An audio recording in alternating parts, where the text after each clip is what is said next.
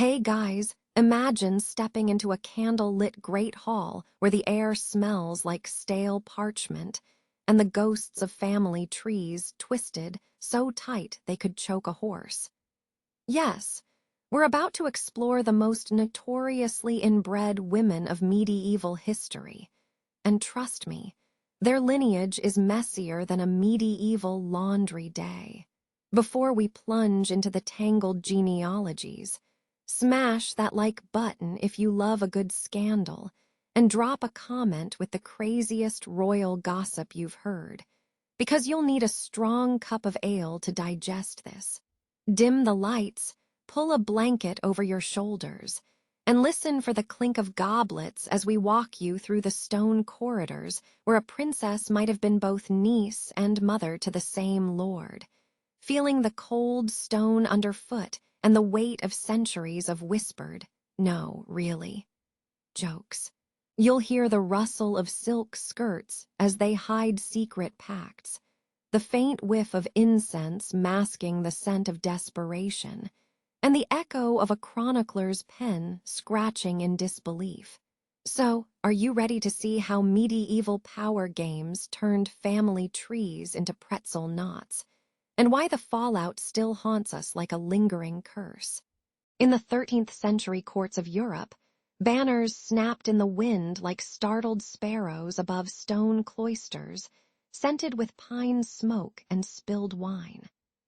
Lords and ladies swirled in cloaks embroidered with family crests, each trying to outshine the other with lineage cards as flashy as medieval Instagram feeds. Behind the glitter, a desperate quest for unbroken dynastic legitimacy pulsed like a drumbeat in every marriage council. Monarchs whispered over candle-lit tables that the secret to lasting rule lay in keeping the royal blood pure. No strangers, just kin. Thus, the stage was set for a drama where love and law tangled like vines around a crown. Enter King Alfonso of Aragon, a man whose throne was as much a family portrait as a battlefield trophy. He wed his own sister, Lady Marable, a union that made genealogists cringe and the court's gossip-mongers swoon. Their marriage ceremony smelled of myrrh and the faint coppery tang of freshly cut swords, a reminder that war and kinship were twin heirs to the throne. Cousins married cousins, uncles wed nieces, and every generation tightened the blood rope around the crown like a medieval version of a reality show twist. The palace corridors echoed with the clatter of boots and the occasional nervous giggle as courtiers wondered whether the next heir would inherit a kingdom or a genetic roulette wheel. On a damp spring morning, the midwives ushered out Lady Isolde of Aragon, her first cry piercing the stone hall like a trumpet blast at a funeral. Wrapped in a tapestry woven swaddle that still smelled of lavender and the lingering musk of the birthing chamber, she was the living proof of a lineage so intertwined it resembled a tangled ball of yarn. Courtiers swore they could see flickers of both father and aunt in her eyes, a twin flame of regal poise and stubborn wit. The air was thick with incense, rosemary, and the metallic scent of blood that refused to be hidden. Yet even as the courtyard erupted in applause, whispers slithered through the marble arches. Will the blood stay pure, or will the family tree finally sprout a branch?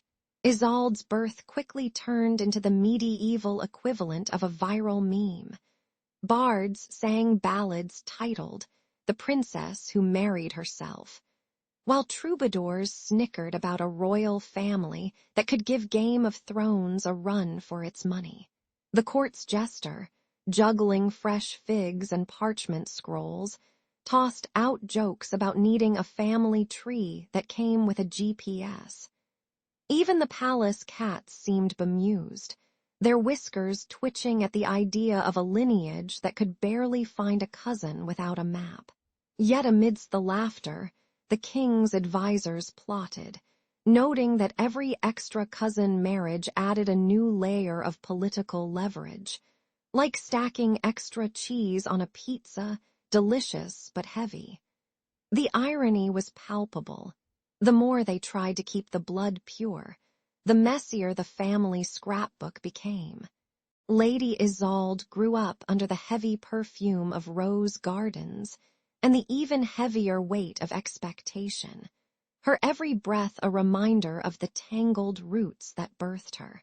She learned to ride her horse with the stamina of a stallion and to navigate court intrigue with the finesse of a seasoned diplomat, all while her veins carried the echo of generations of cousin vows. The chapter's title, Origins of the Royal Bloodlines, now felt less like a scholarly footnote and more like a cautionary tale whispered at feasts. As Isolde prepared to choose her own consort, the kingdom held its breath, smelling the future in the sweet scent of incense and the sour aftertaste of ancestral ambition. In the end, the royal blood ran not just through her veins, but through the very myths that would outlive the crowns themselves. From the moment a soot-blackened sunrise painted the stone walls of Castle Greymore, Isolde felt the crown's weight settle on her tiny shoulders.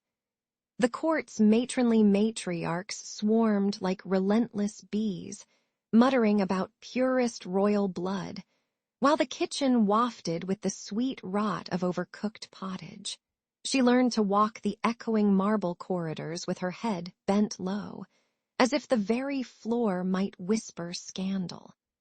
Every lullaby the nannies sang was laced with genealogical riddles, turning her nursery into a living family tree diagram. Even the castle's stone gargoyles seemed to grin, as though they'd seen too many dynastic dramas to care. Behind velvet tapestries, political rivals whispered like conspiratorial wind in the rafters, warning that Isolde's very existence could topple the kingdom's fragile balance. The duke's sons sneered that her bloodline was so tangled it might as well be a medieval knot-tying contest. In the great hall, the clatter of armor was punctuated by the sour scent of spilled ale and the sharper tang of fresh blood from a recent duel, a reminder that power often smells like iron. Courtiers swapped rumors over a stew that tasted of onions and betrayal, each spoonful delivering a fresh bite of intrigue. The murmurs grew louder, turning the castle's stone arches into a chorus of doubt that rattled Isolde's dreams like a poorly tuned lute. When the royal seal finally stamped the marriage contract, Isolde discovered her fiancé was none other than her first cousin, Prince Leofric, a man whose eyebrows could rival the twin towers of the citadel. The arrangement was announced with the pomp of a royal fireworks show, though the only sparks flying were from nervous eyes and the occasional ash-filled breath of the torches. Their courtship, if you could call it that, unfolded in the cold stone gardens where frost clung to rose bushes like cheap glitter, and the scent of pine needles mingled with Leofric's cologne that smelled suspiciously of horse sweat. The irony was not lost on the servants, who whispered that the kingdom's future now hinged on a pair of incest-tangled lovebirds, a plot twist even Game of Thrones would envy. Yet the marriage was presented as the ultimate safeguard, a genetic lock-pick designed to keep the throne from slipping through the cracks of rival claims. The wedding day arrived draped in crimson banners that flapped like angry sparrows, while the chapel echoed with a choir that sounded like a dozen cats fighting over a dead mouse. Candlelight flickered against stained glass, casting grotesque silhouettes of saints who seemed to raise an eyebrow at the union. As Isolde walked down the aisle, the scent of incense mixed with the metallic bite of blood from a nearby wound inflicted during a heated brawl among the guard. Leofric waited at the altar, his armor polished to a mirror sheen that reflected Isolde's trembling hand.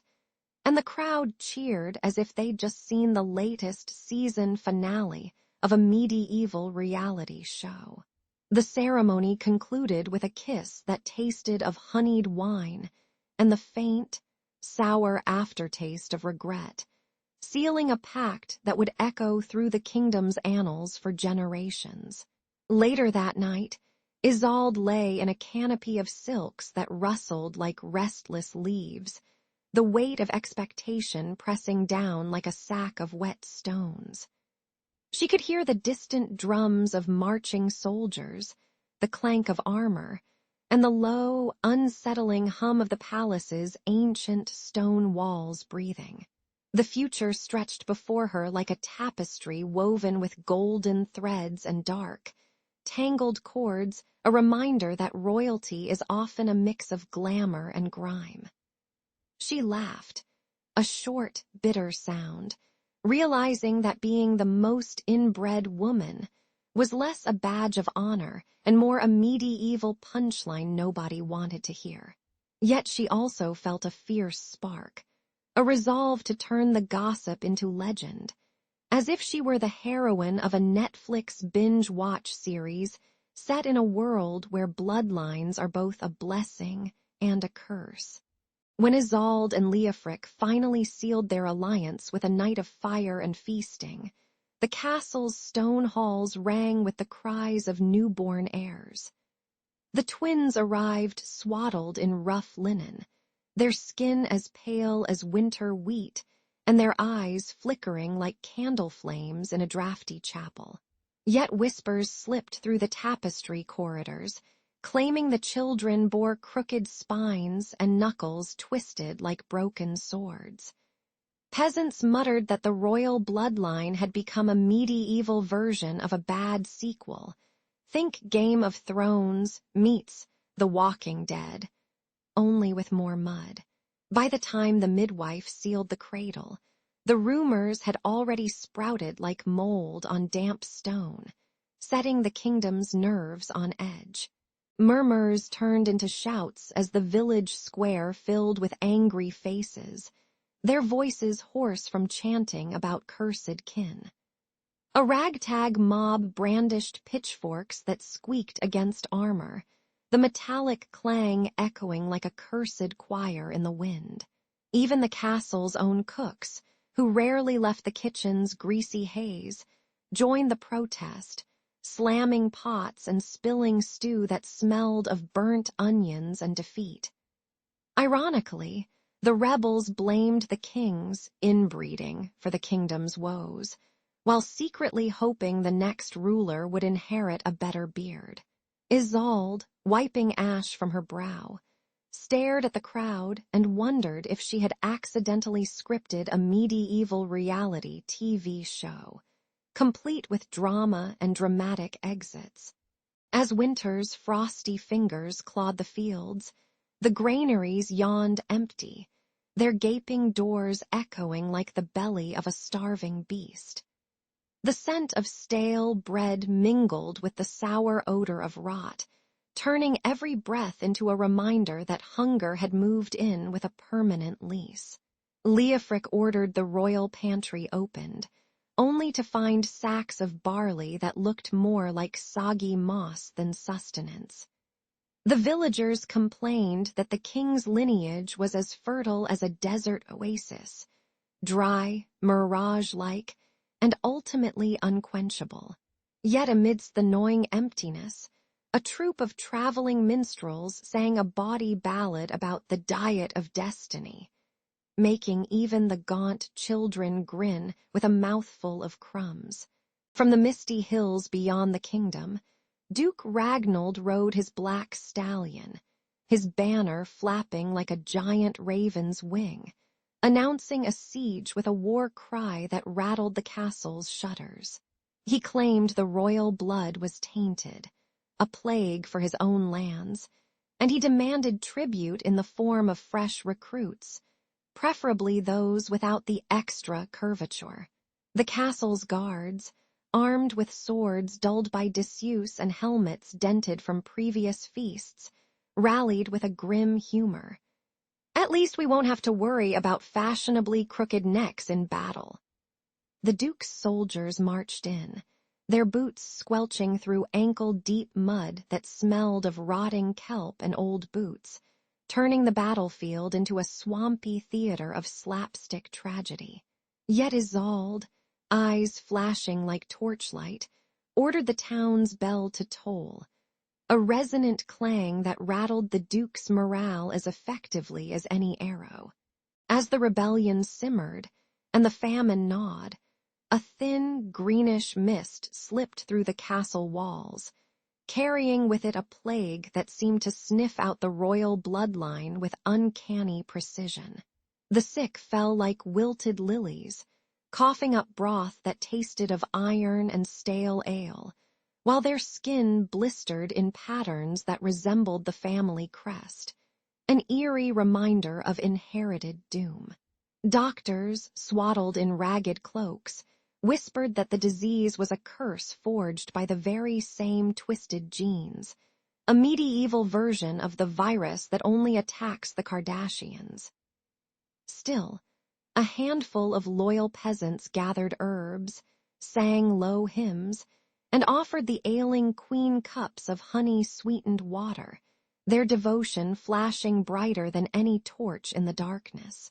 In the end, Isolde and Leofric stood on the battlements, watching the sunrise bleed pink over the battlefield, and vowed that whether the kingdom survived by blood or by sheer stubbornness, its story would outlast any rumor of deformity. The sky over the capital turned a bruised purple. The rebel dukes wore banners snapping like angry dogs in the wind. Word spread faster than a rumor about the king's new lute player, and Isolde, still fresh from mourning her late husband, heard it ringing in her ears. She tore off her widow's veil, slapped on her iron breastplate, and shouted for every able-bodied soul to grab a spear. The townsfolk, half-starved and half-crazy, rallied as if a free pizza delivery had just been announced. Soon the gates thudded with the clang of steel, and the stink of sweat, blood, and roasted pork from the market stalls. Arrows whistled like angry bees, splintering the stone walls while Isolde rode forward, her horse snorting smoke from its nostrils. She barked orders, her voice cutting through the chaos louder than a medieval troubadour's lute on a bad night. The defenders shoved forward, their shields glinting like a sea of broken mirrors, and the enemy's advance faltered under the sudden roar of a city refusing to be devoured. Amid the carnage, a cold, familiar dread crept into Isolde's gut, the inherited curse that had haunted her line for generations. She felt a pang in her chest as a messenger slipped through the melee, breathless, clutching a child's limp hand. The youngest of her sons, little Alaric, lay on a straw mattress in the infirmary, his skin as pale as moonlit parchment, his breath shallow from the same twisted veins that had doomed his grandfather. The doctors whispered that the disease was as stubborn as a mule, and Isolde watched, helpless, as the life she cherished drained like wine from a cracked flagon. Anger and grief tangled like a knot of ropes in her mind, but Isolde refused to let sorrow become a surrender. She turned Alaric's tiny wooden sword into a rallying flag, flinging it over the battlements as a reminder that the blood in her veins was not just a curse, but a fierce fire. Soldiers cheered, some half joking that the Duke's men would need a genetic counselor after this, while the scent of burning pitch rose, reminding everyone that the city was still alive. The irony was thick. The very blood that threatened to end her line now powered the city's defiant heart. When the Duke's forces finally broke on the outer wall, They found not a crumbling citadel, but a fortress of fierce women and stubborn men, all chanting a battle hymn that sounded suspiciously like a medieval remix of We Will Rock You. Isolde, sword slick with soot and sweat, met the rebel commander eye to eye, their blades singing a duet of steel. With a final, thunderous clash, she drove the invader backward, the Duke's banner tearing in half like a bad haircut. The capital survived, the streets still smelled of ash and victory, and though Alaric lay quiet, his memory danced in every shout of triumph, proof that even a cursed lineage can forge a legend. The last cannon boom faded into a hollow echo as smoke curled over the ruined ramparts, and the truce flags, tattered and dripping with rain, fluttered like tired sparrows. Soldiers staggered back to their camps, their boots squelching in the mud that smelled of iron and rotting carrion, while the distant clang of a blacksmith's hammer was the only sign of life left standing. In the great hall of Castle Thorn, banners of the once proud house sagged, their embroidered lions looking as bewildered as a cat caught in a laser-pointer chase. Word spread faster than gossip in a medieval tavern. The war was over, but peace was as fragile as a glassblower's bubble in the wind. Yet beneath the weary sighs of the victors, a sour taste of suspicion lingered. Who would dare to trust blood that had been twisted into a knot tighter than a pretzel vendor's rope? Isolde, now a widowed queen, stood on the stone balcony, the crown heavy on her brow like a sack of bad cheese. Her eyes scanned the scarred landscape, catching the flicker of torchlight that painted the walls with a jaundiced glow, while the distant howl of wolves reminded her that danger still prowled beyond the walls. She clenched her gauntleted fist, feeling the rough wood of the ancient throne vibrate under the weight of a kingdom that had been married to itself for generations. With a sigh that sounded like rusted armor settling, she summoned her council, promising them a new alliance that would finally drip fresh blood into the royal veins. The courtiers whispered, half in awe, half in dread, as if she were about to launch the medieval version of a reality show matchmaking. The Bachelor, Bloodline Edition. Negotiations began in the Great Hall, where Isolde faced Sir Alaric of the distant, sunken fjord, a man whose accent smelled of salty seaweed and whose lineage traced back to a dynasty that had never intermarried with her own twisted clan. She offered a marriage pact with her youngest surviving son, a lanky lad named Edric who smelled faintly of boiled cabbage and fear. The envoy raised an eyebrow, noting that the proposed union would mix the fjord's hearty fish-slathered blood with the stale, inbred royal broth, a culinary experiment even MasterChef would reject.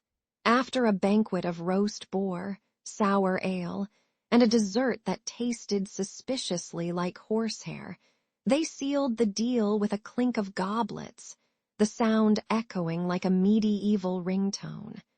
The irony was palpable. After generations of keeping the line tight as a drum, they were finally opening the gates, as if a medieval version of Game of Thrones finally decided to hire a real genealogist.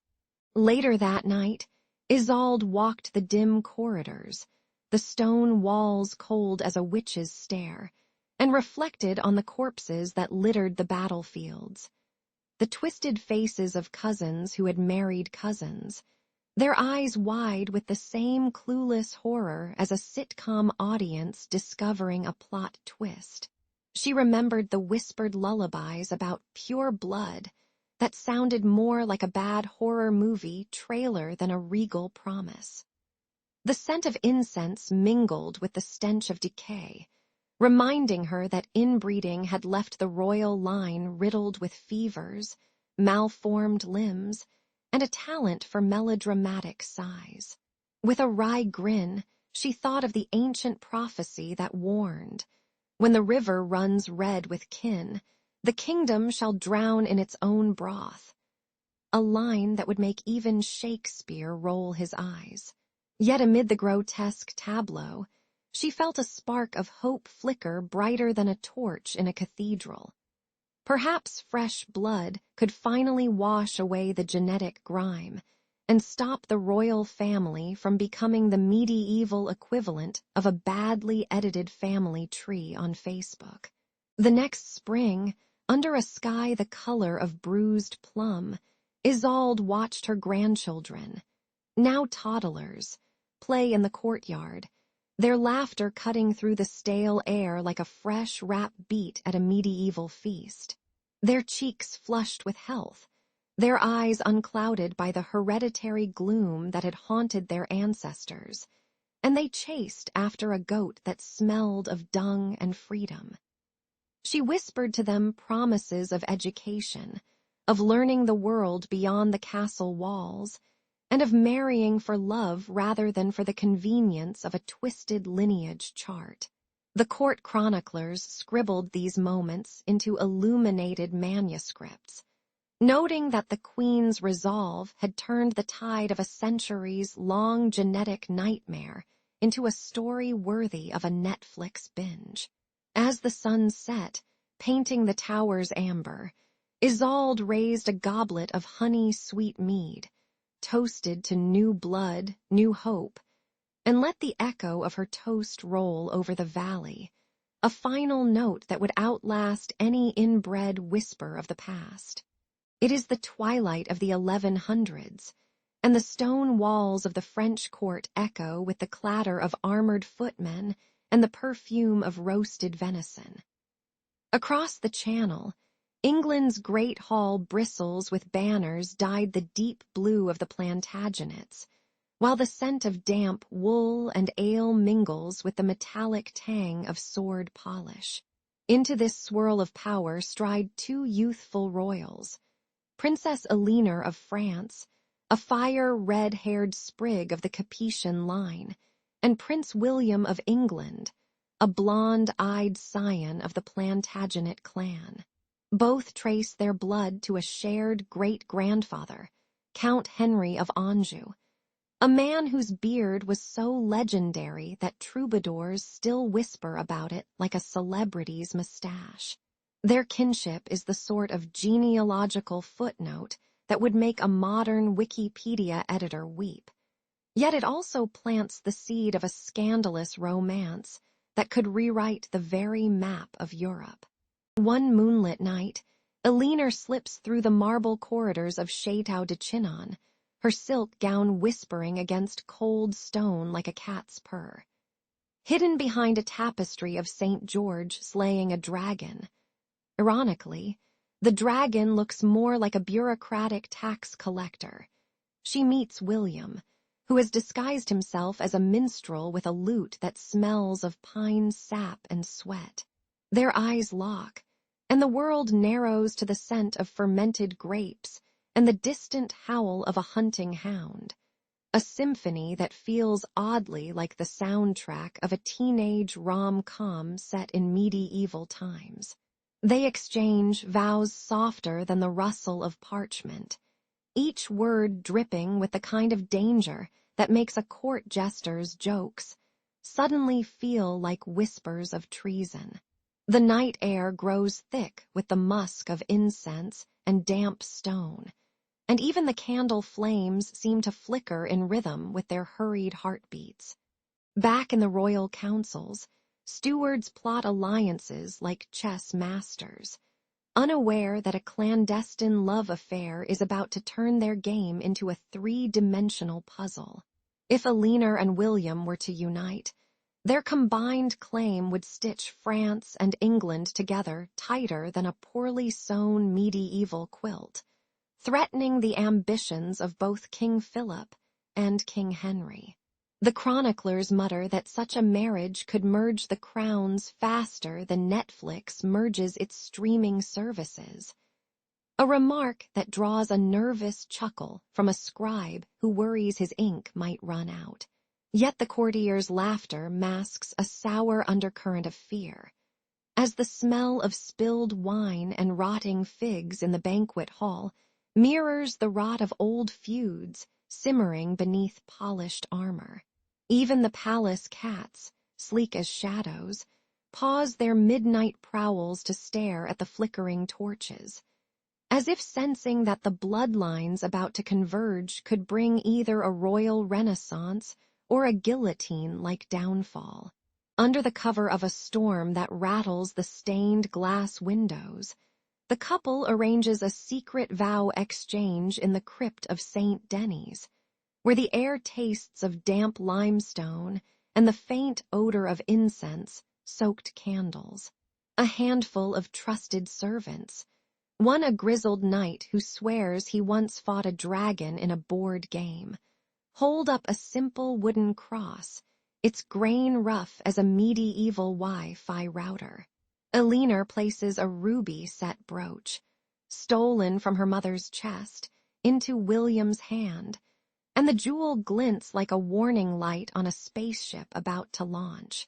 William whispers a promise that sounds like a battle cry and a love song rolled into one, his words echoing off the crypt's stone arches, mixing with the distant thunder that sounds suspiciously like the rumble of a royal banquet table collapsing. When they seal the pact with a kiss, the taste of iron mingles with the lingering scent of candle wax, and a stray mouse scurries across the floor, dragging a crumb of stale bread, nature's own sarcastic commentary on the grandeur of their secret. News of the secret union spreads like a rumor about an untested ale at a tavern, slow at first, then explosive, leaving everyone with a hangover of anxiety. King Philip's advisors begin sharpening their quills, ready to ink edicts that could either legitimize the bond or condemn it to the oubliette, a dank cellar where even the rats wear tiny crowns. Across the channel, Henry's men whisper about invoking ancient laws that would treat the marriage as a betrayal worthy of a public execution, complete with a spectacle that would make a medieval reality TV show blush. Yet amidst the scheming and the scented incense of power, a small hope flickers, that love, raw, messy, and smelling faintly of sweat and rosewater, might just rewrite the dynastic map without the need for an extra war. And so, as the candle flames sputter and the night drips with the promise of rain, the two cousins stand at the crossroads of destiny, ready to turn a whispered romance into a legend louder than any troubadour's tale. In the dim-lit halls of the Angevin palace, whispers curled like smoke around the stone arches, carrying the scent of spilled wine and fresh parchment. Servants brushed past the royal cousins, their eyes flickering when they heard that a secret liaison might be blooming behind the throne's heavy drapes. The gossip spread faster than a medieval meme, leaping from the kitchen's clanging pots to the cloister's echoing chants. Even the tapestry weavers paused, their needles trembling as they stitched the emblem of a hidden heart into their fabric. All the while, the distant clang of the courtyard's blacksmith forged a rhythm that sounded suspiciously like a love song in a minor key. Rival nobles, slick as oilskin armor, crept into the corridor, eyes narrowed like a cat eyeing a mouse, hoping to snag a scandal for leverage. Foreign envoys, draped in silk and mischief, slithered in, offering amber goblets of honeyed mead in exchange for a glimpse of the couple's secret rendezvous. One ambassador from the Holy Roman Empire tried to barter a prized falcon for a love letter, only to realize the cousins were already trading glances like a covert Netflix binge. The air grew thick with cigar-like incense of intrigue, and the walls seemed to lean in, listening like gossip-hungry bivalve shells. Every whispered accusation sounded like a drumbeat in a war march, raising the tension to the point where even the torches flickered with nervous laughter. Behind the curtain of secrecy, the cousins faced arranged betrothals that read like a royal spreadsheet. Names, titles, dowries, all neatly boxed. The Pope, perched on his gilded throne, sent a raven-stamped missive demanding proof of purity, as if he were a medieval fact-checker on a reality TV show. He scribbled in Latin, his ink smelling of musk and mildew, demanding that any union be blessed lest the heavens rain down a plague of leeches. The cousins, clutching each other's hands like conspiratorial gamers, swapped vows in hushed tones while the chapel's incense rolled like a thick caramel swirl. Their secret meetings felt as daring as stealing a crown jewel from a dragon's nest, especially when the bishop's croak echoed like a bad karaoke night. Back home, their families stalked the corridors like overly protective medieval mothers, sniffing out any suspicious perfume or misplaced glove. Grandmother of the Duke, a iron-willed matriarch, slammed her fan shut with a sound like a medieval gavel, demanding explanations that could shatter glass. The cousins' hearts hammered against their ribs, a primal rhythm that mingled with the distant clatter of armor and the rancid odor of stale ale from the tavern below. Each step they took felt like a chess piece sliding across a board soaked in blood, every move watched by hawk-eyed courtiers ready to pounce on any misstep. Yet humor flickered like a candle in a drafty hall. One court jester whispered, "If love were a Netflix series, this plot twist would earn a 5-star rating." When the secret finally surfaced, the palace erupted in a chorus of gasps, clanking armor, and the shrill squeak of a mouse fleeing the banquet hall. The king, cheeks reddening as if caught stealing the last piece of chocolate, demanded a royal decree that either sanctioned the marriage or cast the lovers into the dungeon's damp cell. In a flash of irony, the papal envoy arrived on a horse that smelled of horse manure and fresh roses, offering a compromise that sounded like a medieval version of "Let's just be friends." The cousins, with eyes gleaming like polished armor, accepted the compromise, sealing their bond with a kiss that tasted of spilled wine and inevitable intrigue. And so the whispered love echoed through the stone corridors, reminding everyone that even in the stiff world of thrones, a good romance can still feel like a midnight binge watch of Game of Thrones, minus the dragons, though the occasional pigeon might swoop in for drama. When the horn of war cracked over the hills of Aquitaine, the sky turned a bruised violet and the clang of armor rattled like a bad metal concert. The cousins, Eleanor of Navarre and her secret spouse, the Breton Duke, found themselves staring at a map splattered with marching boots and blood-stained ink. Their childhood pact, whispered beneath tapestry drapes, now felt as fragile as a paper crane in a tornado. Messengers rode in, cheeks flushed with the scent of horse, sweat, and fear, demanding that each house choose its flag or its heart. The kingdom's townsfolk muttered that love had become the newest casualty, and even the crows seemed to caw in sarcastic applause. In the great hall, Sir Aldrich, the king's trusted adviser, slipped a silver dagger into his pocket, not to kill, but to bargain with the enemy. When the duke's steward discovered the treasonous ledger, he cried out, "Traitor!" and the room erupted in a cascade of clanking shields and shouted curses. Guards dragged Aldrich to the dungeon, where damp stone walls dripped a sour, sour smell that reminded everyone of overdue cheese. There, in the flickering torchlight, Aldrich sang a mournful tune that sounded oddly like a ringtone from a 21st century smartphone. "You have a new message." And the courtiers chuckled despite the grim scene. The betrayal rippled outward, splitting loyalties like a poorly sliced loaf of rye bread.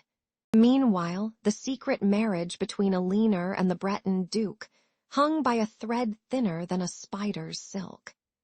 The king, eager to seal peace, offered Alinar a golden hand in marriage to the ruthless Count of Lorraine, a man whose reputation for cruelty smelled like burnt incense and rotten meat.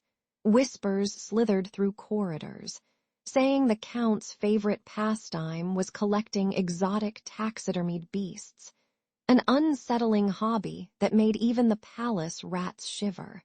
Elinar's heart thumped like a war drum, but her cheeks burned with the embarrassment of being forced into a diplomatic Tinder swipe.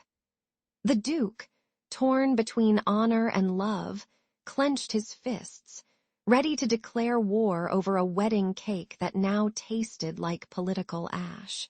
As the castle courtyard filled with the scent of wet earth and marching troops, Alinar stood on the balcony, watching banners flutter like oversized Instagram stories. She felt the weight of two crowns, one inherited, one whispered, in her mind, each demanding a different oath. The Duke, masked by night, slipped a note into her palm.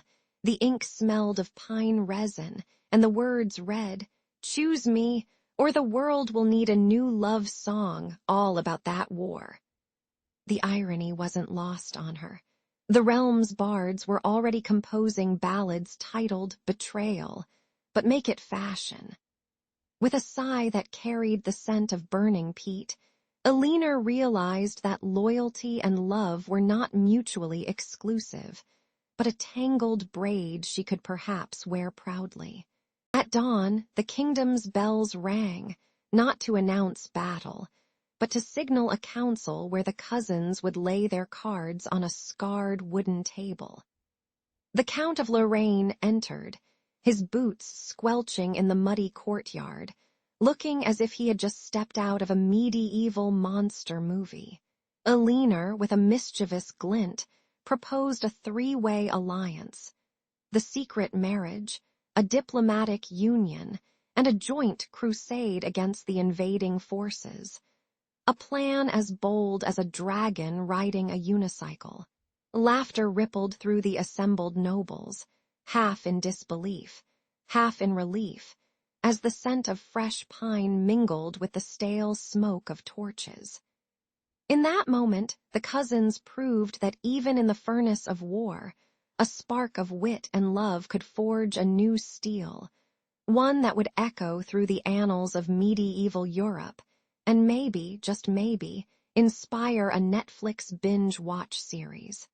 The vaulted ceiling of Reims Cathedral loomed like a stone Instagram filter, casting a dim amber glow over the crowded nave. Candle smoke curled like lazy dragons, stinging the nostrils of bishops and knights alike. At the far end, a nervous clerk shuffled parchments, his quills scratching a rhythm that sounded suspiciously like a medieval drum solo. The air vibrated with the low murmur of prayers and the occasional clink of armor, as if the very stones were holding their breath. Everyone knew something was about to happen, but no one could guess it would involve a secret marriage and a scandal hotter than a peasant's stew. When the archbishop finally lifted his seal, the hidden vows burst forth like gossip from a tavern brawl. The parchment, soaked in ink and a dash of spilled wine, revealed that the two royal cousins in name, rivals in ambition, had sworn each other to marriage in a moonlit chapel far from prying eyes. Gasps rippled through the council, the sound as sharp as a freshly sharpened sword. A stunned duke snorted, wiping a smear of sweat from his brow, and muttered, "Well, that's a plot twist even Game of Thrones could envy." The revelation turned the solemn council into a chaotic arena of shocked whispers and angry murmurs. Heat rose like incense as the two crowns, France and the Holy Roman Empire, began to glare across the stone floor, each side clutching its jeweled standards like children defending a coveted toy. Voices rose, thundered, and clashed, echoing off the stained glass windows that now seemed to mock the scene with their bright saints. The French king slammed his gauntleted fist onto the altar, sending a cascade of dust into the air, while the German emperor's banners fluttered wildly, as if the wind itself were protesting. Yet amid the fury, a lone envoy slipped a parchment onto the altar, suggesting a compromise that smacked of political tinder. "Let our bloodlines blend, and we'll both win the throne of Europe." The irony was thick, secret love turning into a public power play, like a medieval reality show finale. The daring compromise unfolded with the elegance of a courtly dance, each step measured against centuries of feudal pride. The cousins proposed a joint heir, a child who would inherit both crowns, their kingdoms intertwining like vines around the cathedral's stone columns. Courtiers whispered about future feasts where French wine would mingle with German rye, and the idea of a blended royal lineage sparked chuckles. Imagine a king who can say bonjour and guten Tag in the same breath. Yet the proposal also carried a pragmatic scent of stability, like fresh bread after a long siege. The council, still reeling from the scandal, found itself oddly united by the vision of ending endless wars with a single, slightly absurd family reunion. Even the incense seemed to settle, breathing a sigh of hopeful relief into the vaulted space. In the end, the secret marriage became the cornerstone of a new European order, a story that would be retold in taverns and courts for generations. The blended heir grew up speaking both French and German, wielding a sword that bore the crests of both houses, and his very presence soothed old grudges like a warm blanket on a winter night. Historians later joked that the cousins had essentially turned a medieval political chessboard into a game of cooperative monopoly, complete with truce-making and shared properties. Yet the real magic lay in the smell of fresh parchment and burnt incense that lingered in the cathedral, a reminder that even the most tangled webs of power can be untangled with a little daring and a lot of love. As the bells tolled, the kingdom celebrated not just a marriage, but the birth of a blended future that finally felt, for once, like a harmonious chorus rather than a cacophony of clashing banners. Picture a moon-slick chapel in the damp outskirts of Canterbury, where the scent of incense battles the musk of damp wool. In the shadows, a veil rustles as two royal cousins slip past a line of grumbling monks, their rings glinting like covert Wi-Fi signals. Their lips whisper vows that sound louder than the clanging of distant trebuchets, and the candlelight flickers in conspiratorial rhythm. The night air tastes of stale ale and fresh parchment, a cocktail that only the bravest courtiers would dare sip. Everyone knows the gossip. A secret marriage is brewing, and it smells like trouble wrapped in silk.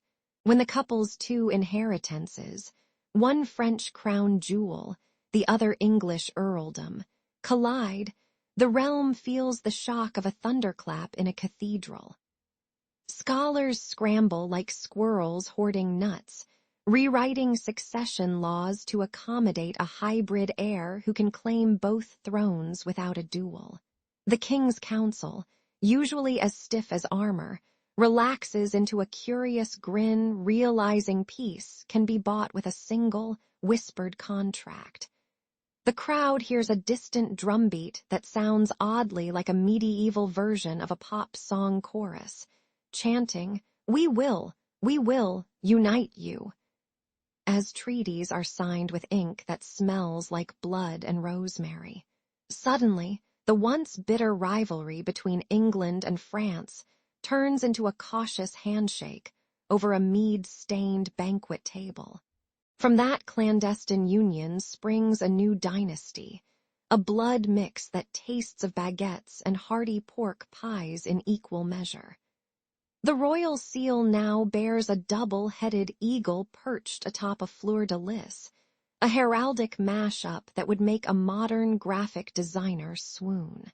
Children of the marriage grow up swinging swords in the courtyard, while learning French poetry beside English lute strings, their laughter echoing off stone walls like a medieval sitcom laugh track.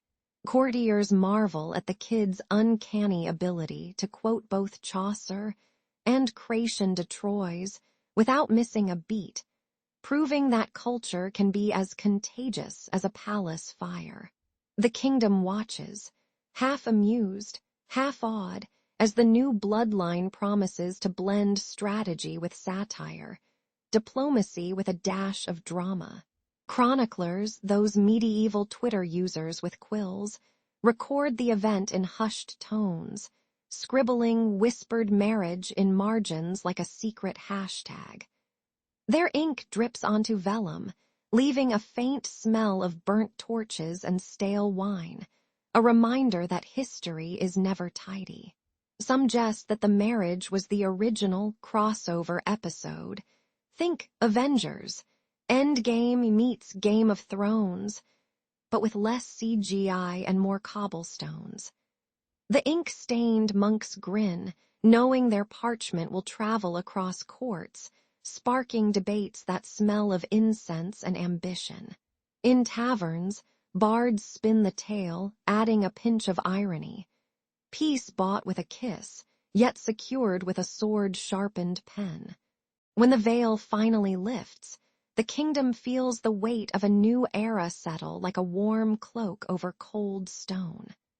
The legacy of those veiled vows reverberates through generations, shaping treaties, marriage markets, and even the menus at royal feasts, now featuring both beef Wellington and coq au vin side by side. Historians later compare the event to a plot twist that even Netflix would envy, noting how a single secret marriage rewrote the continent's script.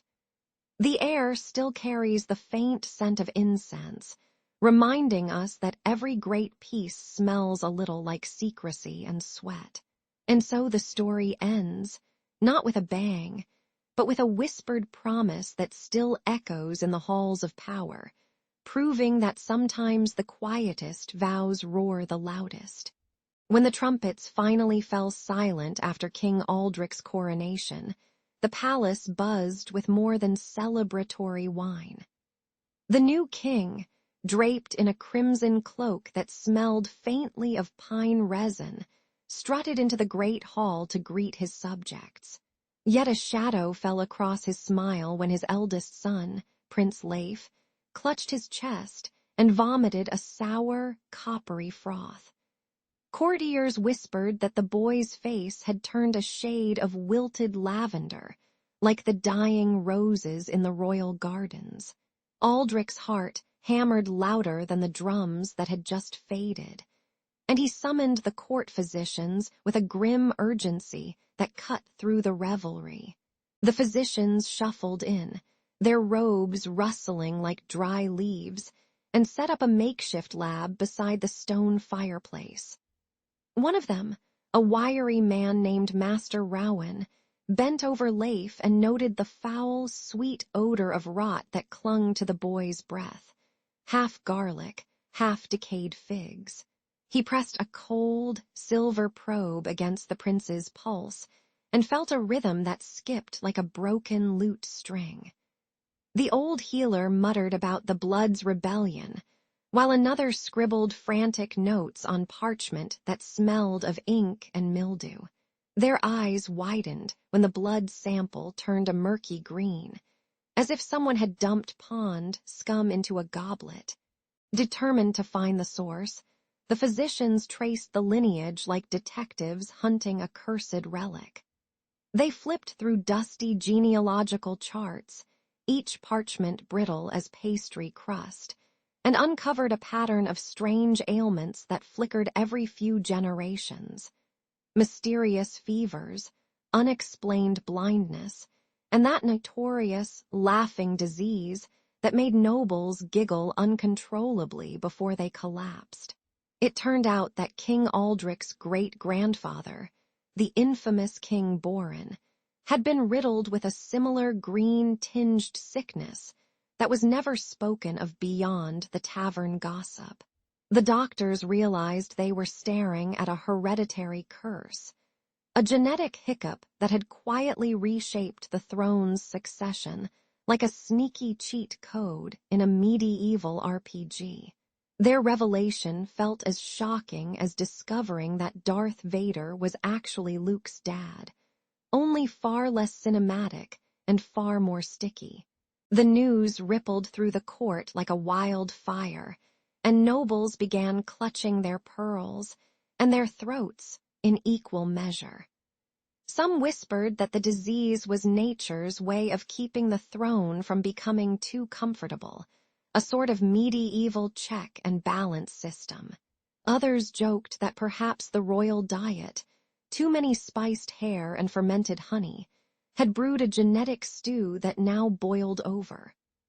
Aldrich, ever the warrior king, clenched his jaw and vowed to break the cycle, even if it meant turning the palace infirmary into a high-tech lab worthy of a sci-fi series. The irony was palpable. A kingdom built on swords and sieges, now battling a microscopic foe that could not be slain with a sword, but with knowledge and, oddly enough, a good dose of humor. In the end, the royal physicians drafted a new succession charter, stipulating that every heir must undergo a blood test that smelled worse than the royal kitchen on a bad night. Prince Leif recovered slowly, his skin returning to the healthy hue of fresh parchment, though he now carried a scar shaped like a tiny lightning bolt on his forearm, nature's souvenir. The court learned that hidden legacies can be as deadly as any invading army, but also that a little laughter and a dash of pop culture reference can lighten even the darkest of plagues. As the kingdom settled back into its rhythm of festivals and feasts, Aldrich raised a goblet of spiced mead, toasted to blood that tells its own stories, and winked at the assembled crowd. The royal vein, once shrouded in mystery, now lay bare like an open wound, painful, real, and oddly poetic. The prince's pallor deepened each sunrise, his skin turning the color of stale bread left out in the rain. Courtiers whispered behind embroidered tapestries, their hushed tones a mix of concern and the guilty pleasure of gossip. Peasants in the market stalls swapped rumors for a few copper coins, describing the heir's cough as a dragon's sneeze that rattled the castle walls. Even the castle's stone mice seemed to shiver, as if the very mortar sensed the contagion creeping through the halls. And somewhere, a jester muttered that the royal bloodline might finally be as dramatic as a Game of Thrones episode, though few paid him any mind. On a rain-slick road arrived a lanky scholar, his satchel bursting with musty scrolls that smelled like old cheese and older secrets. He unfurled a chronicle of the neighboring kingdom of Eldoria, where a similar, silvery fever had felled a king's only son 3 summers past. The nobles leaned in, their noses crinkling at the ink's faint perfume of mildew and the scholar's own desperate breath. With a wink, the scholar compared the plague to a cursed video game boss. Once you see its health bar, you can't unsee the impending wipe. His words painted a grim tapestry of dynasties crumbling like overcooked porridge, and the hall fell silent, save for the distant clang of a blacksmith hammering away his own worries. Back in the throne room, the king's council gathered around a table scarred by spilled wine and past betrayals, each advisor clutching a goblet as if it were a life preserver. One elder, his beard peppered with ash, argued to hide the heir's illness, insisting the realm needed a picture-perfect monarch, not a medieval meme of weakness. A younger lord, fresh from the borders, suggested sending the prince to a distant monastery famed for herbal cures, though the monks famously believed that a sneeze could summon a dragon. The queen, eyes glittering like tarnished silver, warned that any admission of the bloodline's frailty would spark rebellion as quickly as a tavern brawl over stale ale. Their debate crackled like a hearth fire in winter, each point flickering between grim pragmatism and the irony of trying to keep a royal secret in a castle where gossip traveled faster than a raven on espresso. Outside, the courtyard churned with the stench of damp earth and horse manure, while the castle's kitchens sent up plumes of roasted pork that wafted like a promise of normalcy. Inside, a nervous page slipped a freshly baked loaf onto the council's banquet table, its crust crackling like the tension in the room. Every cough from the sick air echoed off stone arches, a reminder that death could be as sudden as a stray cat slipping onto a polished floor. The king himself, eyes narrowed like a cat eyeing a laser pointer, finally raised his voice, declaring that the kingdom would either stand united or crumble like overcooked barley porridge. A sudden gust rattled the stained glass windows, scattering shards of colored light like confetti at a funeral parade. And for a heartbeat, the council sensed the absurdity of debating the fate of a bloodline, while the castle itself shivered.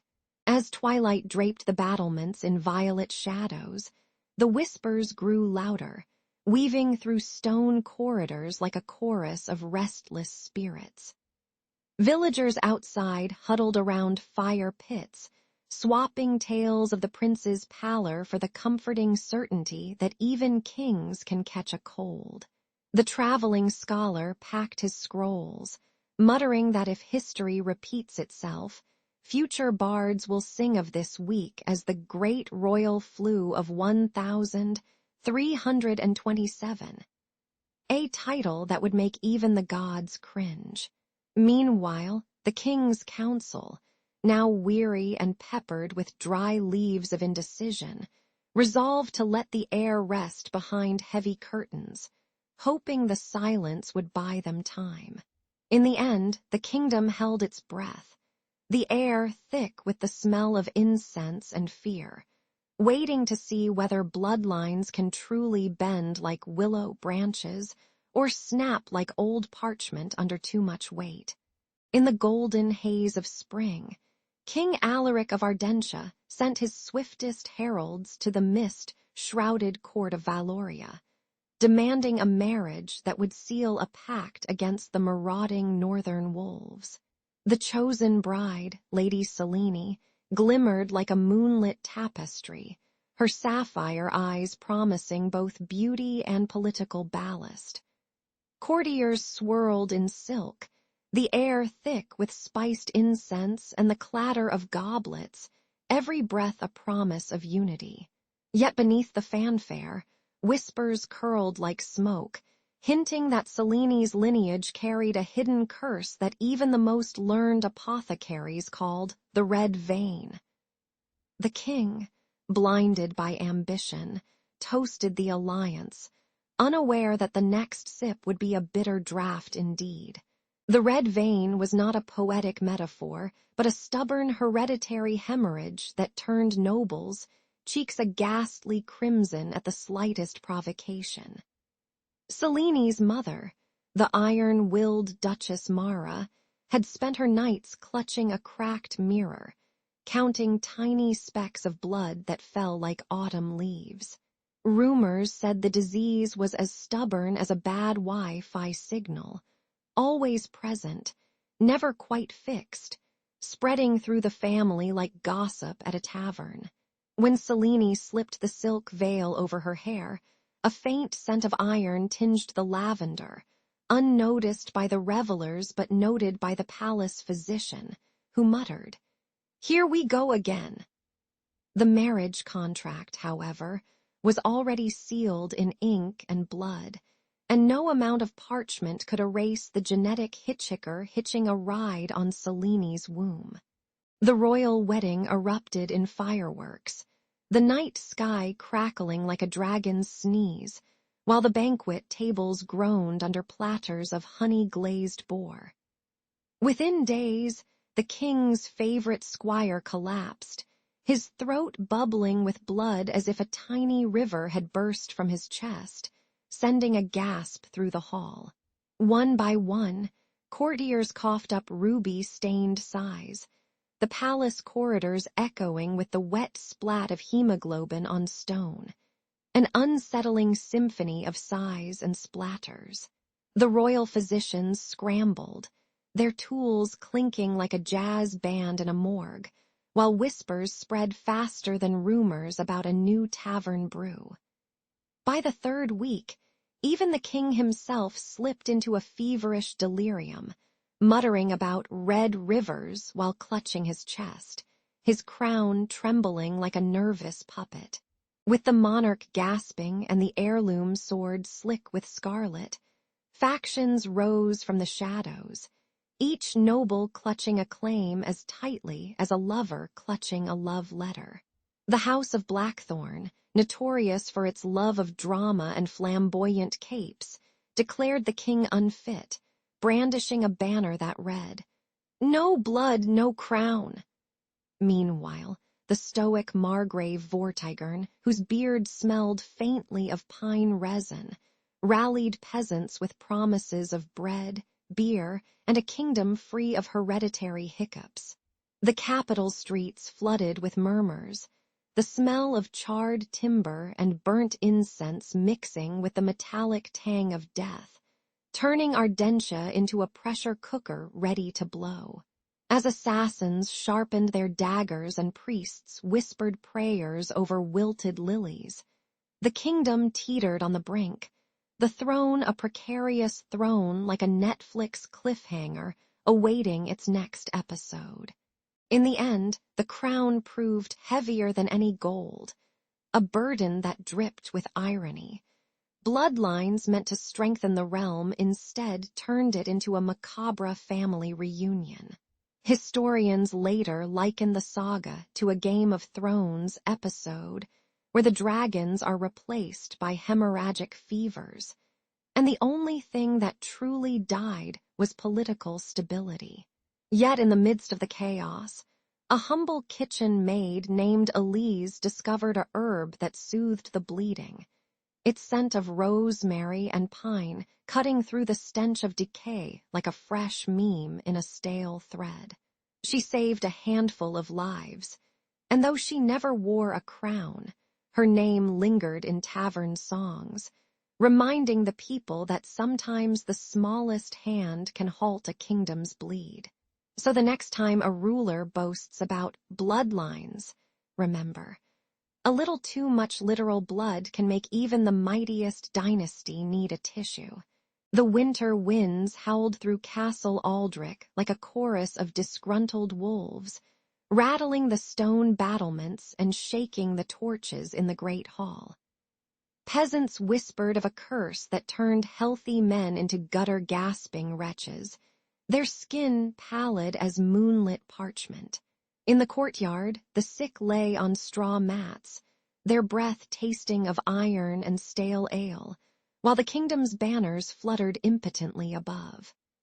King Aldrich paced the marble floor, his royal robes smelling faintly of pine resin and sweat, knowing each heartbeat might be his last echo of power.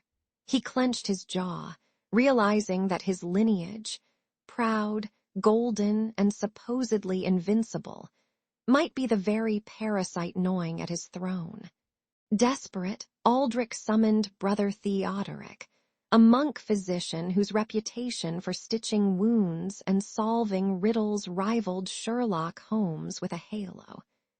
Theodoric arrived with a satchel of herbs that reeked of rosemary, garlic, and a hint of fermented goat cheese, his robes stained by years of bedside candle smoke.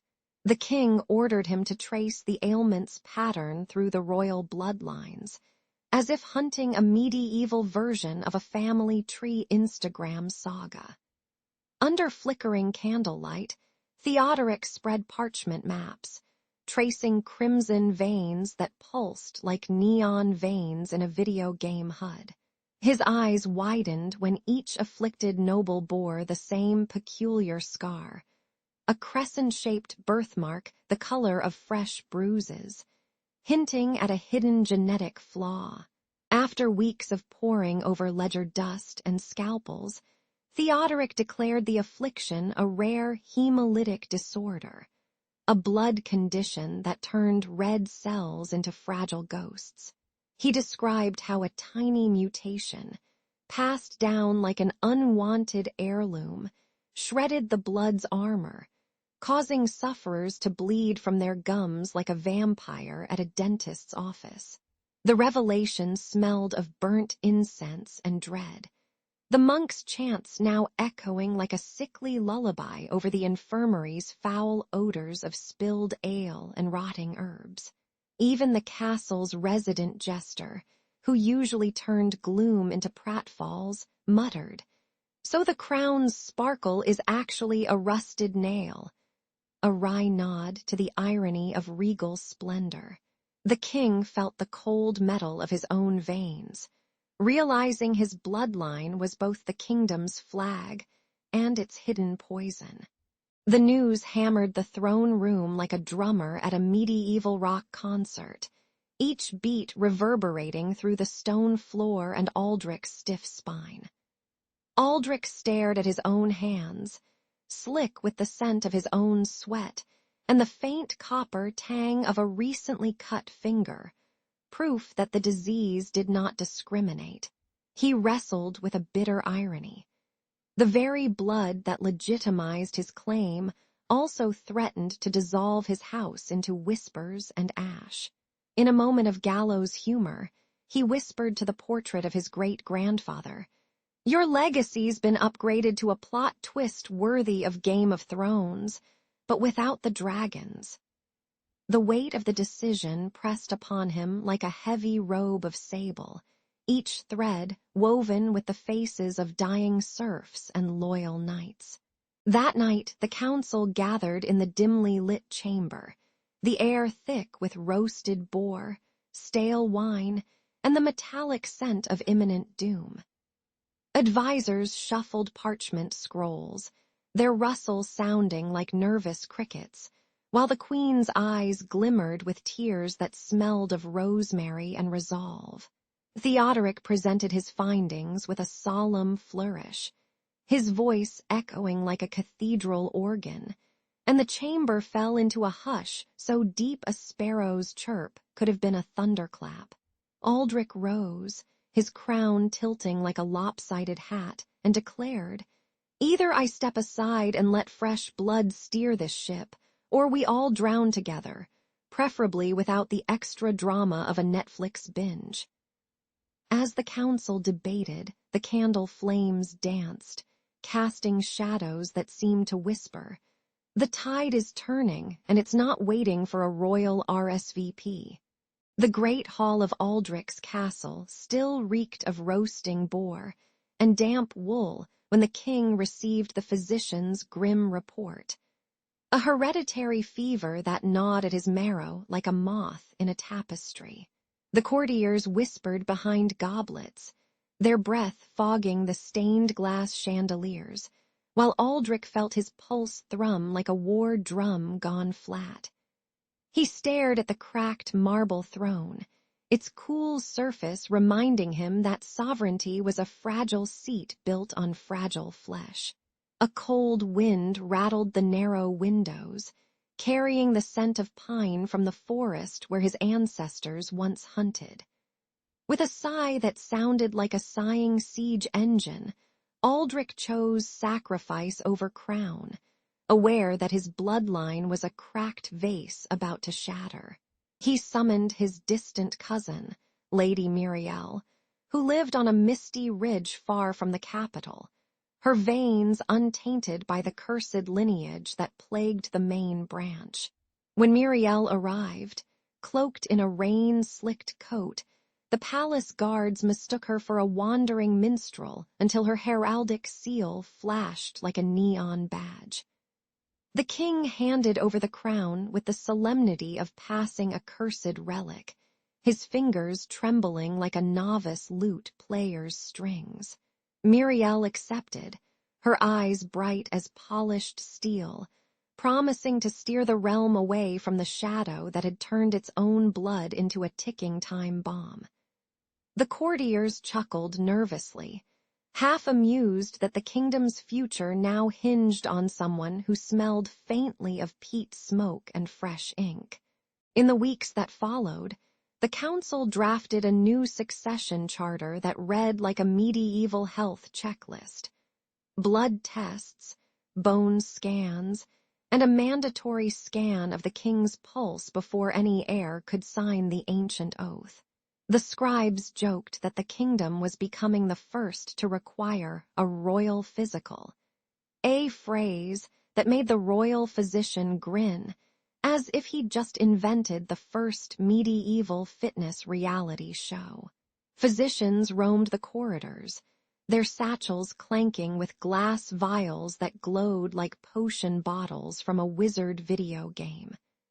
The new law barred any heir whose veins sang the same sickly song as Aldrich's, effectively turning the palace into a quasi-clinic where the scent of antiseptic mixed with incense.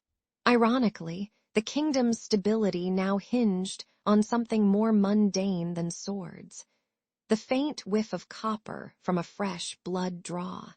A chronicler named Thaddeus, whose quill had dried from years of ink-soaked evenings, sat in the dim library to record this turning point, his candle sputtering like an old engine on a cold night.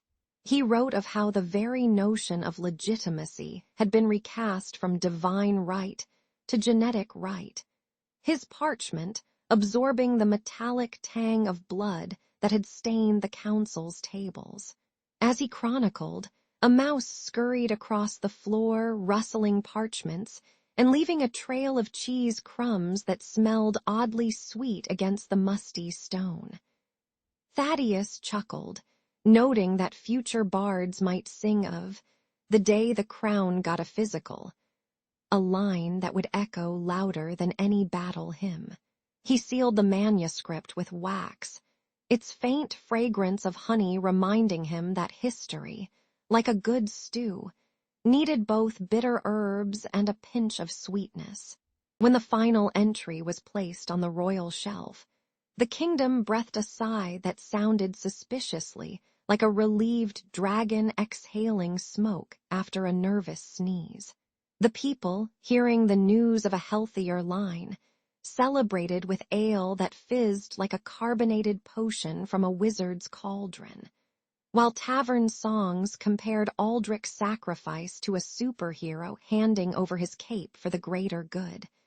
Think of it as a medieval Avengers assemble, but with fewer spandex and more chainmail. Scholars later argued that dynastic disease had forced monarchs to confront the ugly truth that bloodlines are as fragile as parchment in the rain. Yet, the new succession law proved that legitimacy could be forged in the lab as well as in legend, a lesson that still tickles historians like an unexpected joke in a graveyard. And so, the broken line was mended not by sword or siege, but by the simple, stubborn act of measuring a pulse. The veil of silver mist clung to Ardentia's craggy towers like a lazy cat draped over a throne. By dawn, The royal herald's trumpet blared, announcing that Princess Alara, with hair the color of fresh wheat, was to be wed to her first cousin, Prince Rowan. The crowd gasped, not from romance, but from the unsettling echo of a centuries-old rule. Keep the blood pure, even if it means marrying the family tree's own branches. Alara's eyes flickered with a mix of excitement and dread, the weight of a crown already settling on her brow. In the courtyard, the scent of wet stone and pine sap mingled with the distant smell of roasting boar, setting a scene both grand and oddly rustic. The court swirled in silk and suspicion, courtiers whispering like moths trapped in amber. Lord Barrick, whose beard resembled a tangled hedge, muttered, "If love were a potion, we've just added an extra shot of cousin blood." Servants shuffled copper trays, their shoes scuffing the flagstones, while the royal chef tossed herbs so fragrant they almost masked the underlying tension. A mischievous jester tossed a rubber duck into the fountain, quipping that even Disney's, Frozen, wouldn't freeze this alliance. Yet beneath the laughter, a nervous tremor rode every heartbeat, as if the kingdom sensed a subtle genetic gamble. The ceremony unfolded beneath a vaulted canopy of stained glass, each pane dripping with colored light like spilled wine. Alara slipped into a gown of midnight velvet, the fabric whispering against her skin as she walked the aisle lined with candles that hissed in the chill. Rowan waited, his armor polished to a mirror sheen, reflecting the anxious faces of nobles who smelled of incense and old parchment. When their hands met, a hush fell, so thick you could hear the subtle rustle of the queen to be's silk veil catching the wind. The priest intoned ancient verses, his voice echoing off stone walls, while somewhere a mouse scurried, leaving a trail of cheese crumbs on the altar rug. Even as the vows sealed, a chorus of doubts rose like a choir of crows perched on the battlements. Maidens muttered about the kingdom's history of inbreeding, recalling the legend of King Aldrich, whose baldness was blamed on a family tree mishap, a story older than Netflix binge-watching. A brash young scribe whispered, "Maybe we should have consulted a genetic counselor instead of a court astrologer." The iron doors creaked, letting in a gust that carried the scent of damp wool and the faint, acrid tang of fear. Ironically, the very blood they protected might soon be the one spilling like wine at future feasts. As the newlyweds departed, the crowd erupted in cheers louder than a medieval drum solo, while the royal trumpeters played a tune that sounded suspiciously like the opening riff of a modern rock anthem. Alara's hand rested on Rowan's shoulder, feeling the steady thrum of a heart that might one day carry both noble lineage and a hint of genetic roulette. Behind the palace walls, alchemists stirred cauldrons, their fumes smelling of ozone and melancholy, pondering whether destiny could be brewed. The kingdom of Ardentia blinked into a new era, its mist now tinged with the faint glow of anticipation and the occasional whiff of roasted boar. And somewhere, a distant bard sang, "May their love be as strong as their gene pool, though perhaps a tad less tangled." When Alara slipped the heavy iron crown onto her brow, the vaulted hall of Varin echoed with the clink of armor and the murmur of 1,000 hopeful hearts. The tapestry behind her, embroidered with the lion-crowned dynasty, seemed to sway like a nervous audience at a medieval rock concert. A veil of doubt, thin as moth-wing silk, draped the balcony, and even the sun's gold struggled to pierce the gloom. She raised her scepter, and the scent of burning rosemary mingled with the musty odor of damp stone, a reminder that power always smells a bit like old laundry. Yet beneath the pomp, a thin whisper threaded through the chambers. The king's bloodline had tangled itself tighter than a pretzel at a village fair. Within days, Prince Aldrich coughed up a frothy green sputter that smelled like pond scum and sour ale. Lady Mirabelle's fingers turned a ghastly violet as fever painted her cheeks the color of fresh plums, and the royal kitchen's stew boiled over with a strange, metallic tang. Servants whispered that the palace's stone walls seemed to weep condensation, as if the very mortar were catching a cold. The queen watched the scenes unfold from her chambers, the scent of incense fighting a losing battle against the acrid stink of illness. Each sigh of the ailing kin felt like a drumbeat in a horror movie, only without the convenient jump scare button. The kingdom's healers gathered in the infirmary, a room that smelled of boiled herbs, sweat, and the occasional waft of desperation. Master Atroth, a burly man who swore his beard had seen more battles than a medieval meme, argued that the cousins' marriage had twisted their lineage like a badly edited Instagram filter. Sister Anya, who preferred logic over superstition, countered that perhaps the royal diet lacked enough garlic, not because of vampires, but because of plain old nutrition. Their debate grew louder, echoing off the stone like a Game of Thrones spin-off where the dragons were replaced by rusted needles and leaky cauldrons. As they tossed scrolls and tinctures, a nervous apprentice whispered that maybe the real curse was the lack of a decent Wi-Fi signal for their research. Beyond the castle walls, neighboring lords leaned over polished oak tables, their goblets clinking in conspiratorial rhythm. Lord Bramwell, whose moustache could shelter a sparrow, plotted to march his banner past the infirmary gates while the Queen's knights napped with drooping helmets. The scent of spiced wine and cheap leather filled the hall, masking the faint odor of ambition that lingered like a stray cat on a throne.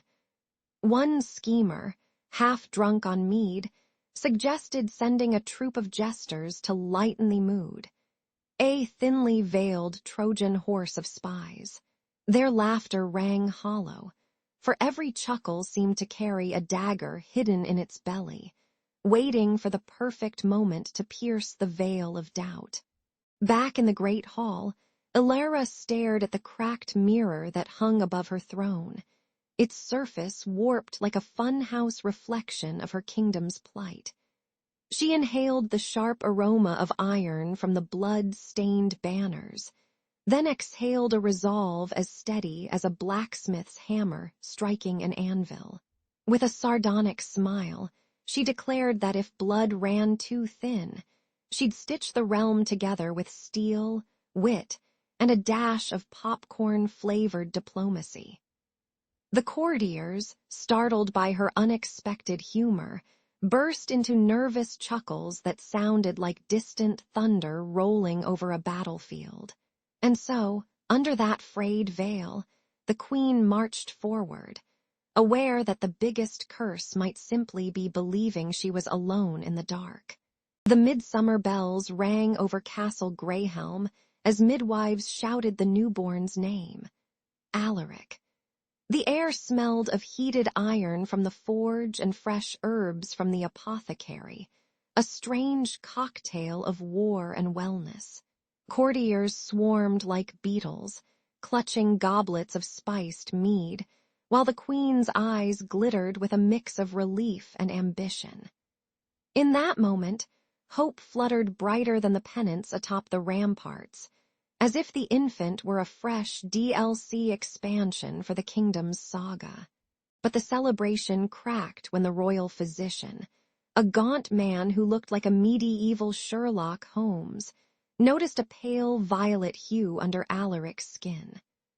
The child coughed up a thin, sour mist that smelled of rusted iron and wet parchment, an unsettling symptom the scholars called the shadowed vein. Whispered in the stone corridors, the rumor spread. A rare genetic flaw, a cursed inheritance from the queen's own bloodline. The court gasped, half in horror, half in the kind of awe reserved for a surprise plot twist in a binge-watched series. Nobles gathered in the great hall, their laughter turning to brittle clinking of goblets as they debated the boy's fate. Lady Marwyn, with her perfumed fan fluttering like a moth, hissed that the flaw might render Alaric unfit to wield the sword of destiny, while Lord Bren, ever the gambler, mused that a cursed heir could be a perfect pawn in the Game of Thrones. Literally. Murmurs rose like the low hum of a lute out of tune, each note a mix of fear, greed, and the faint scent of fearsome ambition.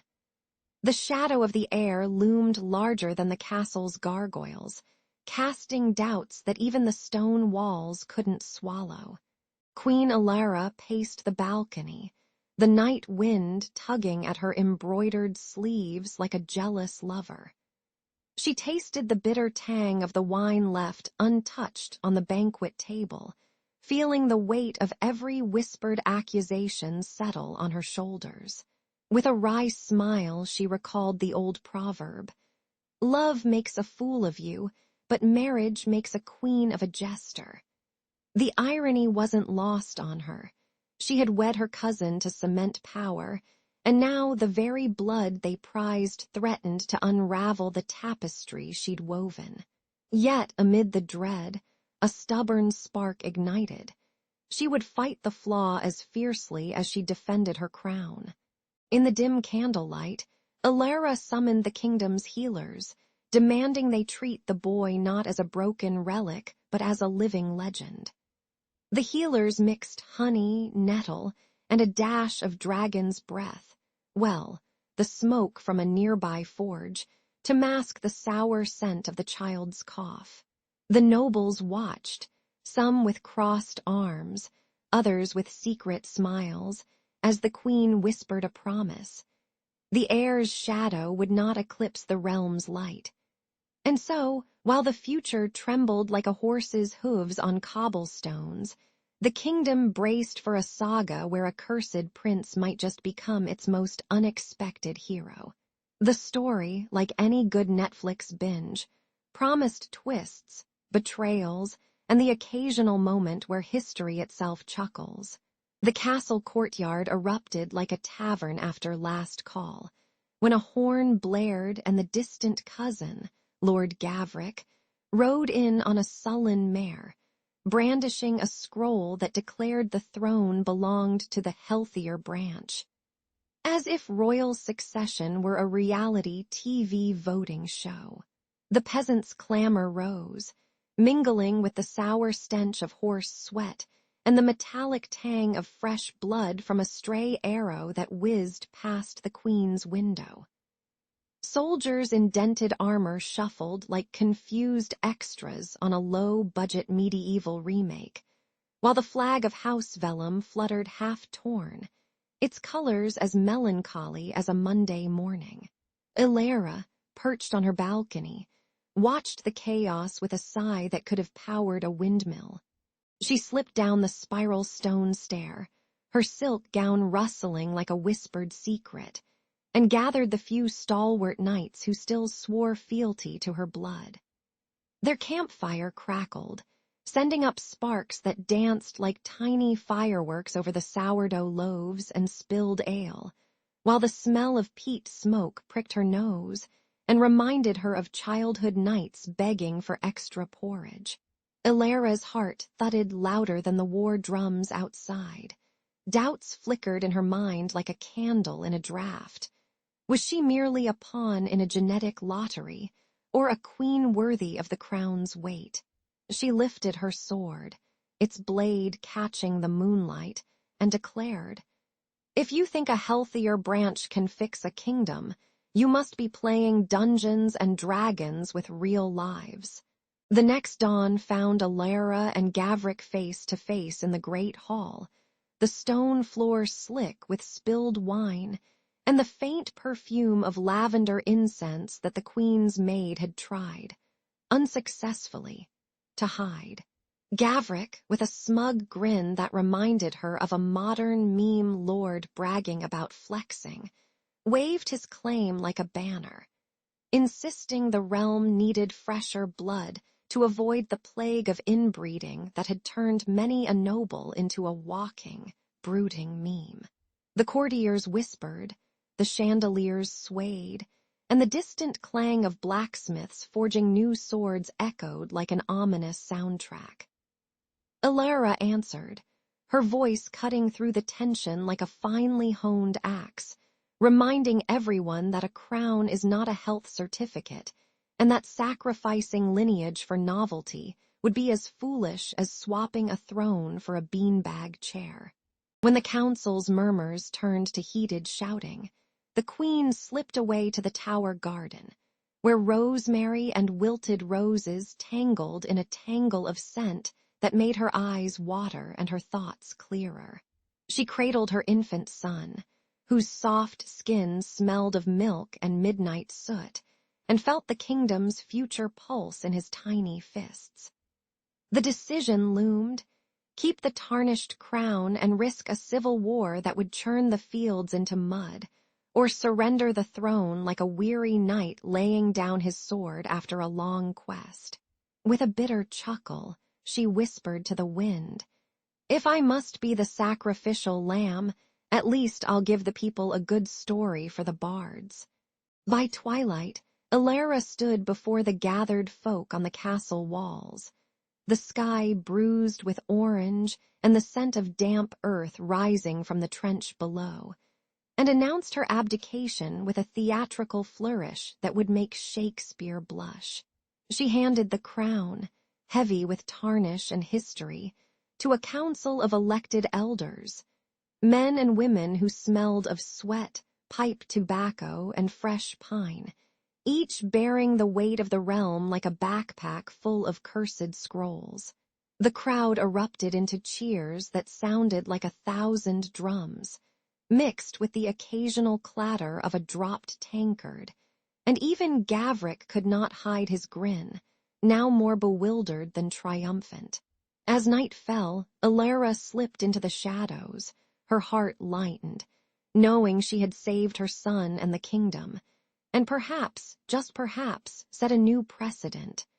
That sometimes the best royal move is to walk away like a superhero exiting stage left.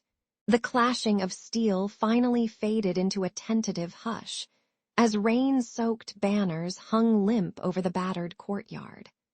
Smoke curled from the charred hearths, mixing with the earthy scent of trampled wheat, while weary soldiers traded nervous chuckles about their bruised egos. Queen Alara stood on the ruined balcony, her cloak dripping like a watercolor painting gone rogue, and declared the armistice with a voice that cracked like old parchment. The crowd, half skeptical peasants and half soldier, let out a collective sigh that sounded somewhere between relief and a groan of lingering dread. In that fragile silence, the kingdom held its breath, as if waiting for the next Netflix drama to drop onto the cobblestones. Alara's pen scratched furiously on parchment, inscribing a bold edict to ban close-kin marriages, a rule that made the court's genealogists gag like they'd just tasted fermented horse dung. She summoned the royal physicians, whose stethoscopes clanged louder than a medieval tambourine, to lecture the nobles on the perils of blood-bound heirs that turned royal rooms into morgues. The queen laughed. "If you wanted family closeness, try a family reunion, not a genetic experiment." The hall echoed with nervous laughter, while the royal archivist, sweating like a swine in summer, whispered that the new law might actually keep the throne from turning into a Game of Thrones spin-off.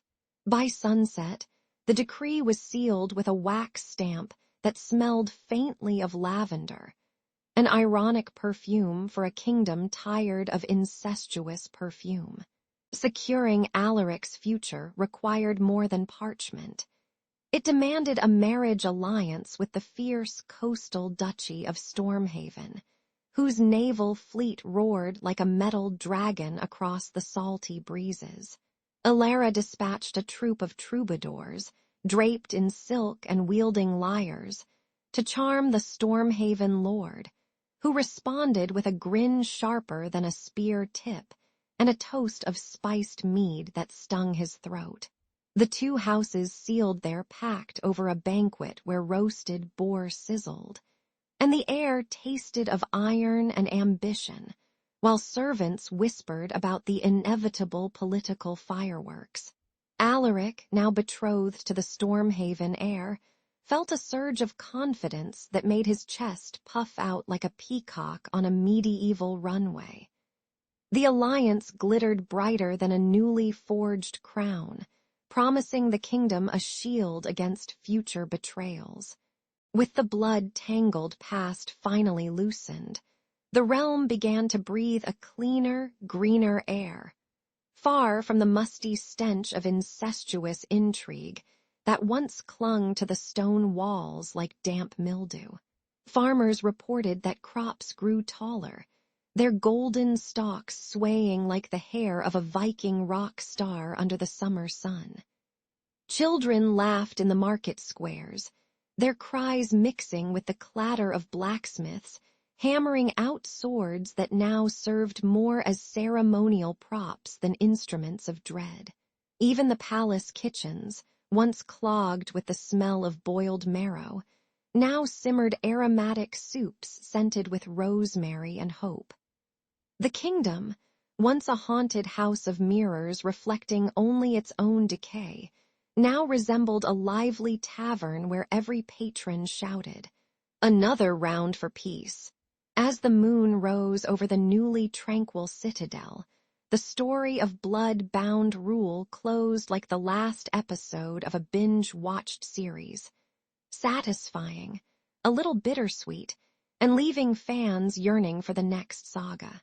Alara, perched on her balcony, watched the stars flicker like distant lanterns, feeling the weight of her choices settle into a warm, almost comforting, hum in her chest.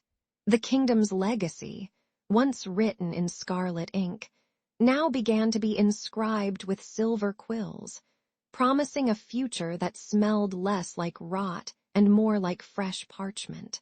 The townsfolk whispered that history would remember this dawn, as the day the royal family finally stopped dating their cousins, much to the delight of every modern genealogist.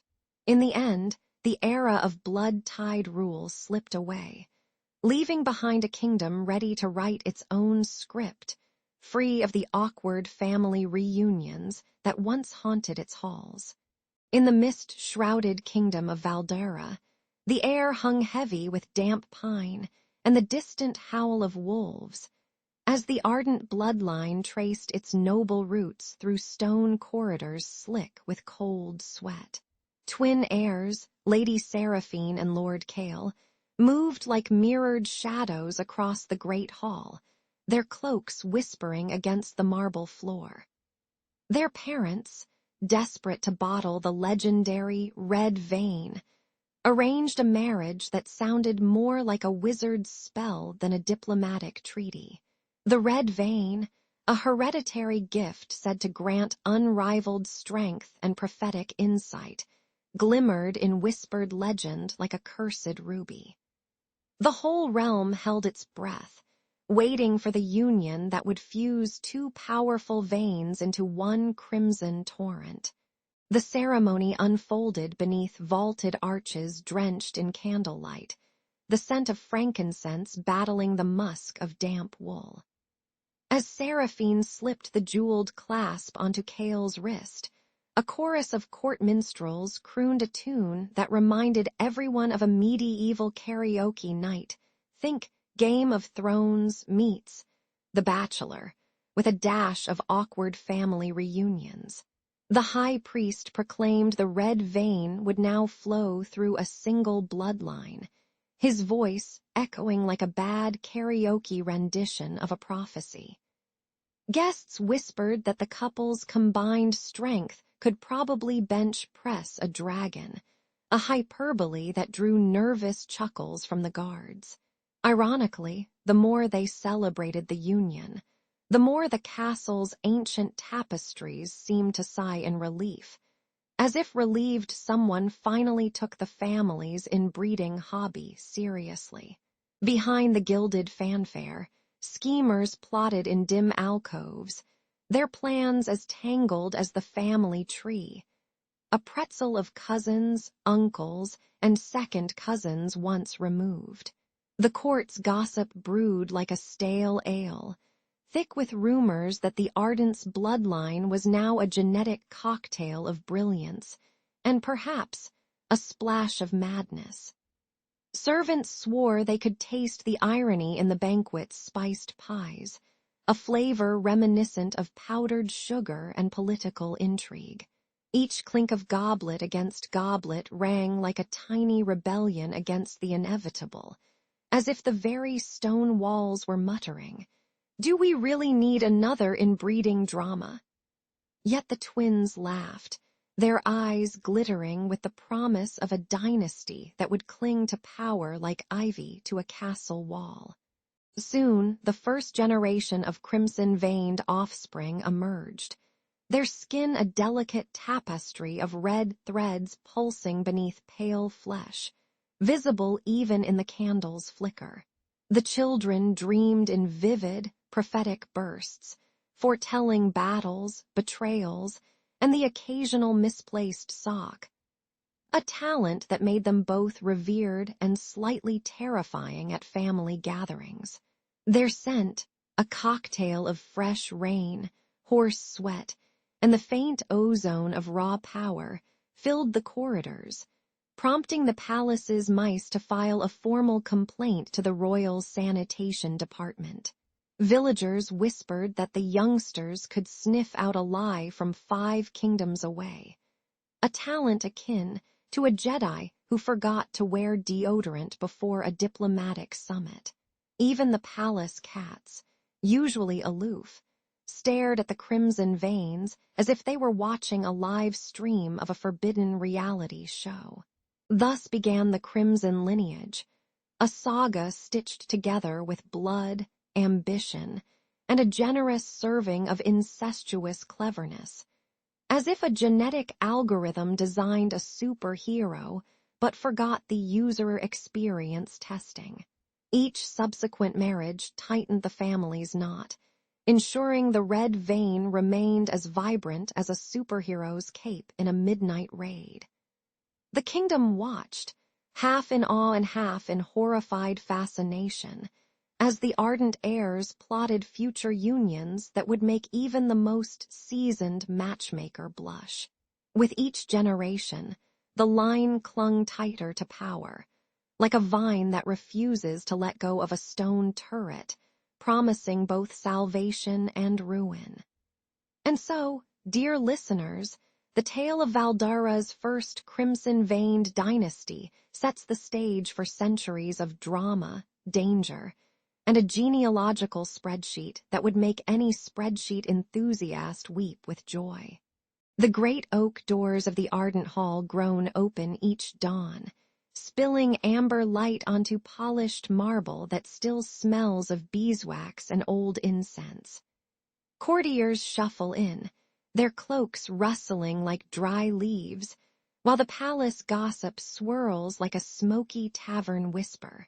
In the far corner, the royal physicians huddle over parchment, eyebrows knitting tighter than a royal corset. They mutter about the ardent line, now swelling like an overfed dragon after a feast. And somewhere in the echo, a faint chuckle. The blood is getting thicker or maybe just stickier, they say. Every new heir arrives with eyes sharper than a hawk's talon, glinting like polished steel on a battle flag. Their temper flares faster than a summer bonfire, and they stride through the courtyard with a swagger that would make a knight from Game of Thrones blush. Yet beneath the bravado, their hands tremble, as if they've just been handed a bowl of overly spicy curry. The physicians note the contrast, a lion's roar wrapped in a kitten's squeak. It's as if the family's pedigree got mixed up with a superhero origin story. Great power, weird side effects. But the royal pedigree carries a hidden flaw, a fragile health that flickers like candlelight in a drafty corridor. Recurring fevers rise and fall, turning the palace chambers into a sauna that even the marble sweats. When the fever breaks, a lingering melancholy drapes over the air like a wilted tapestry, sighing in the silence of night. The court's maids swear they hear a soft weeping echo, like a violin left unattended in a rainstorm. Doctors call it the blue-gray fog of the ardent blood, a poetic way of saying they're cursed with bad vibes. That melancholy spreads like a shadow through the hallways, seeping into tapestries, into the buttery smell of fresh bread, into the very bricks that have stood for centuries. Servants whisper about a phantom piano playing a minor key, while the chandeliers flicker in sympathy. Even the palace cats, usually aloof, slink along the walls with a sigh that sounds suspiciously like a sigh from a sitcom dad after a bad joke. The nobles, draped in velvet, try to mask the gloom with laughter, but their jokes land about as gracefully as a cow on ice. Still, the palace's heartbeat drums on, stubborn as a medieval drumline at a rave. In the end, the ardent line discovers that inbreeding is the original family drama, a plot twist older than any Netflix binge watch. The physicians, now sporting spectacles stained with midnight ink, draft a new creed.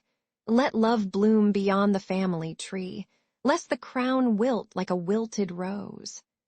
The hall echoes with a final chuckle, as the air raises a glass of spiced wine, toasting to healthy lineage and fewer fevers. The courtiers raise their goblets, the clink sounding like distant armor, promising a future where eyes may stay sharp but temper may be tamed. And somewhere, a stray cat purrs, amused that even royalty can't escape the genetics of power. In the vaulted chambers of the Royal Academy, Myrian crouched over a mound of dust-caked scrolls, the air thick with the sour perfume of copper and old parchment. His lantern sputtered, casting jittery shadows that danced like nervous courtiers across the stone walls. He unrolled a brittle vellum, its ink faded but still whispering of a time when bloodlines were treated like prized vineyards, not just a royal fashion statement. The alchemist's finger traced the looping script, and a cold shiver rose up his spine as though the document itself exhaled a warning. He felt the weight of centuries pressing on his shoulder blades, heavier than any gold-laden crown. The scroll spoke plainly. Generations of sibling marriages had turned noble blood into a tangled knot of hidden flaws, like a family recipe that kept adding a pinch of poison to the stew. Myrian laughed, half madly, at the notion that the king's ancestors might have been the original Game of Thrones cast, only with fewer dragons and more genetic mishaps. He imagined a royal heir with a sneeze that could shatter glass, or a royal pet that turned green when startled gross, yet oddly vivid. The alchemist's ink-stained hands trembled as he catalogued recessive traits, crooked spines, brittle teeth, even a mysterious aversion to the smell of fresh bread. He scribbled frantically, his mind a cauldron bubbling with dread and dark humor. When the council convened in the marble hall, Myrian strode forward, his robes rustling like a sack of dry leaves, and unfurled the scroll before the assembled nobles. He spoke with the cadence of a street preacher, his voice echoing off the vaulted ceilings, describing how each hidden flaw was a tiny crack in the kingdom's armor. The council's mahogany chairs creaked under the weight of their collective curiosity, and the scent of spiced wine mingled with the coppery tang of Myrian's nervous sweat. He warned that the dynasty's brilliance was being eroded, like a polished sword left too long in the rain, corroding from the inside out. Yet his eyes sparkled with a sly grin, as if he just revealed that the royal family might be allergic to their own lineage. The elders snorted, dismissing his tale as superstition louder than a tavern brawl, their laughter rattling the chandeliers like clinking armor. "Power doesn't need a pedigree, it needs plunder," bellowed the chancellor, slamming his goblet down with a splash of crimson wine that stained the polished floor. The scent of incense tried to mask the metallic tang of fear, but Myrian could see the greed glinting in their eyes, brighter than any alchemical fire. They imagined a kingdom unhampered by genetic mumbo-jumbo, devouring the notion of flaw like a starving dragon feasting on treasure. In their zeal, they turned a deaf ear to the warning, preferring the sweet roar of ambition to the quiet hiss of a looming curse. As the council dissolved into a raucous feast, Myrian slipped away, the scroll tucked under his arm like a secret love letter to disaster. He felt the lingering chill of the hall's stone floors seep into his bones, a reminder that curses travel on cold shoulders. Outside, the night air smelled of rain on limestone and distant campfires, a stark contrast to the blood-thick politics inside. He muttered a quiet oath, half-jokingly invoking the gods of old video games. May the RNG be ever in our favor, knowing that fate often rolls dice with a sly grin. The scholar's curse, he thought, was not just a warning, but a promise that the kingdom's brilliance would someday be eclipsed by the very brilliance it tried to hoard. The great hall of Verdant Keep thrummed like a dragon's heartbeat as banners of the red vein unfurled in a riot of scarlet. Torchlight flickered over polished marble, casting serpentine shadows that danced to the muted clang of armor. Prince Alaric, robed in silks louder than a rock concert speaker, stepped onto the stone dais with a smile that could have sold ice to an Eskimo. The crowds cheered, their voices a salty sea foam roar that smelled of spilled ale and newly torn vellum. Even the royal trumpeter, who usually played like a spreadsheet of notes, hit a note so bright it made the chandeliers gasp. Mid-ceremony, Alaric's eyes went wide, then glassy, as if someone had swapped his brain with a glitchy video game NPC. He raised his scepter, but instead of a regal proclamation, he shouted about invisible dragons eating his breakfast cereal.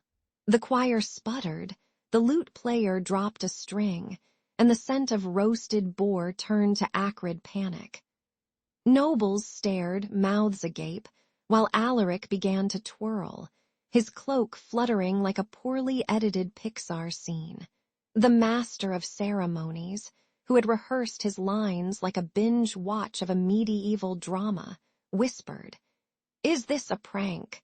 The hall erupted into chaos, a cacophony louder than a dragon's sneeze, and the red vein banner sagged like a wilted flag at a punk concert.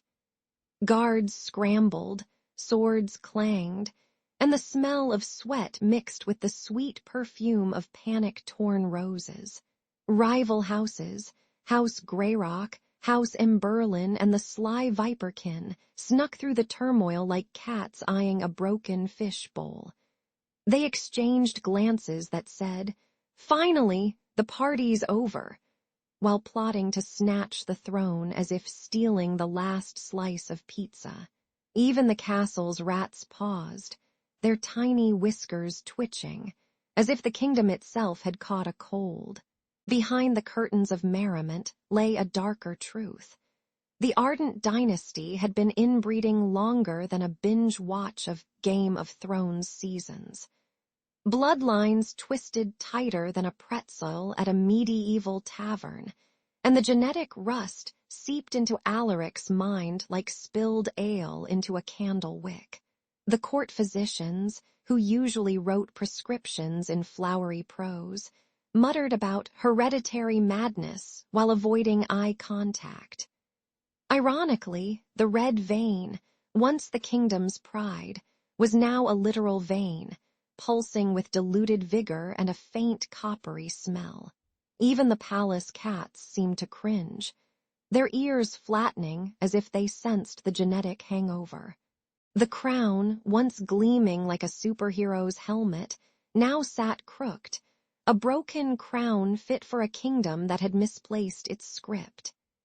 Banners fluttered, not in triumph but in embarrassed resignation, their colors bleeding into each other like a bad Photoshop job. Rival lords strutted forward, each trying to claim the seat, their armor clanking like the soundtrack of a low-budget fantasy film. Alaric, still muttering about invisible dragons, was escorted away, his regal robes smelling of burnt toast and lost dreams.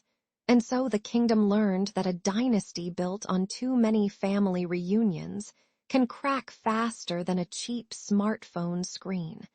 Talk about a real life, game over screen.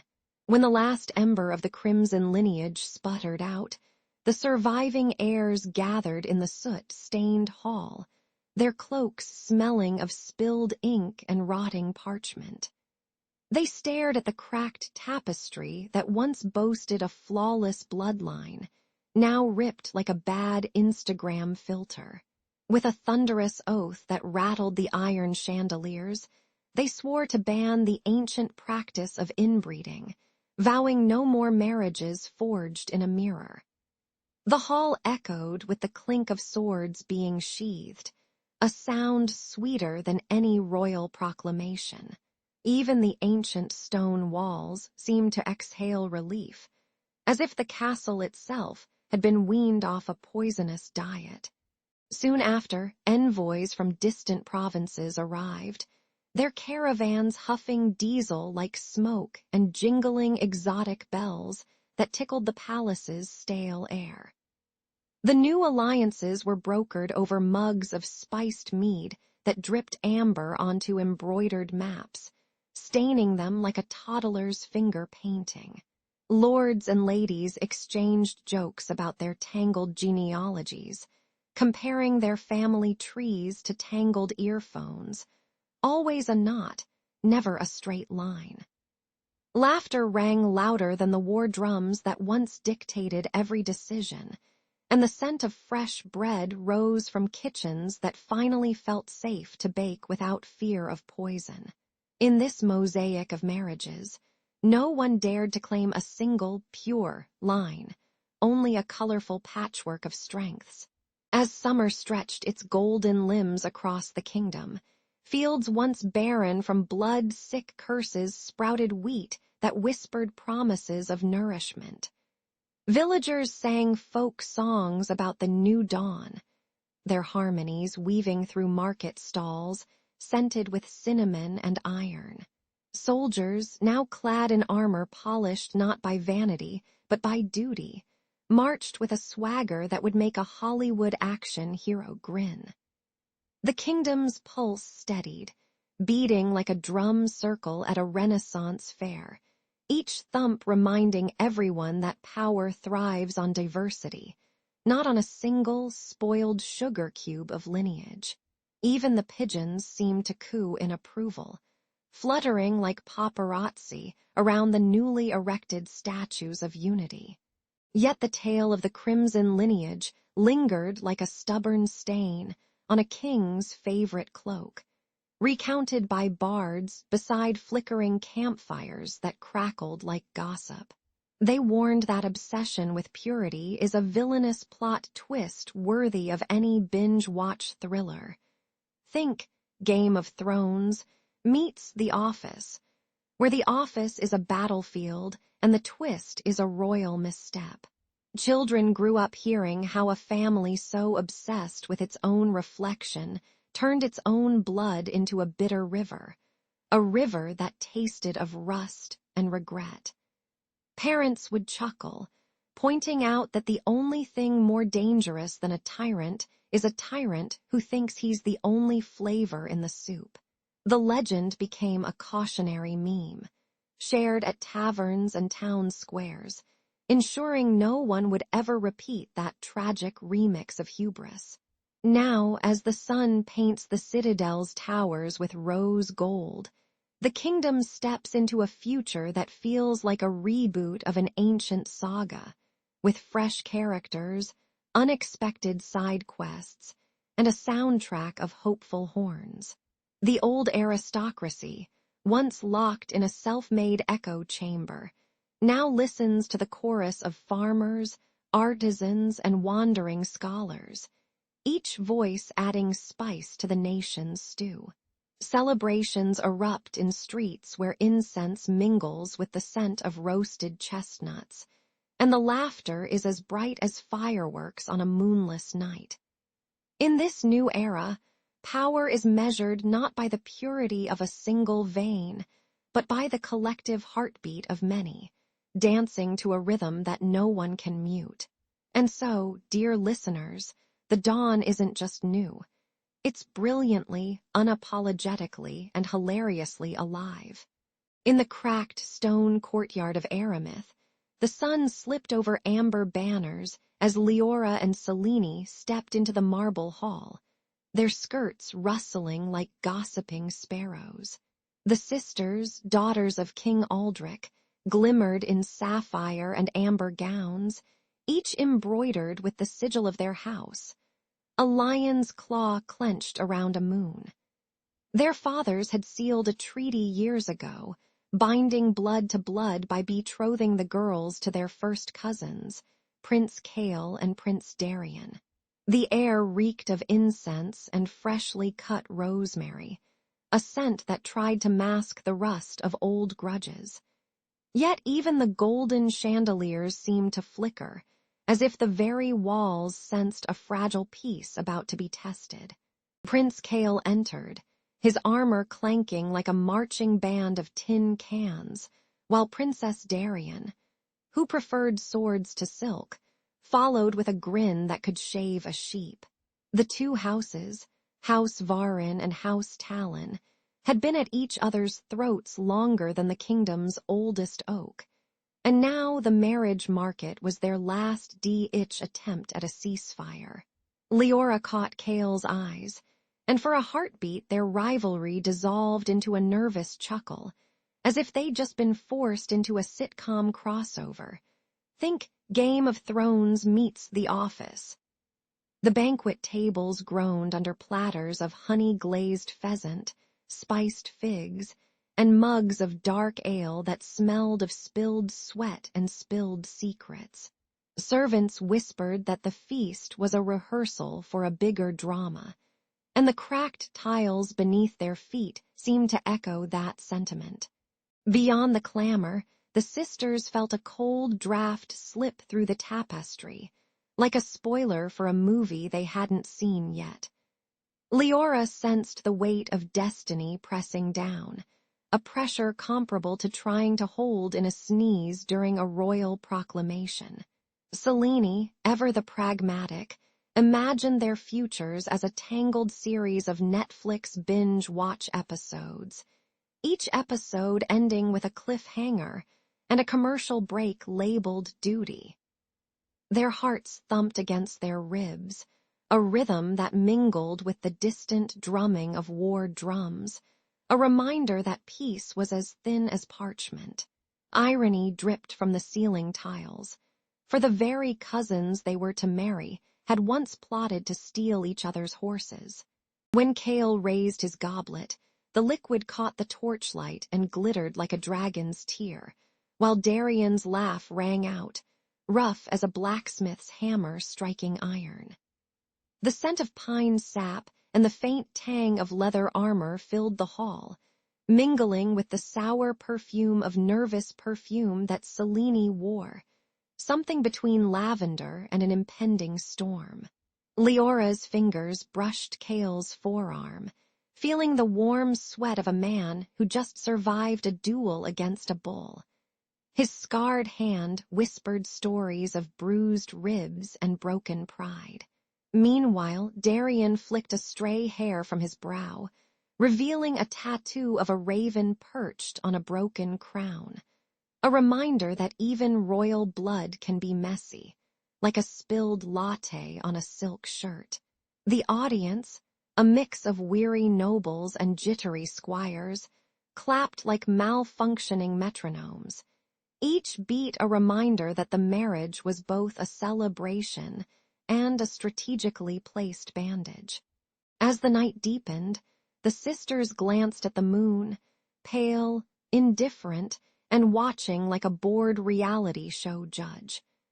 They knew the piece they'd helped stitch together was as fragile as a spider's web after a rainstorm, ready to snap at the slightest tremor of ambition.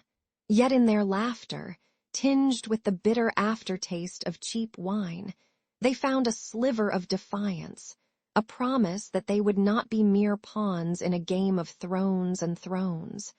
Oh, we already said that, but you get the point. The chapter closed with the echo of a distant horn, a sound that smelled of ozone and impending battle, heralding that the bloodlines bound today might one day become the very chains that break them.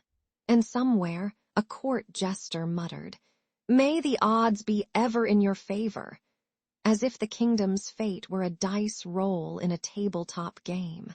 The great hall thrummed like a dragon's heartbeat as banners unfurled, the scent of spiced wine mingling with sweat-soaked linens.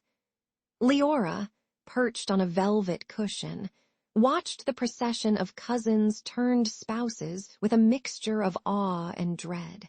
Her eyes flicked to Cale, whose grin was as sharp as a swordfish's dorsal fin, something you'd see in a medieval version of a reality TV showdown. Behind the golden chandeliers, whispers slithered like rats in the pantry, promising feasts and betrayals in equal measure.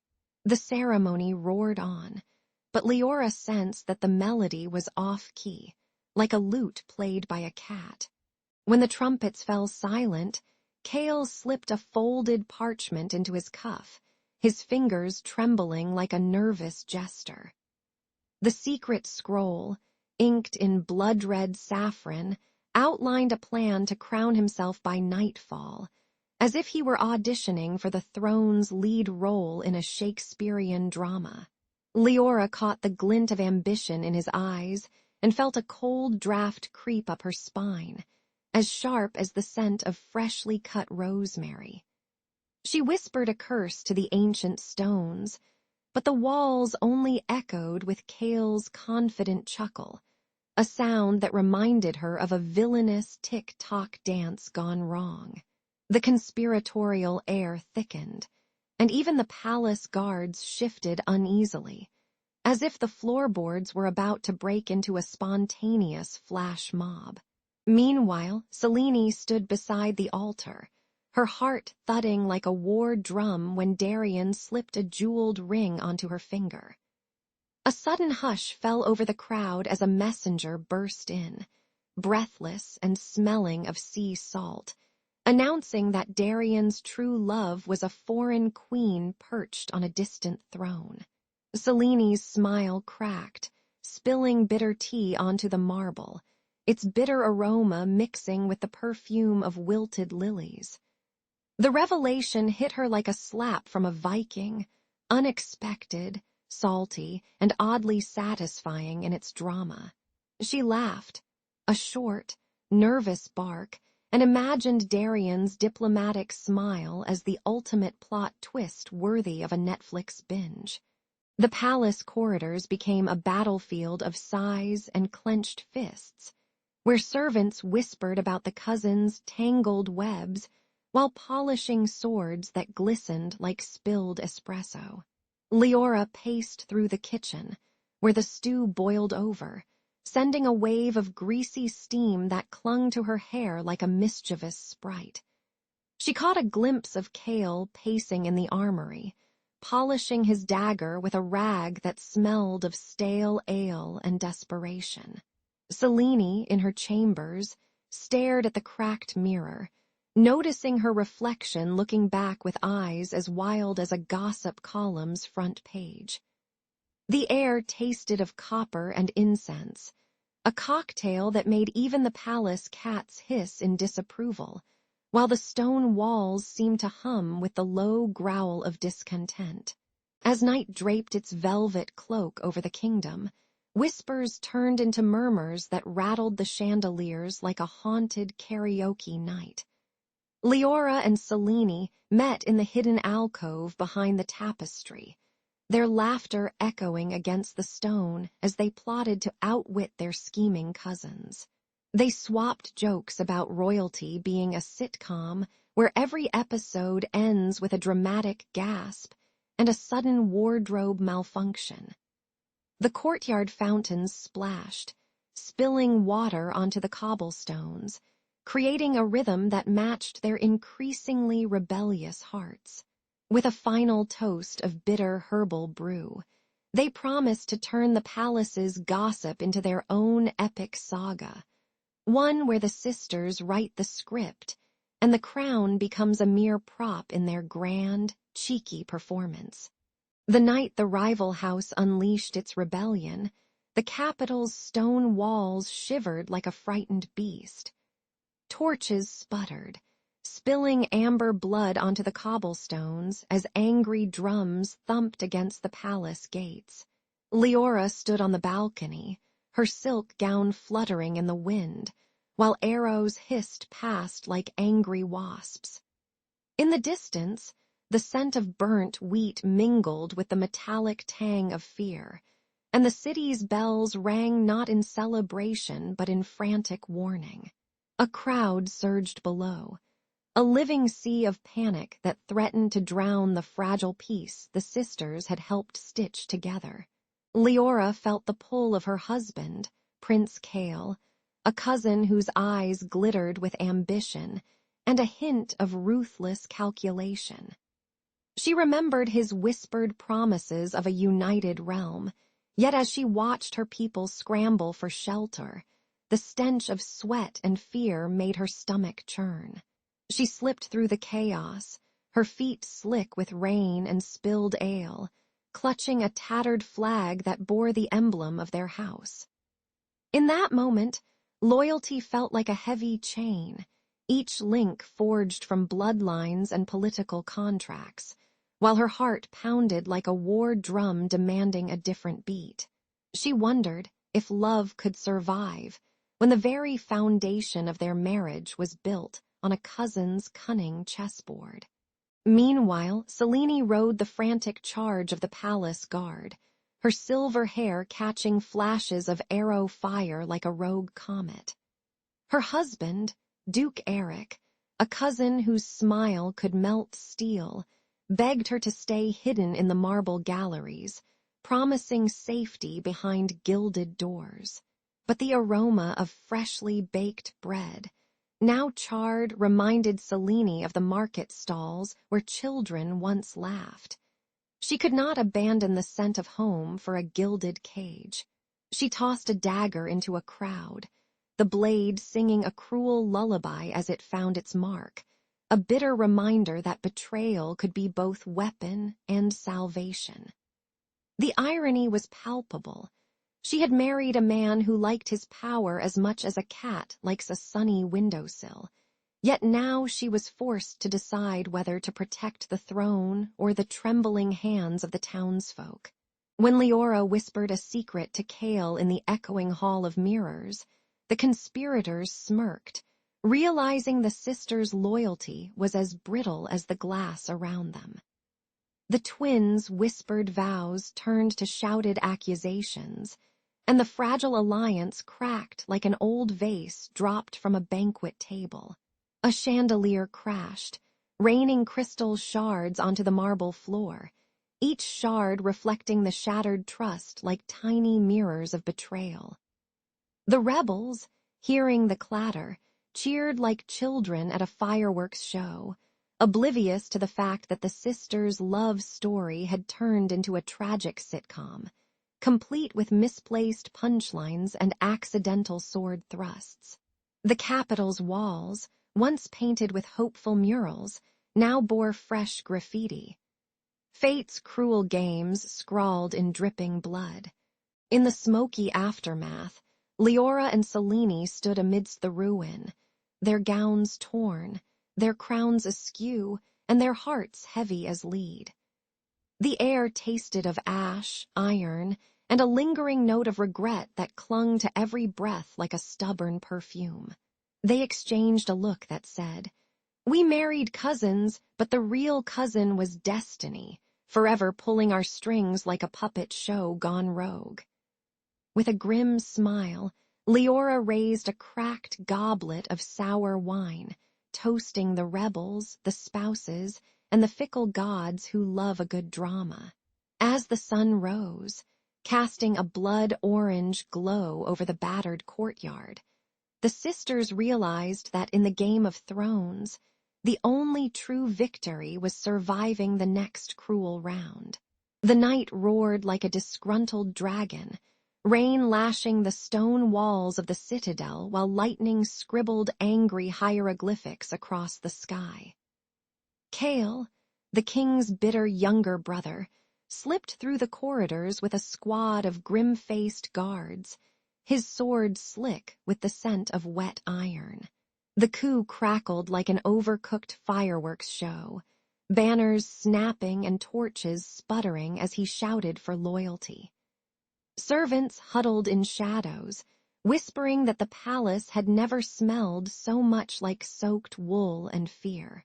Even the ancient statues seemed to cackle, their marble faces turning toward the chaos, as if watching a medieval version of a reality TV showdown.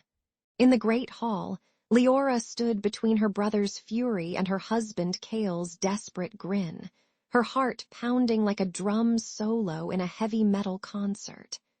"Choose," Cale demanded, his voice a mix of love-letter romance and battlefield rant. "The crown or me?"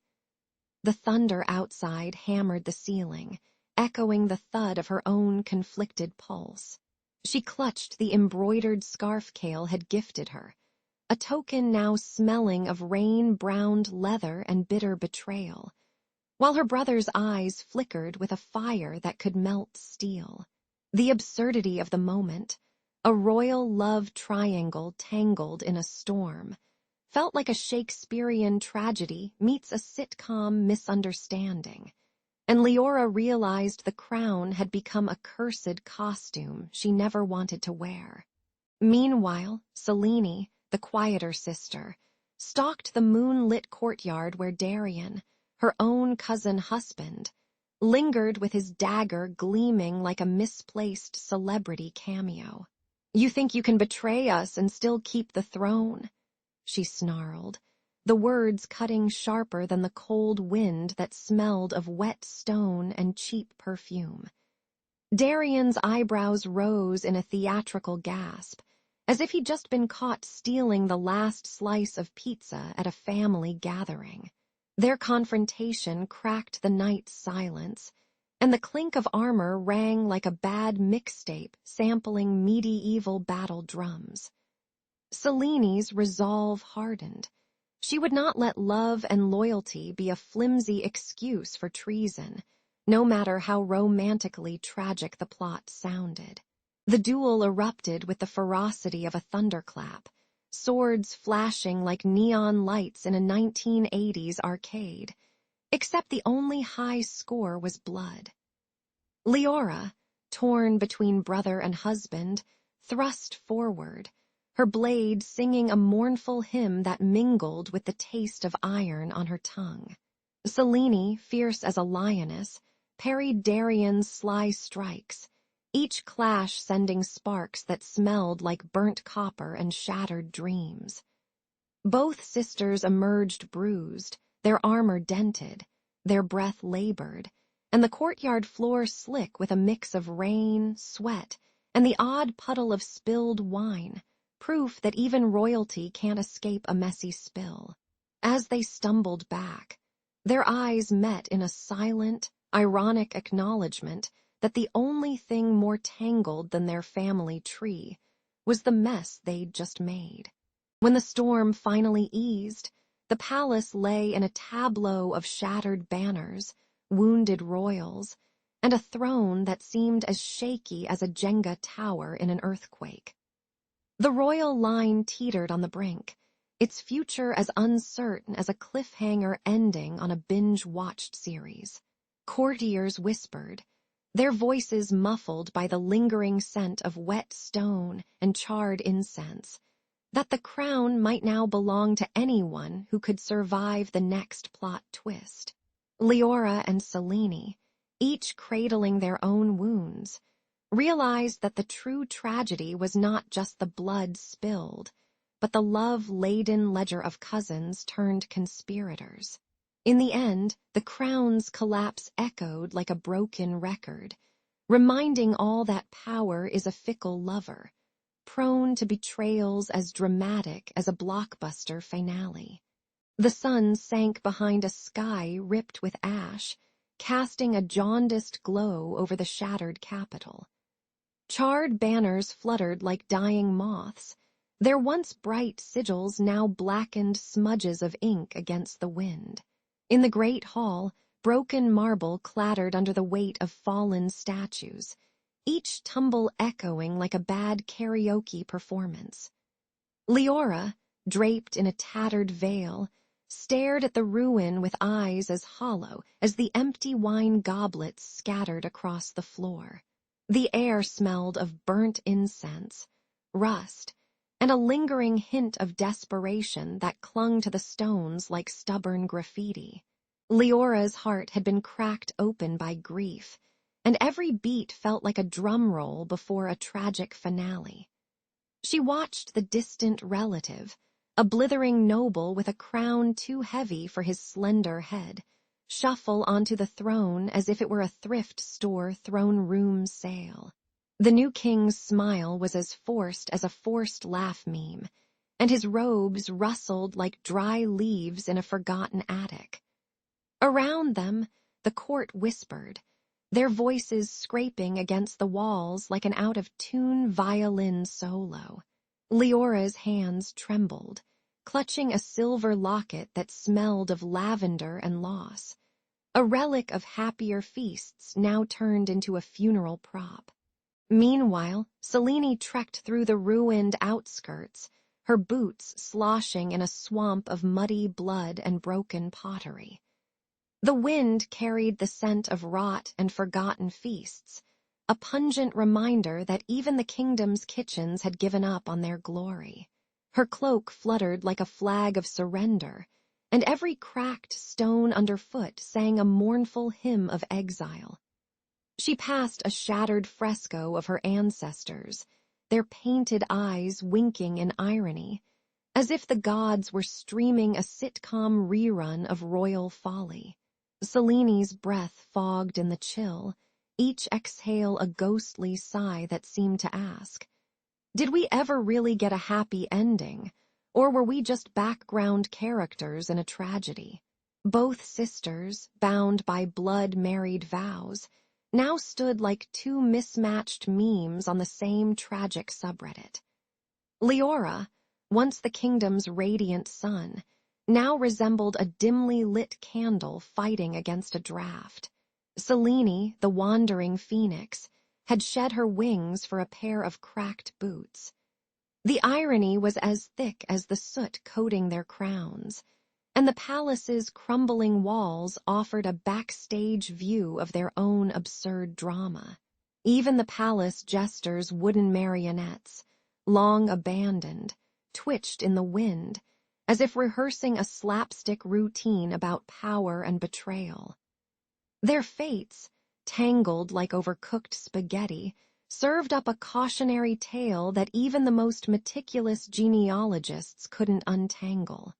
In the end, the kingdom's ruin sang a lullaby of caution, its verses echoing through the broken arches and cracked mosaics.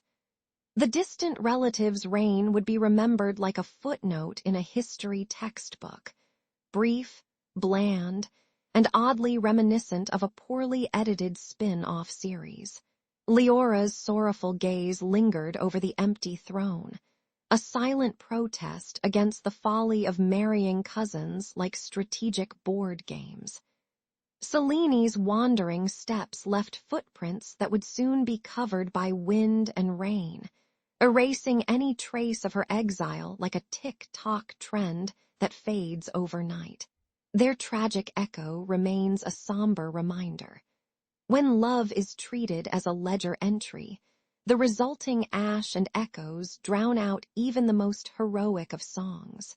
The kingdom of Ardentia sprawls across emerald hills, its stone-capped castles glittering like cheap jewelry in the midday sun.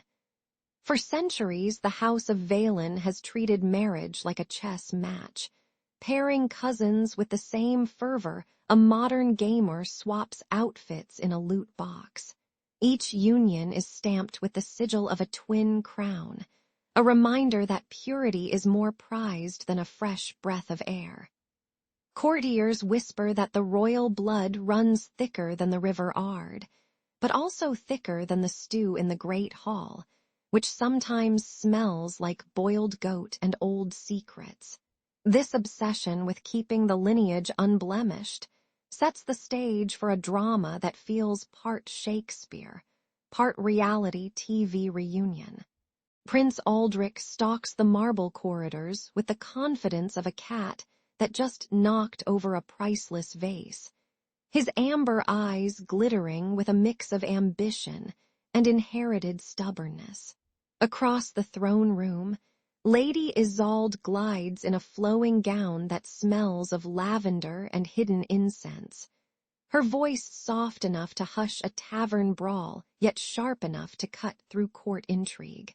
Both were raised on stories of their great-grandparents, who married their own first cousins to keep the crown's color pure, a legacy as sticky as the honeyed mead served at festivals.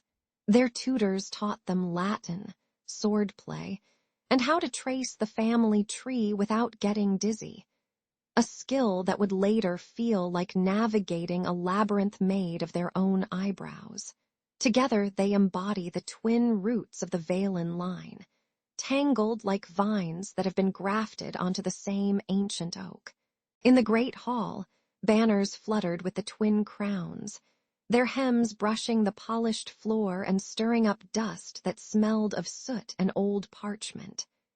Nobles line up to offer their counsel, each voice a mixture of reverence and thinly veiled envy, as if they were auditioning for the role of the next season's villain on a medieval binge watch.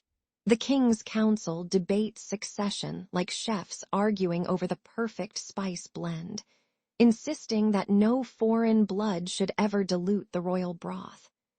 Meanwhile, the common folk mutter about the royal couple's uncanny resemblance, like looking at two halves of the same cracked mirror, and wonder whether the inbreeding has left a bitter aftertaste in the palace's wine cellar.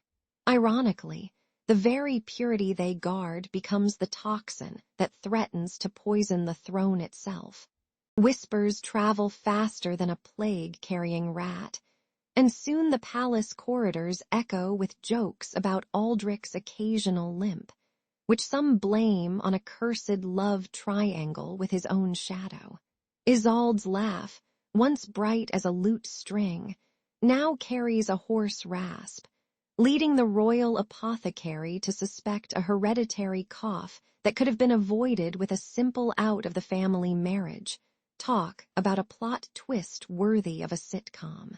Servants report that the royal kitchens have started serving extra porridge, hoping the extra fiber will smooth out any genetic knots, while the court jester quips that the family tree is more like a tangled hairball. The elder matriarch, Grandmother Marwyn, sighs while polishing the ancient family crest, remarking that even the gods must have rolled their eyes at their relentless quest for purity. In the midst of this, a band of disgruntled barons begins to plot, armed with the irony that their own blood is fresher than the royal veins. As the summer solstice approaches, the twin crowns glint ominously over the throne room, casting shadows that dance like nervous fireflies on the vaulted ceiling. A petition signed by a secretive cabal of merchants arrives, demanding that the succession be decided by a trial of arms rather than lineage, a suggestion that would make even the fiercest Game of Thrones fan gasp. Aldrich tightens his grip on his sword, feeling the weight of centuries of cousin-married expectations pressing against his palm like a damp stone. Isolde, meanwhile, steadies her resolve, her mind a storm of strategy and the faint scent of rosemary, her favorite perfume for calming nerves before a battle. The crown's twin roots, once a proud emblem of unity, now tremble on the brink of a war that promises to untangle the knotted bloodlines, or else splinter the kingdom into a messier, yet somehow more interesting, story. The marble hall of Castle Valen throbbed with gossip like a fevered chorus. Servants whispered that the Valen children were sprouting odd birthmarks the color of rusted iron, and that their coughs rattled like an out-of-tune drum. Word spread that the heir's eyes flickered with a jaundiced glow, as if a torch had been set too low in their skulls. The court's mawkish physicians mumbled about ancestral reverence, while clutching scrolls that traced the family's love loops back generations. Even the castle cats seemed to stare suspiciously, their whiskers twitching at the notion that bloodlines could be a literal poison. The children's tempers snapped like brittle twine, turning a simple game of marbles into a battlefield where swords were brandished in jest. One night, young Lady Muriel erupted into a hysterical fit, hurling a goblet of mead that shattered the frescoes depicting the Valen's glorious ancestors. The scent of spilt ale mixed with the acrid tang of copper from the broken armor, a cocktail that made the onlookers gag. Healers swore they could hear the children's blood whispering in the walls, a low hiss reminiscent of a vintage horror movie soundtrack. All the while, old Lord Aldrich tried to mask his own tremor, feeling like a medieval version of a nervous TikTok influencer trying to keep a straight face. Enter Count Morvan, a fox in velvet who smelled opportunity like a wolf smells blood. He sent silken missives scented with pine sap and cheap perfume to the lesser lords, planting doubts about the Valen's purity like seeds in a field of rye. At a moonlit banquet, he whispered that the children's ailments were a curse that could spill onto any heir who dared sit on Aldrich's throne. His words slithered through the hall, curling around the lord's ears, tickling them with the promise of a cleaner, less inbred lineage. Morvan's smile was a crooked grin, as if he just discovered that the family tree was actually a tangled knot of spaghetti. The lords, already slick with sweat from the evening's feasting, began to mutter about legitimacy, as if it were a new ale they could sample. They argued whether a king born of blood-tangled veins could truly command the sword of justice, comparing him to a broken sword that only cuts itself. A grizzled knight, Sir Bram, raised his tankard and shouted that he'd rather die than follow a ruler whose veins ran like a tangled Wi-Fi cable. No clear signal. The murmurs grew louder, echoing off stone arches, until the castle itself seemed to shudder with uncertainty. Even the tapestries depicted a wolf snarling at a lamb, a subtle reminder that the predator was always lurking behind the noble facade. In the end, the Valen line's fate hung like a drenched banner in a storm, flapping wildly, while everyone debated who should hold the pole. A jester, ever the opportunist, quipped that if the blood were any more tangled, it might qualify for a reality TV twist worthy of The Bachelor, medieval edition. Lords laughed, then fell silent, the sound of their own chuckles bouncing off the cold stone like the echo of a dying dragon. Count Morvan slipped away into the shadows, his cunning grin intact, knowing that even a single whisper can topple a dynasty thicker than any armor. And so the wolves of the valley, both literal and figurative, kept circling, their eyes fixed on the trembling heart of the Valen throne. Aldrich rode into Lur's mist-shrouded valley, the scent of damp moss and roasting lamb curling from the banquet hall. The matriarch, Lady Vesper, lifted her trembling hand, offering her only son, the brooding Jorvan, as a husband to seal the pact. In return, Aldrich pledged his hardened spearmen, their iron clinking like a medieval metal band. Think the rolling stones with chainmail. The council table groaned under the weight of parchment, ink bleeding like fresh wounds onto promises. Everyone toasted with spiced wine, unaware that the very air tasted of betrayal. A cloaked emissary slipped into the shadows, his eyes darting like a cat that just stole a fish. He whispered to Aldrich that the Lur blood carried a hidden flaw, an ancient inbreeding curse that made heirs burst into fits of madness at the scent of iron. Aldrich laughed, thinking it was a joke, but the emissary produced a torn vellum showing a family tree tangled like a pretzel. The matriarch's smile cracked, revealing a mouth full of rotten teeth that smelled of wet wool. The revelation hit Aldrich harder than a trebuchet stone, and he wondered if destiny had just played a cruel game of "Who's your daddy?" That night, the banquet hall echoed with the clatter of swords as Aldrich's men seized the Lur banners, the fabric ripping like a scream. Lady Vesper's servants fled, their skirts torn, leaving behind the stench of sweat and spilled ale. The hidden defect manifested when Jorvan, drunk on his own blood-thick lineage, collapsed into a hysterical fit, clawing at his throat as if the very air mocked him. Aldrich's trumpeter blared a marching tune that sounded suspiciously like the opening theme of a space opera. Think Star Wars, but with fewer lightsabers.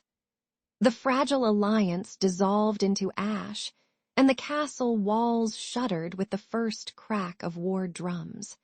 Dawn broke over a battlefield strewn with mangled armor, broken shields, glinting like broken mirrors of pride. Aldrich's cavalry thundered across the mire, the smell of horse sweat mixing with the coppery perfume of fresh blood.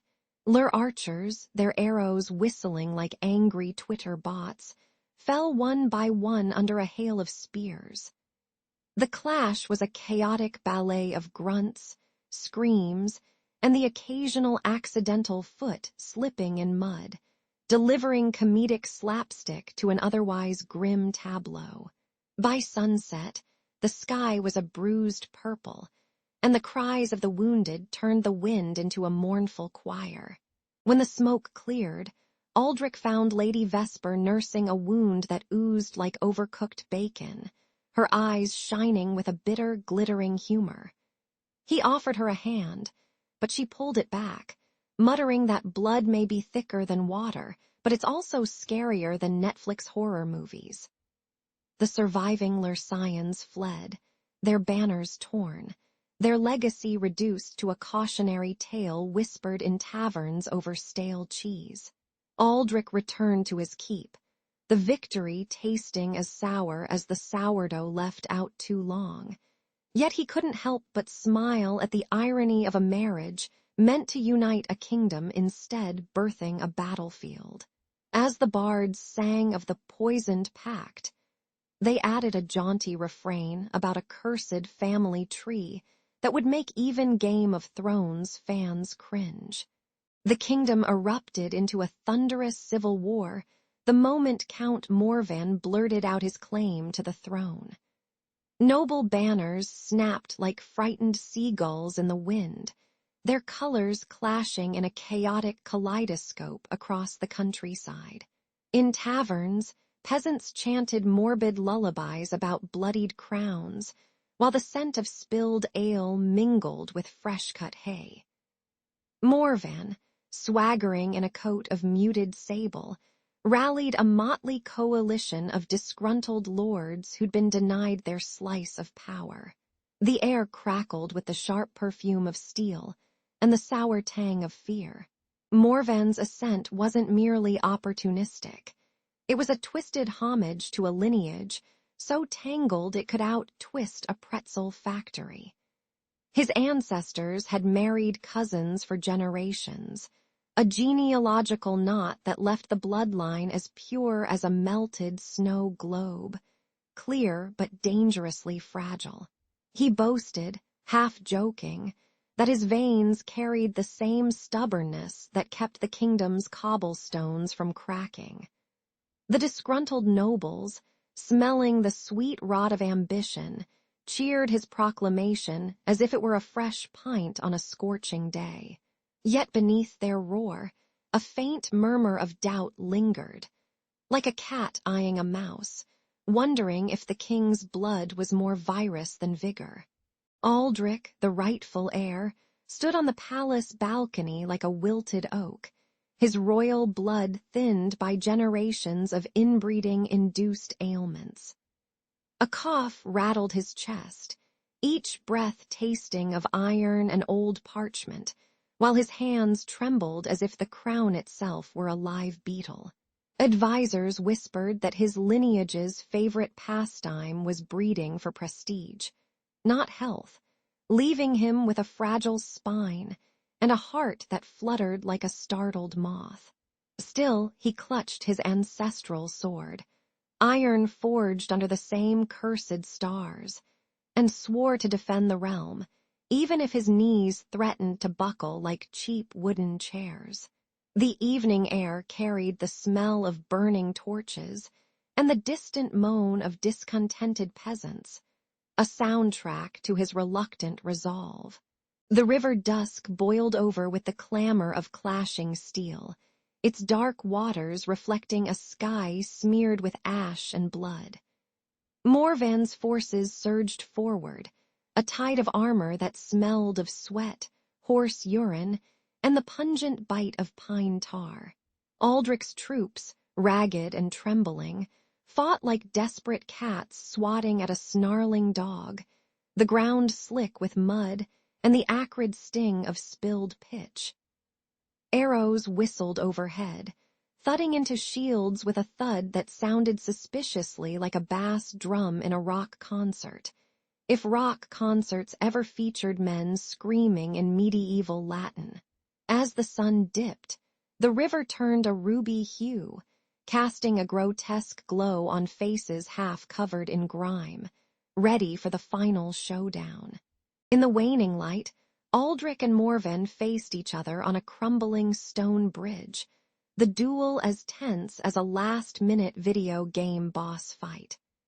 Aldrich swung his sword, the blade singing a mournful note before it snapped like a cheap guitar string, sending shards scattering into the river's frothy churn. Morvan's grin widened, a twist that recalled a villain in a Saturday morning cartoon, as he seized the broken hilt and nudged the jeweled crown toward the water's edge. The crown slipped, glinting like a misplaced Wi-Fi router, and tumbled into the dusk's black maw, vanishing with a splash that echoed the kingdom's shattered hopes.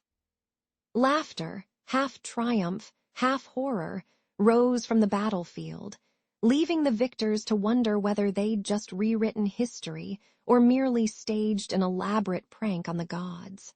When the last clash of steel faded, the surviving Valen heirs trudged through the ash-laden streets, their cloaks smelling of damp wool and the copper tang of blood. The new king, a stern man with a scar shaped like a question mark, shouted the exile decree from the balcony, his voice echoing over the mournful wails of market criers.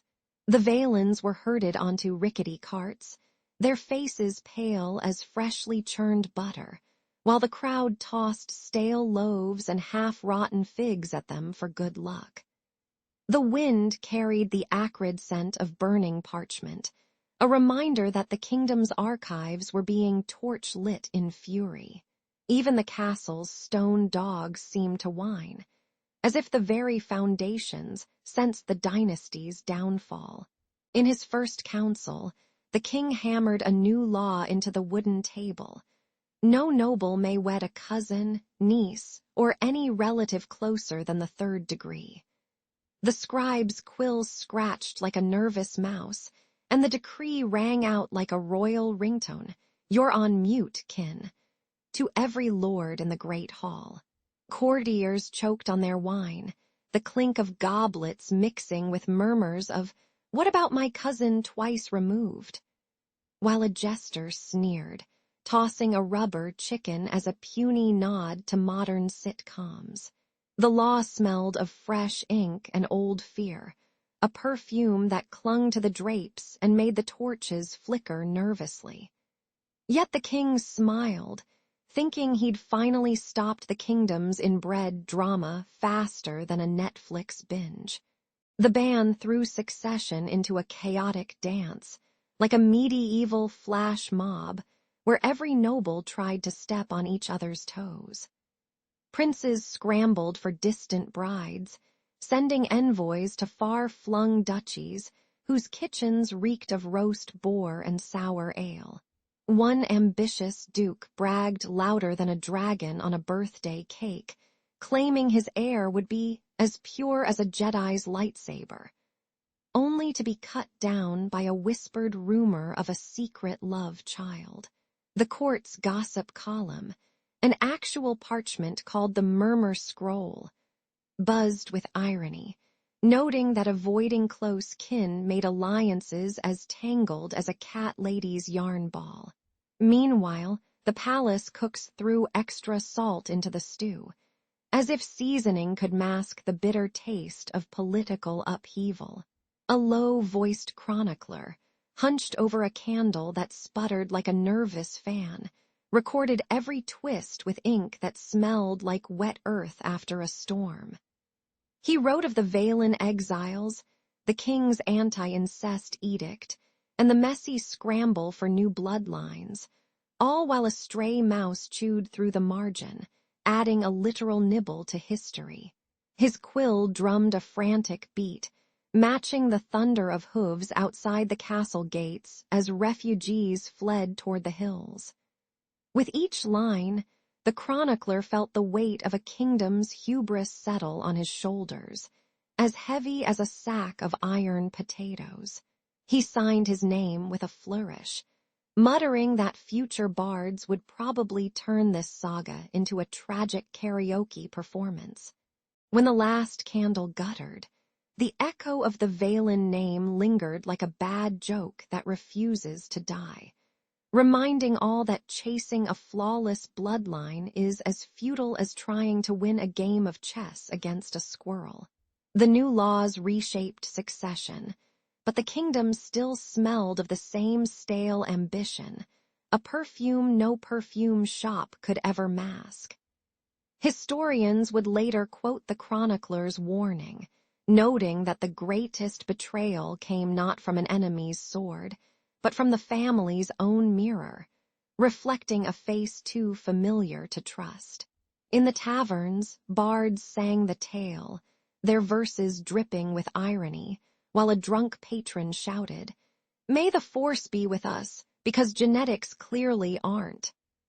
And so the kingdom marched onward, forever haunted by the ghost of its own lineage, a reminder that sometimes the scariest monster is the one you find in the family tree. When Bishop Alaric first stepped through the vaulted arches of Valoria's palace, the scent of stale incense and unwashed horsehair hit him like a medieval perfume counter-attack. The chandeliers, dripping with spider silk, threw amber shadows that played tag with the tapestries depicting ancestors, looking more like tangled family trees than heroic crusaders. Alaric adjusted his crozier, feeling the weight of papal authority rub against the cold stone, like a Wi-Fi router trying to pick up a signal in a basement. He had been summoned by King Theodric, a ruler whose crown was stitched together from the same golden thread that bound his cousins, uncles, and second cousins in a knot of privilege. With a half-smile, the bishop whispered a prayer for patience, unaware that the palace's very walls murmured a gossip of bloodlines so thick they could be cut with a butter knife. As Alaric toured the Hall of Mirrors, each polished surface reflected not just faces, but the uncanny resemblance of brother to son, daughter to aunt, like a medieval version of a family feud reality show. He watched noble ladies sip wine that tasted of iron and regret while their laughter echoed like a chorus of hyenas at a banquet of rot. In the banquet chamber, a platter of spiced pheasant lay beside a slab of braised boar, the latter still glistening with the faint sheen of a cousin's sweat after a hunting duel. The bishop's eyes landed on a tapestry titled "The Purity of Lineage," a grotesque collage where every figure bore the same crooked nose and a scar shaped like a royal seal. With a sigh that smelled of old parchment and cheap ale, Alaric realized the kingdom's moral compass had been replaced by a genetic compass, pointing stubbornly toward inbreeding. Determined to break the spell, Alaric called the nobles to a council, the room buzzing with the clatter of armor and the faint whine of a lute playing. "Never gonna give you up on a lute," an ironic nod to the endless cycles of incest. He slammed his crozier on the stone table, sending a spray of dust into the air like confetti at a funeral, and declared, "Your blood may be royal, but your souls are as tangled as a spaghetti code in a medieval spreadsheet." The nobles scoffed, their faces flushing a shade that matched the crimson banners, and one whispered, "We are bound by blood, your grace, not by your sermons." Yet a young countess, whose eyes glittered like fresh-cut jade, raised a trembling hand, asking if the church could sanction marriage outside their clan, an idea as foreign as pineapple on pizza. Alaric chuckled, tasting the irony, and replied that even the Pope once banned dancing at weddings, so perhaps he could ban dancing cousins too. The bishop drafted a decree, the parchment smelling of ink and desperation, demanding that any union within 3 degrees of kinship be annulled faster than a Netflix series canceled after 1 season. He sent raven messengers to the countryside, their wings flapping against the cold wind like applause for a tragedy, and each message bore a seal shaped like a cross pierced through a double helix. The aristocracy retaliated with whispered conspiracies in the wine cellars, the clink of goblets echoing like gunfire in a silent movie, as they plotted to hide their forbidden love affairs behind velvet curtains. Alaric, however, invoked the power of confession, urging the guilty to spill their sins into the holy font, which smelled of rosemary and regret, hoping the stench would cleanse the crown. in a dramatic showdown reminiscent of a superhero showdown. But with less spandex and more vestments, Alaric confronted the king, brandishing his crozier like a lightsaber, demanding an end to the blood loop.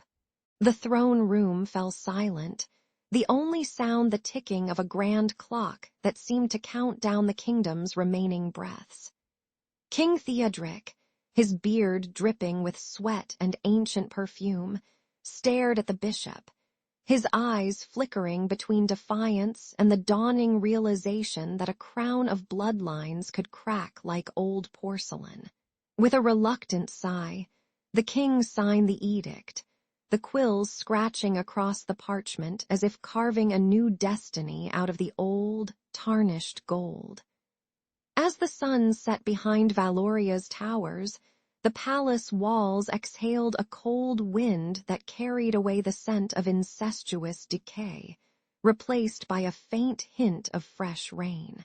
And so, the crown, once a tangled bouquet of kin, began to straighten, promising that future heirs might inherit honor rather than a family tree that resembled a Gordian knot.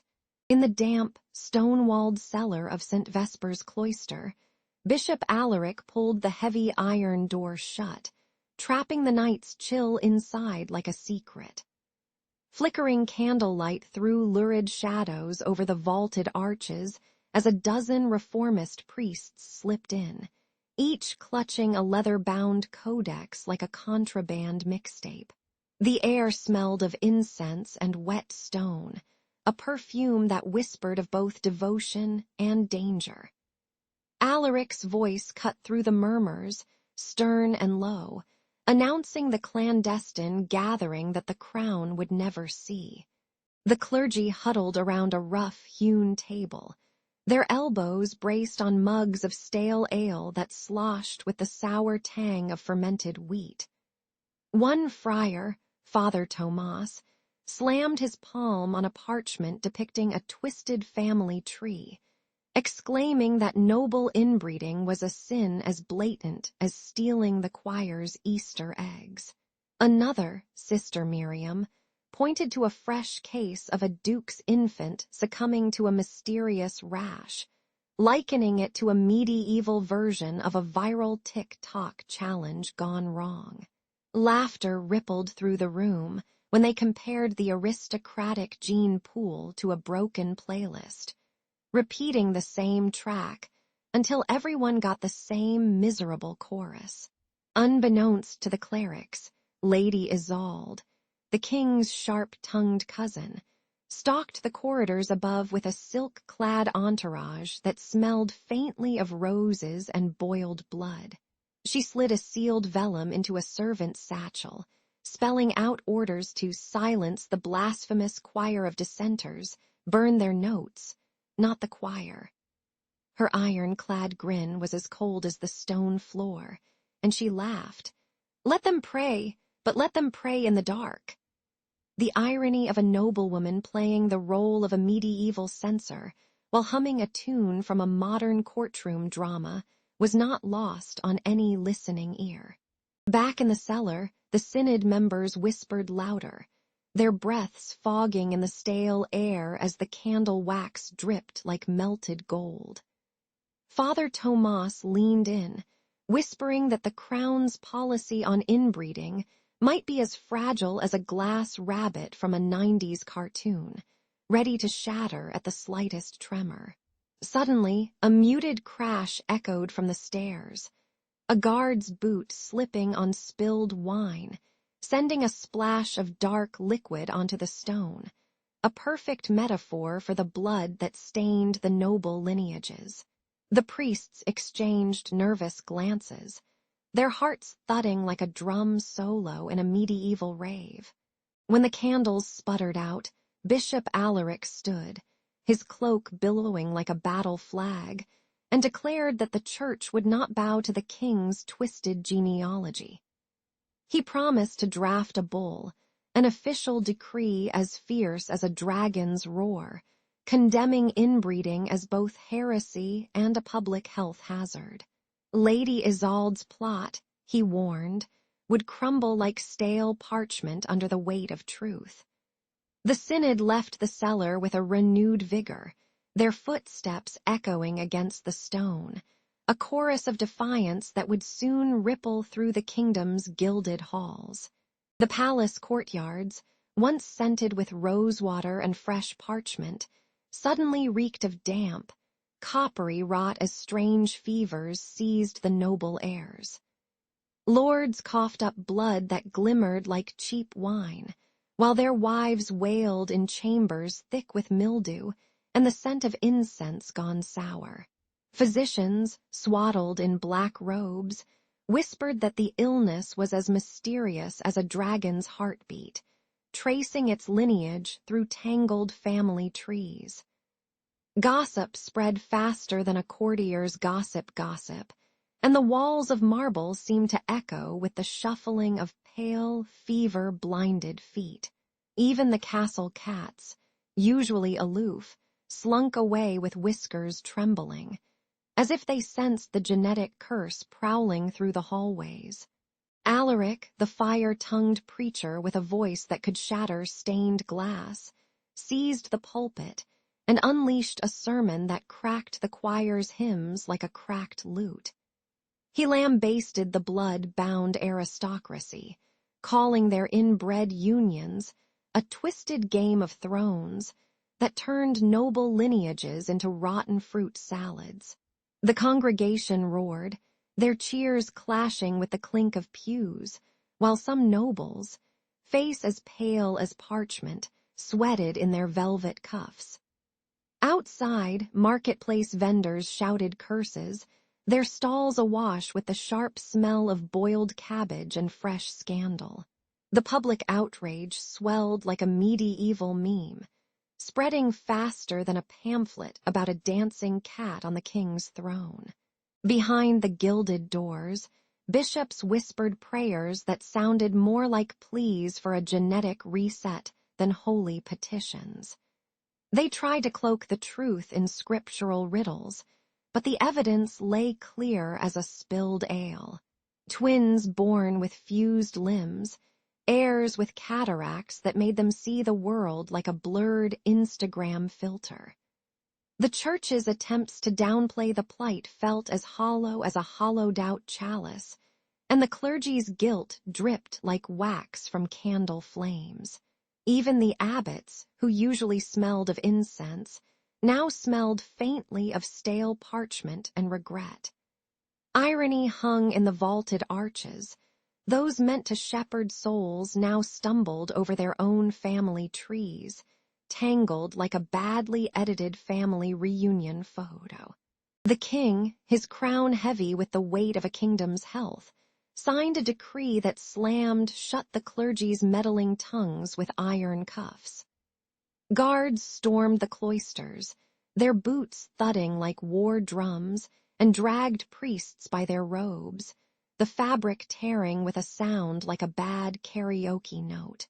The court's crackdown was as harsh as a winter wind through stone corridors, leaving a trail of spilled holy water that smelled like cheap vodka.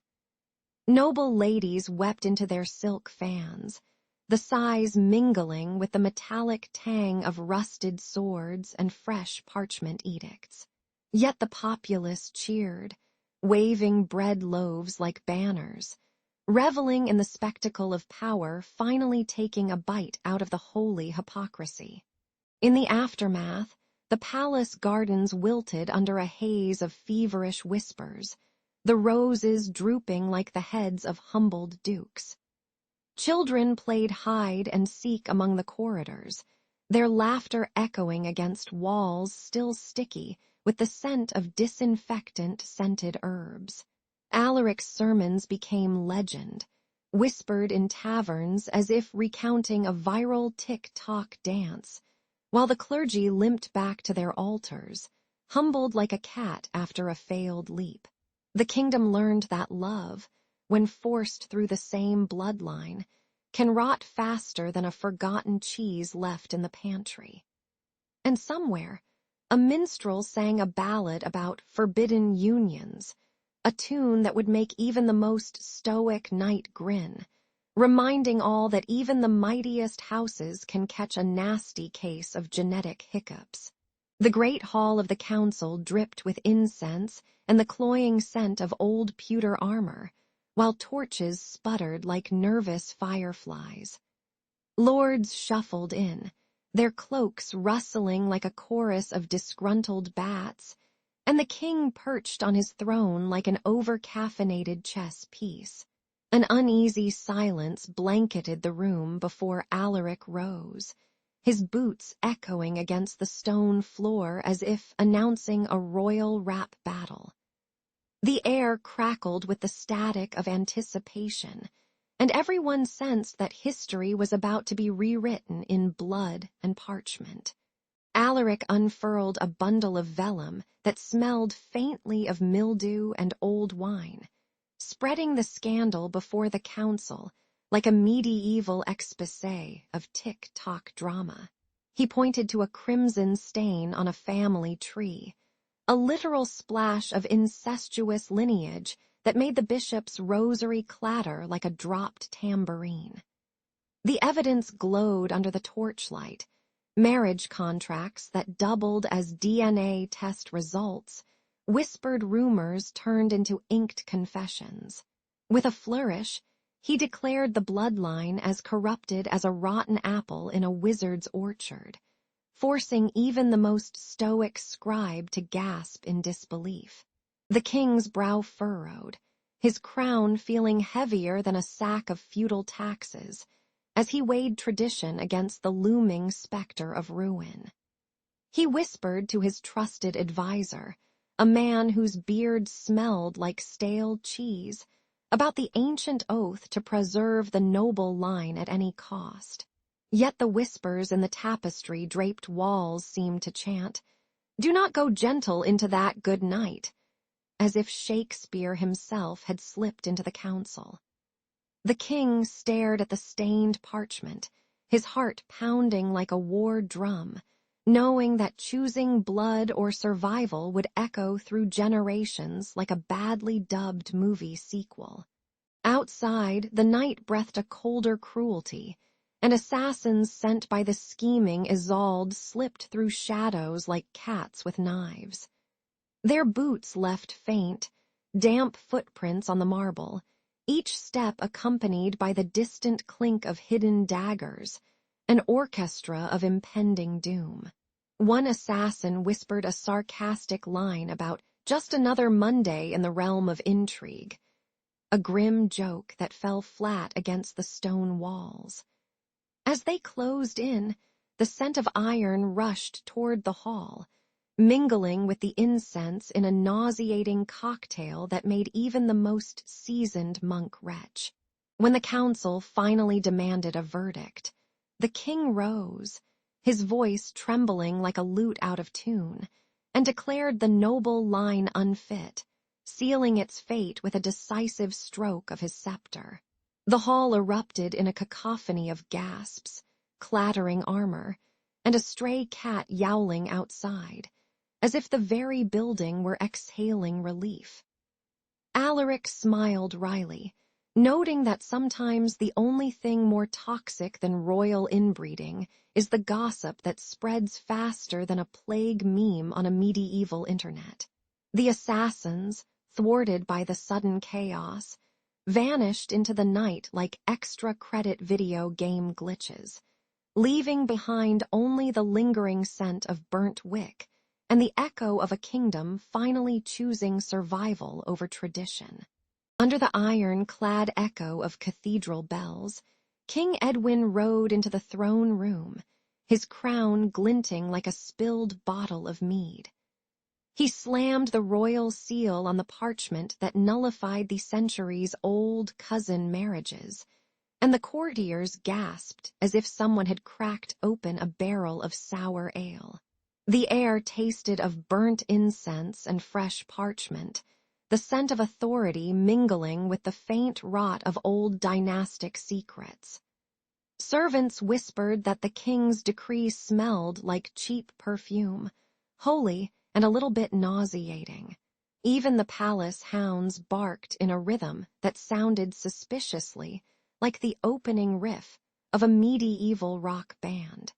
The high clergy, led by Bishop Alaric, who could recite the Psalms faster than a tick-tock clip, took the king's hand and pledged the church's guidance for the new order.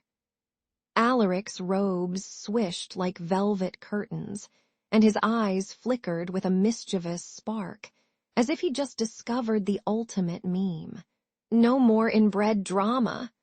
The council convened in the cloister's stone belly, where candles crackled, casting shadows that danced like drunk monks. They drafted reforms that banned blood-binding vows and replaced them with merit-based oaths, each word inked with the smell of fresh rosemary. A chorus of choir boys sang the proclamation, their voices rising like a rebellious Wi-Fi signal in a cathedral basement. From the ashes of twisted genealogies rose a fresh lineage, christened the House of Merit, its banner emblazoned with a roaring lion holding a quill. Because knowledge trumped nepotism. Young scholars, blacksmiths, and even former tavern brawlers were summoned, each bearing a token of skill, a polished sword, a glowing forge, or a well-worn ledger. The courtyard buzzed with the clatter of metal, the scent of oil, and the occasional shriek of a goat, reminding everyone that greatness could sprout from mud as well as marble. The king, now resembling a medieval version of a reality show host, proclaimed, "May your offspring be less tangled than my favorite sitcom plot twists." The crowd cheered, waving banners that fluttered like the opening credits of an epic saga. Weeks later, Alaric stood beneath a vaulted ceiling speckled with stained glass suns, his hands trembling with a holy jitterbug as the first child of this new union was born. The newborn's cry sliced through the incense-laden air, sharp as a lute string snapped in a tavern duel. Midwives swiped away the cloying scent of stale milk, replacing it with the sweet perfume of fresh lavender and the faint metallic tang of newborn blood. Alaric lifted the infant, whispering blessings that sounded suspiciously like the opening monologue of a superhero movie. With great power comes great responsibility, little one. The assembled clergy and nobles sobbed, some from joy, others from the realization that they'd finally escaped the family tree labyrinth that felt like a choose-your-own-adventure gone wrong. As the sun slipped over the eastern towers, its golden light painted the stone walls with a hue brighter than any royal tapestry, announcing a new dawn for the realm. The king, perched on his throne like a kingpin in a board game, smiled wryly, realizing he'd just turned the kingdom's plot twist into a feel-good finale. Laughter rippled through the halls, mixing with the faint clatter of a distant blacksmith hammering out a future forged on merit, not blood. The church's bells rang out, their chime echoing like a triumphant video game soundtrack, sealing the promise that no more incestuous scandals would haunt the kingdom's gossip. And somewhere, a humble baker whispered to his dough, "May this be the only thing that rises without a scandal." The sun bled gold over Lothmer's high stone walls as Master Aldrich slipped his scarred boots into the royal carriage, his satchel clanking with jars of herbs and a battered copy of Galen. The road smelled of horse sweat and loam, the distant clang of a blacksmith's hammer beating a rhythm like a medieval drum solo. He was summoned by a royal decree stamped with a royal seal that looked suspiciously like a dragon in a medieval meme. The kingdom buzzed with gossip, but Aldrich's mind was already humming like a lute tuned to the key of curiosity. He imagined the court as a stage where the king's council would perform a drama of blood and destiny. Rumors had curled around the noble house of Valor like a poisonous vine, whispering of children born with pallid skin and eyes that blinked like shutters in a storm. The peasants blamed a cursed humoral imbalance, too much black bile, not enough choler, while the scholars muttered about hereditary humors as if it were a spell from a wizard's cookbook. Aldrich knew the old doctrine.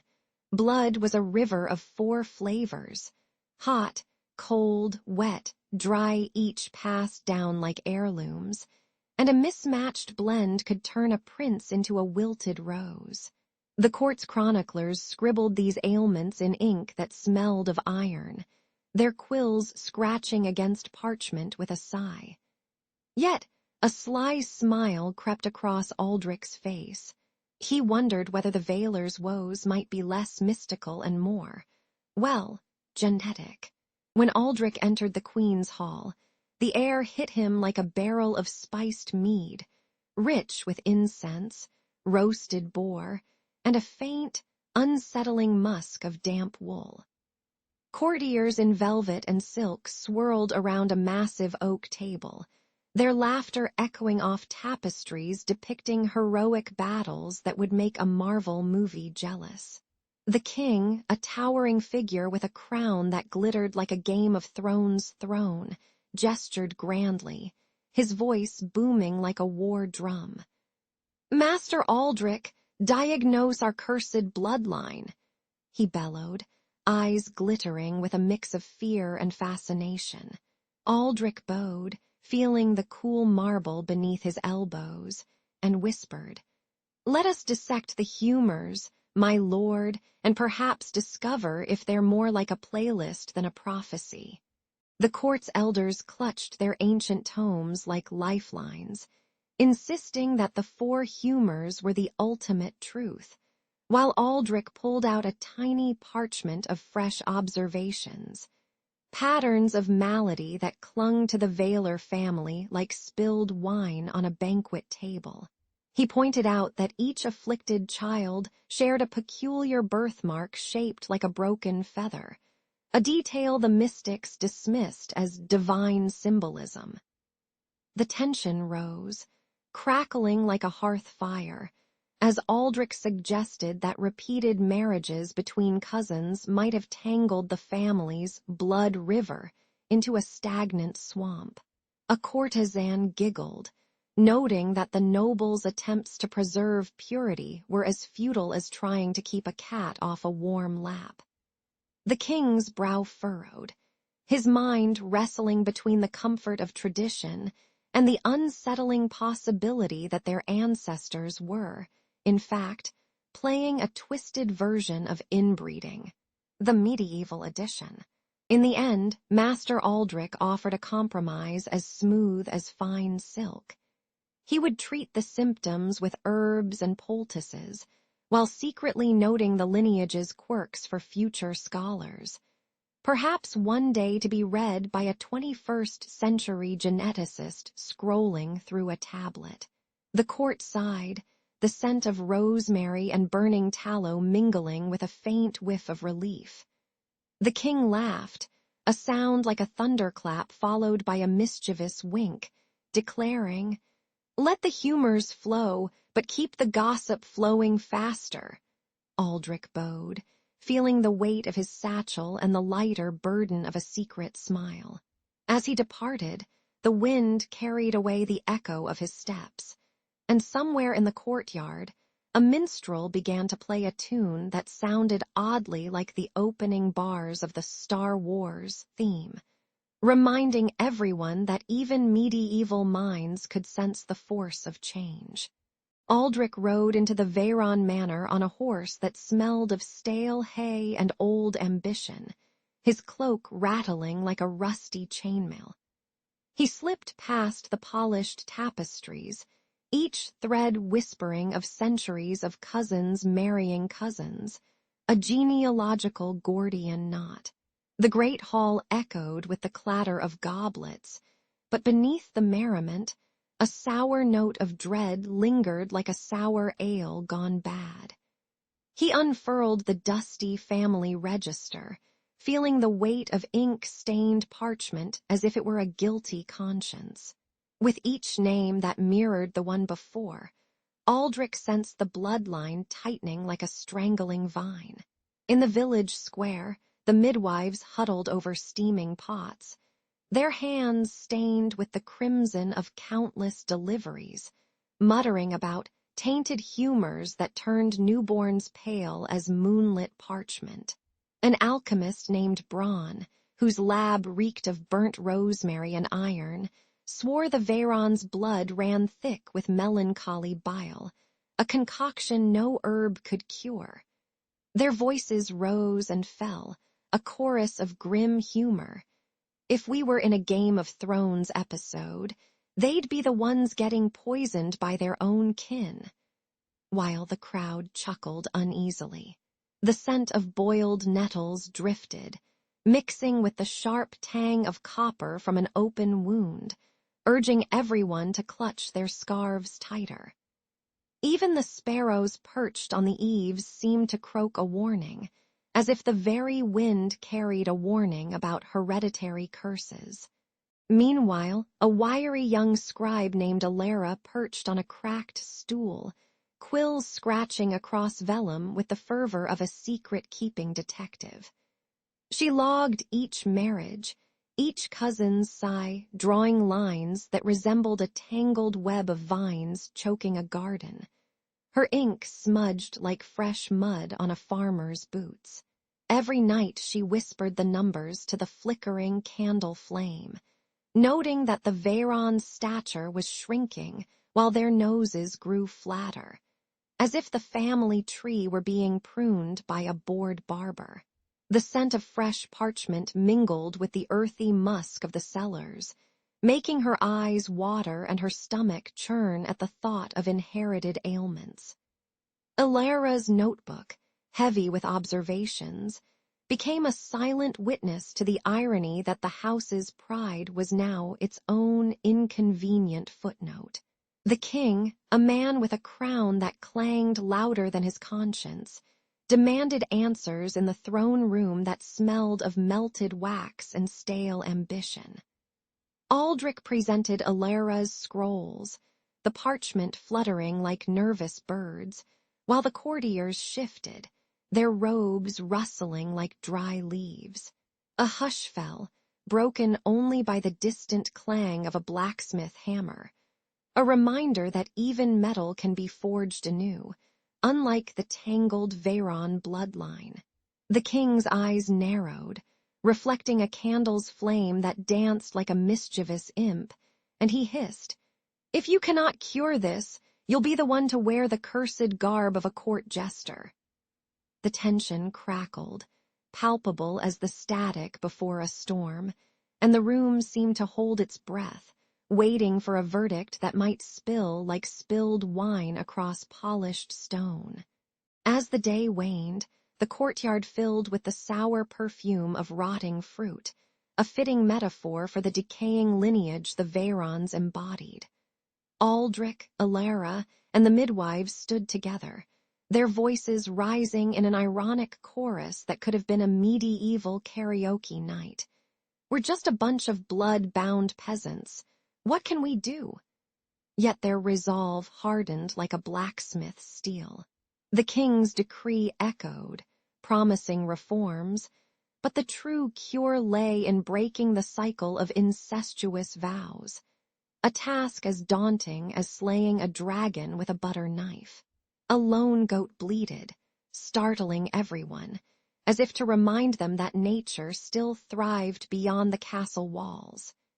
In the end, the whispers of the bloodline turned into a clamor for change, leaving the Veyrons to reconsider whether love truly knows no bounds, or merely knows how to bind itself in a knot too tight to untie.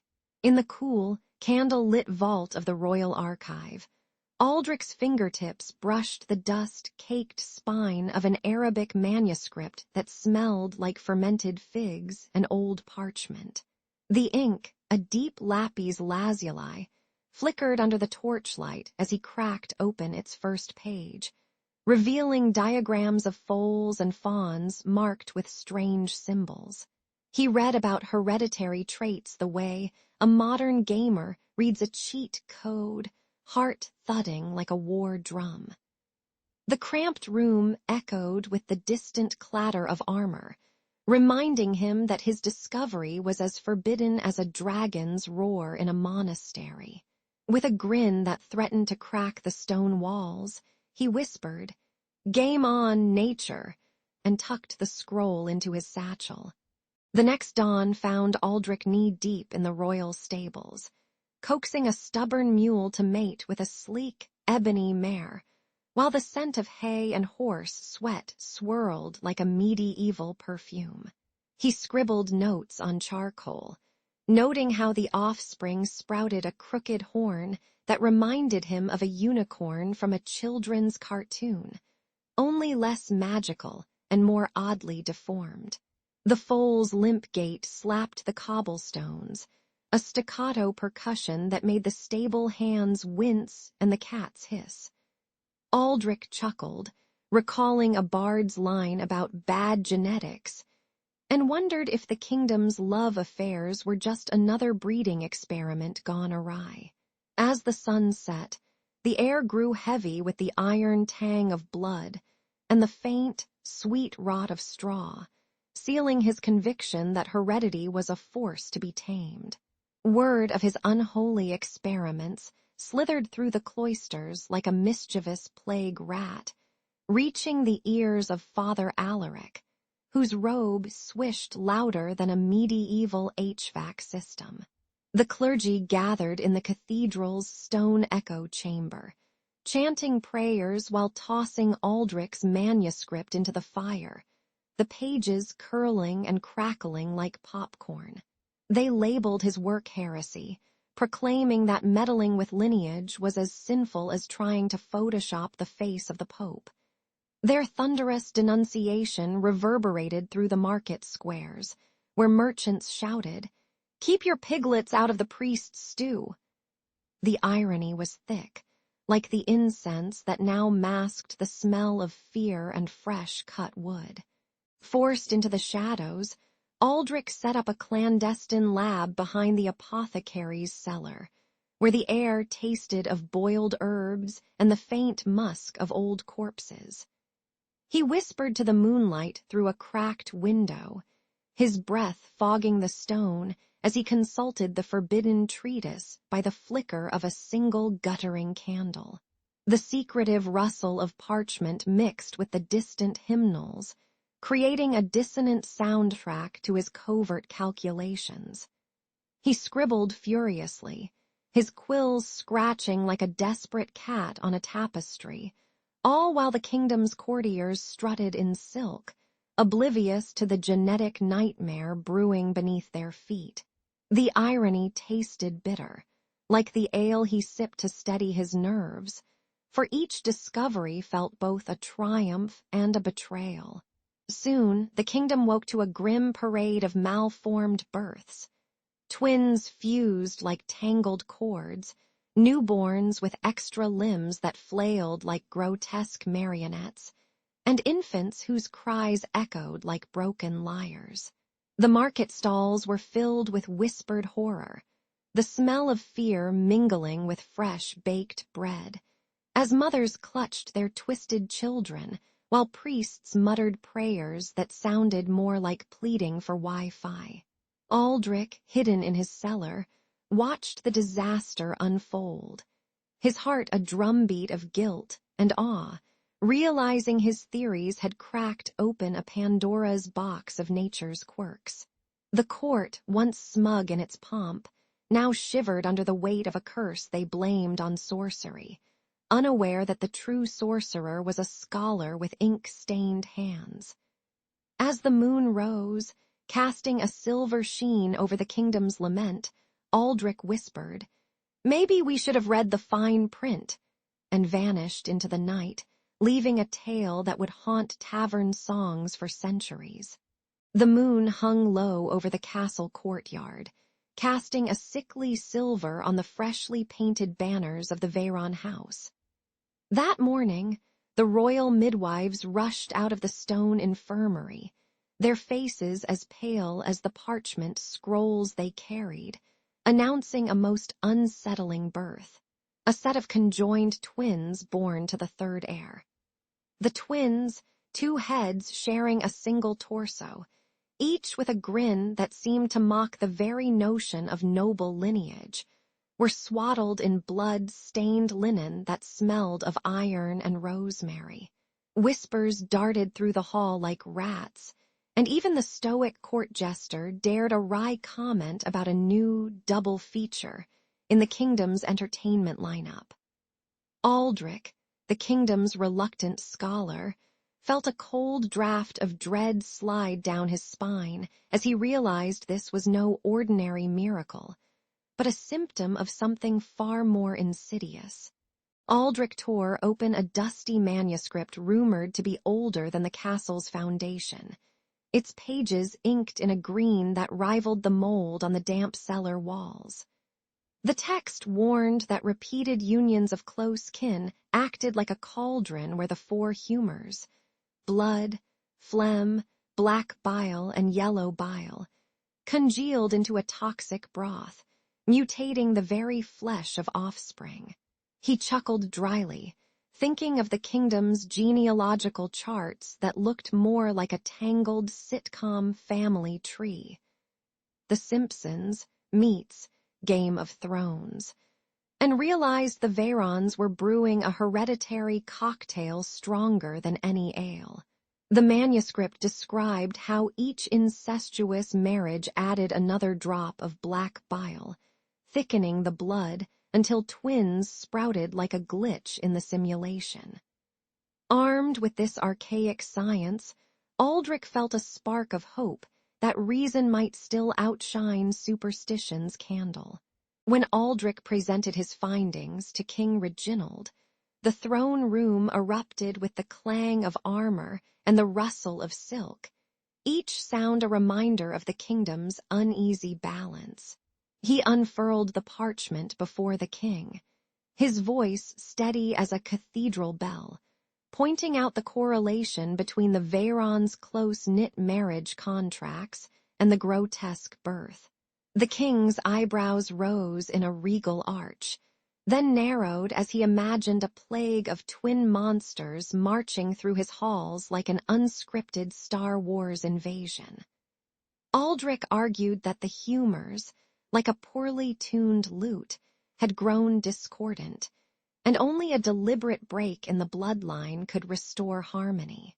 The air grew thick with tension, the scent of burnt incense mixing with the metallic tang of fear, as the two men locked eyes, science versus superstition, each waiting for the other's next move. King Reginald, however, clutched his rosary tighter than a miser with his gold, invoking ancient omens and the angry spirits of forefathers long dead. Priests entered, chanting in low, throbbing tones that seemed to vibrate the stone walls, while the palace cooks tossed extra chicken bones into the broth to appease hungry ghosts.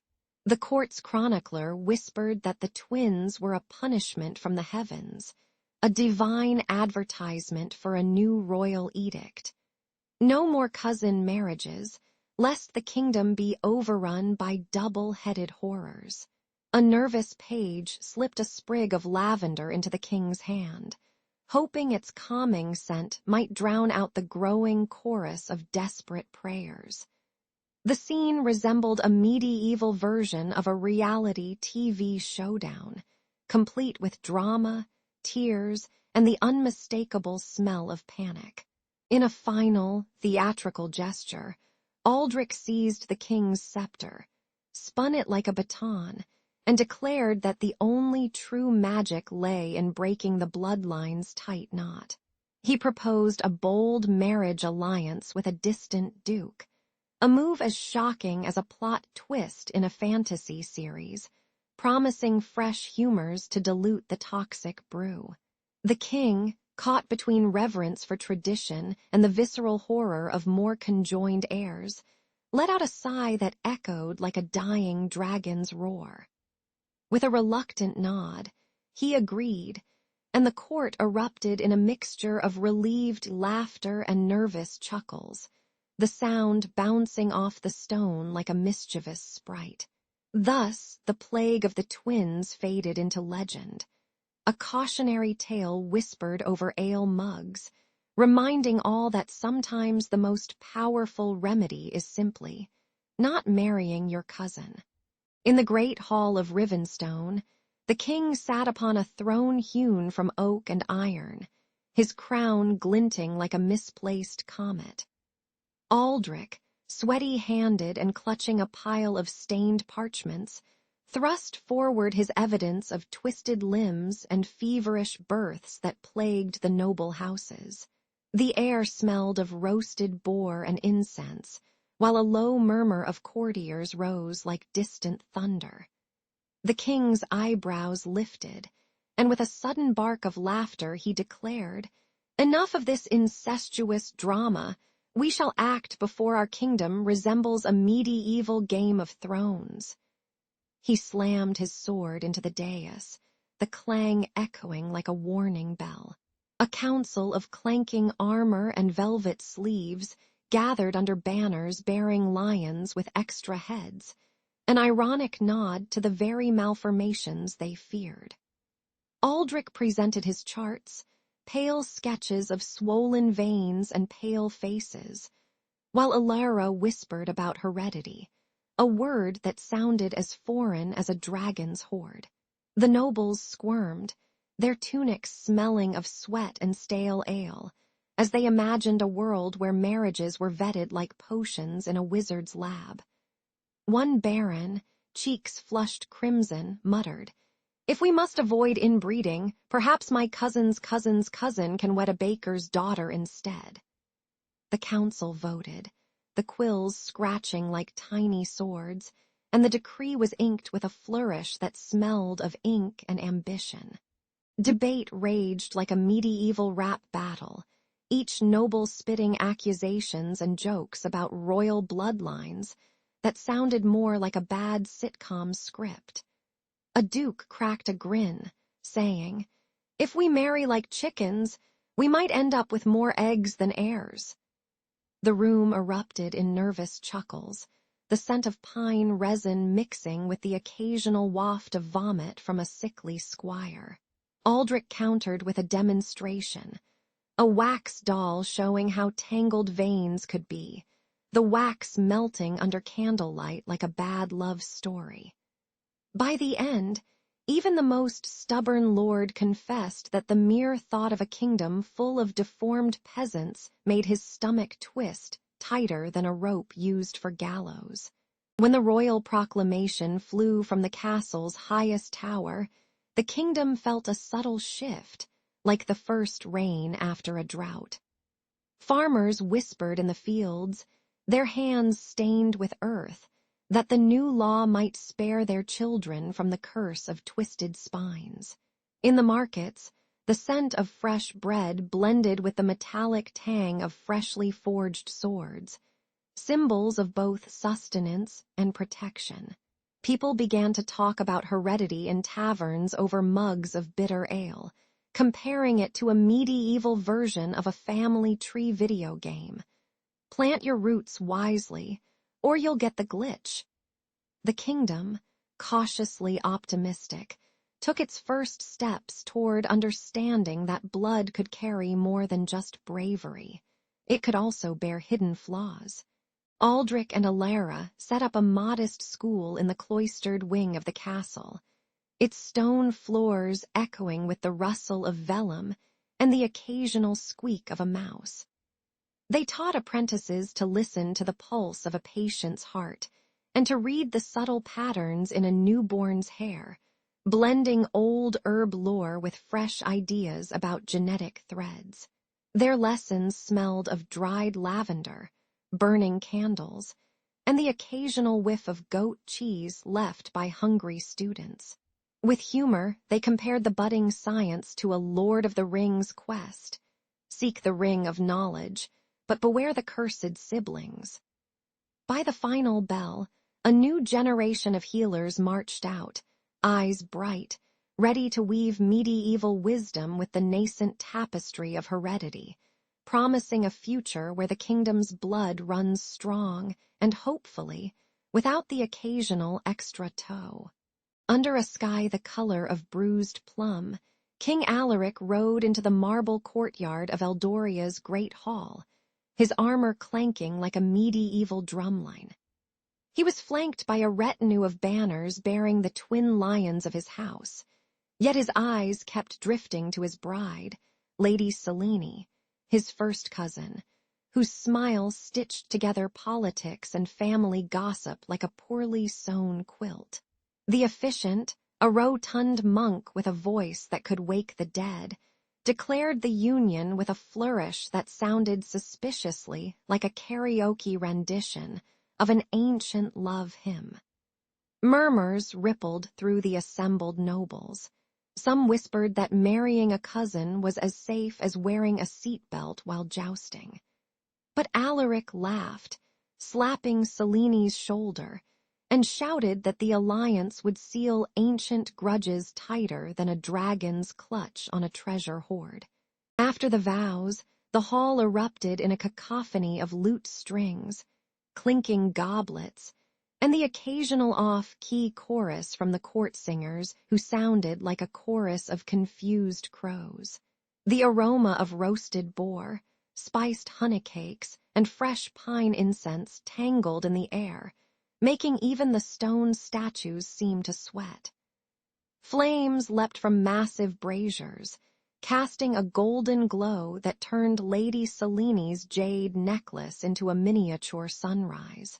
Jesters performed a slapstick routine, tossing pies that splattered like volcanic ash, prompting the Duke's nose to twitch in delight and disgust.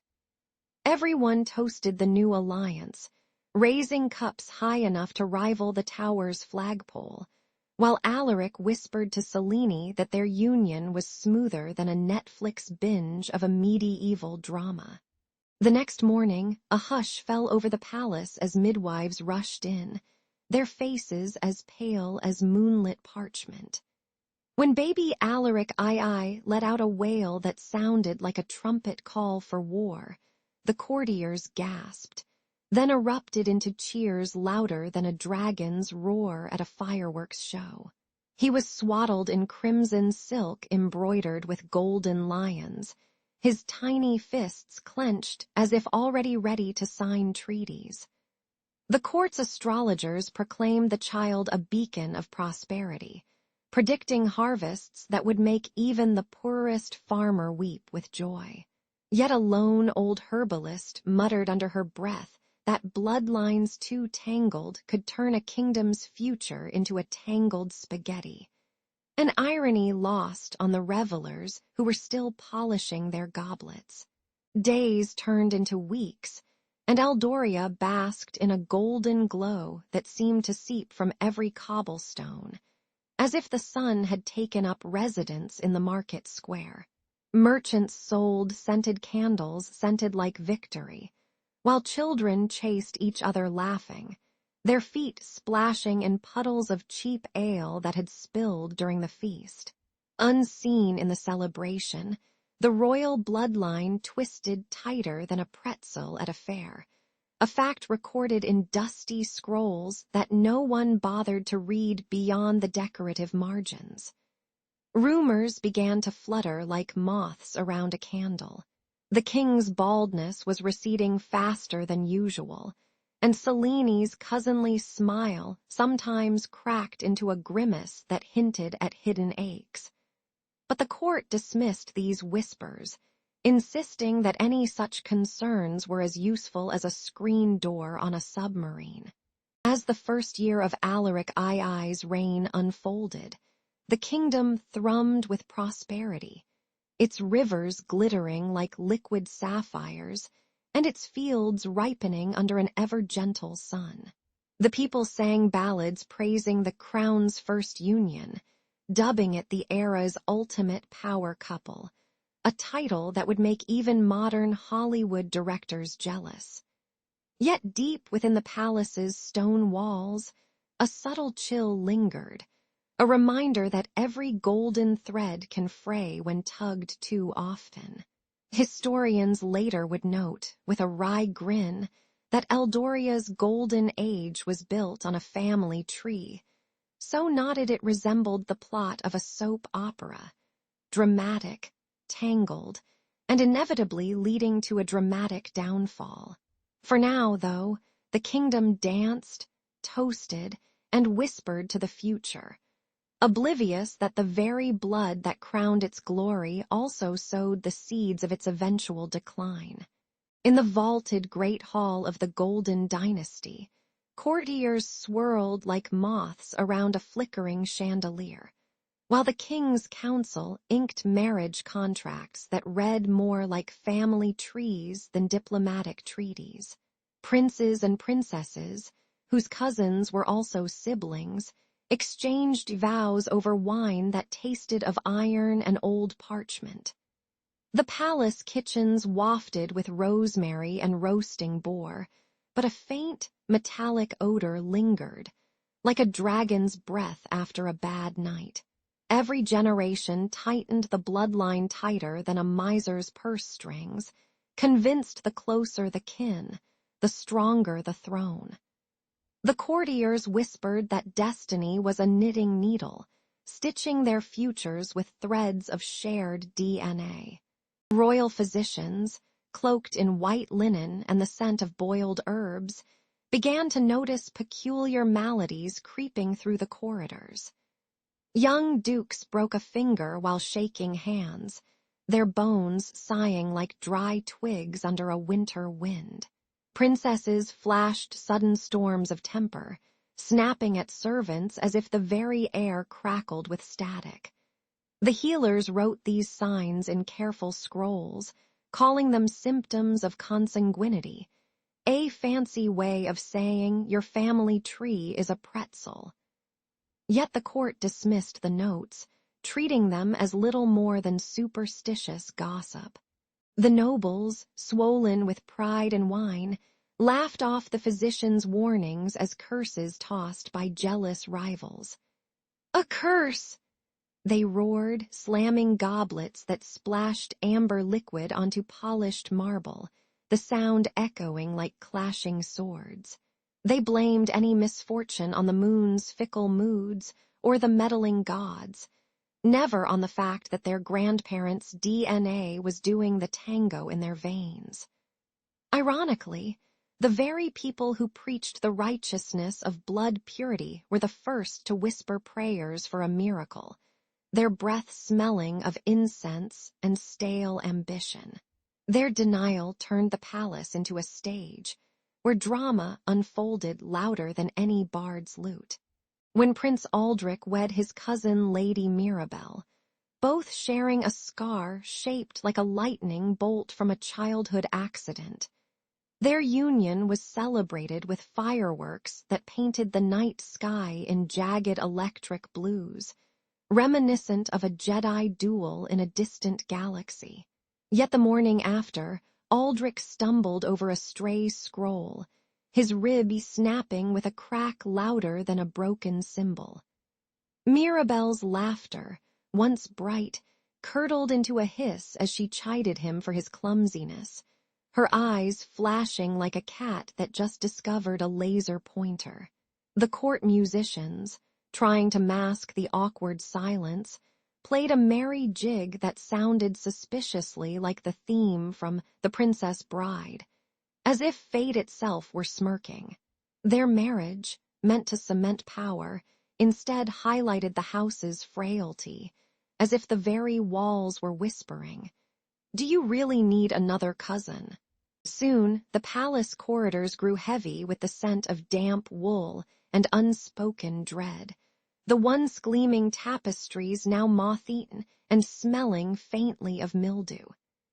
Children with fragile limbs tripped over cobblestones, their cries echoing like a broken music box playing a mournful lullaby.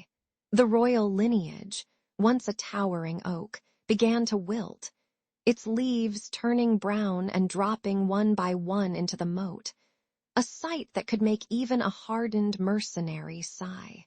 On hushed evenings, the old king stared at his reflection in a tarnished silver goblet, seeing not a ruler but a weary actor in a tragic sitcom where the punchline keeps looping back to inbreeding.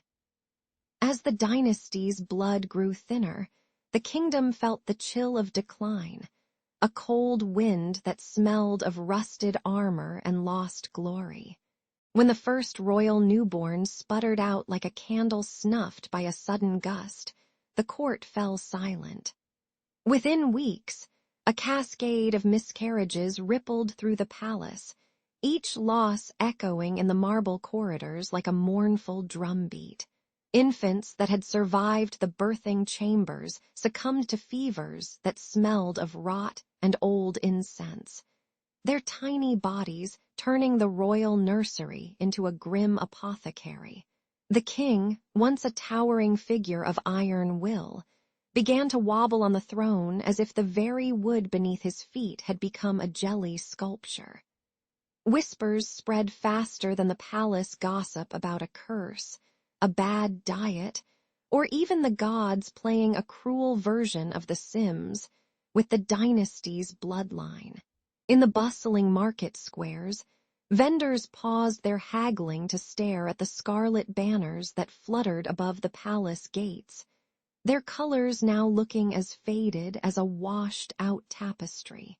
Mothers clutched their newborns tighter, listening for the faint whisper of a death cry that seemed to linger in the cold stone air. The bakers swore the dough rose slower, as if the very wind carried a sigh of mourning that tasted like sour rye. A troupe of jesters, ever daring, began a new routine titled The Royal Flush, juggling empty cradles and mock crowns, drawing nervous chuckles from a crowd that feared any laugh might summon another doom. Even the palace cats, usually aloof, prowled the corridors with fur bristling, their eyes wide as if they'd seen a specter reading the family tree. All the while, the palace guards muttered that perhaps the gods were simply playing a prank, like a medieval version of Game of Thrones meets The Bachelor, where the final rose never arrives. Across the river, House Valen watched the chaos unfold from their fortified hill, sipping spiced wine while their banners fluttered like impatient eyebrows. Their lord, a sharp-tongued schemer with a mustache that could have been a ruler, saw opportunity glittering in every vacant seat of power. He sent envoys cloaked in silk, bearing gifts of honeyed figs and promises of stability, their words as sweet as the treats, but as slippery as an eel in oil. The people, starved of certainty, lapped up the whispers like rain after drought, and soon the Valen's seal appeared on tax rolls and marriage contracts alike. Even the royal guards, once loyal as stone lions, began to wonder if they should swap their polished swords for Valen's softer, more persuasive scrolls, a irony not lost on anyone with a sense of sarcasm. Inside the crumbling palace, corridors reeked of mildew and old blood, the scent a reminder that the house's glory was now as stale as last week's banquet leftovers. Servants whispered that the king's once thunderous decrees now sounded like a dial-up internet connection, loud, screeching, and hopelessly outdated. A lone minstrel, perched on a broken column, sang a ballad about a crown that hiccuped, likening the lineage's plight to a video game character stuck on a glitchy level that wouldn't let you save. The rival courtiers, smug as cats that got the cream, strutted through the throne room in shoes polished to a mirror shine, their laughter echoing off the tapestries like the clink of coins in a miser's chest. And somewhere in the farthest tower, a young princess stared at the night sky, her eyes reflecting the same cold stars that once guided explorers, now wondering if destiny had swapped her map for a blank cheat code. Soon the kingdom's heartbeat slowed, each pulse thudding like a dying drum in a tavern after the ale ran out. Fields that once sang with the rustle of wheat now whispered of neglect, the harvests bowing to the weight of a ruler whose mind flickered like a candle in a storm. The rival house, having slipped its fingers into the royal tapestry, began stitching new patterns, their colors bright but tinged with the bitter taste of usurped legitimacy. Historians later would call the era the whispers of weakness, a phrase that sounded like a soft lullaby but hid the rotting teeth of a dynasty that forgot to mend its own cracks. And so, as the last royal heir vanished into the annals like a badly edited sequel, the kingdom learned that inbreeding isn't just a family drama. It's a full-blown tragedy that even the gods would binge-watch with popcorn, shaking their heads at the human penchant for self-sabotage. In the dim glow of sunrise, Prince Dorian slipped into his chambers, clutching a goblet of honeyed wine that smelled sweeter than the queen's perfume. Within hours, a fierce, crimson fever erupted from his throat, painting his skin like a battlefield map of bruises. Courtiers whispered that the ailment bled from his pores, as if his veins were trying to escape a family curse. The palace physicians, wielding leeches and prayers, fought a losing battle against a disease that seemed to have been scripted by a medieval horror film. By noon, the once radiant heir lay unmoving, his crown slipping from his brow like a bad punchline. News of Dorian's death cracked through the stone corridors like a thunderclap at a royal banquet, and the kingdom's fragile peace dissolved into a chorus of clashing swords. The northern barons, who had been sipping spiced mead in secret, roared for the throne, while the southern lords, accustomed to silk and intrigue, plotted under candlelight. Each faction raised banners emblazoned with ancestral crests, their colors splashing the sky in a gaudy sunrise of chaos. Merchants huddled in market stalls, swapping rumors as readily as they swapped copper coins, their voices rising above the clang of armored boots. In the palace courtyard, the once proud fountain sputtered, spewing scalding water that hissed like a disgruntled dragon. The root of this carnage lay hidden in the royal bloodline's twisted love letters, marriages between cousins, uncles, and distant cousins, all in the name of purity. Generations of inbreeding had turned noble features into grotesque caricatures, elongated noses, brittle bones, and a mysterious propensity for bleeding at the slightest provocation. Ironically, the very trait that made them royal also rendered them susceptible to the hemorrhagic fever, as if nature were playing a cruel game of mortal combat with the crown. Courtiers now whispered that the disease was the kingdom's overdue genetic reboot, an ugly but efficient patch update. Even the court jester, always ready with a grin, muttered, "Guess the royal gene pool finally got a fatal error," before slipping a hand over his own trembling throat.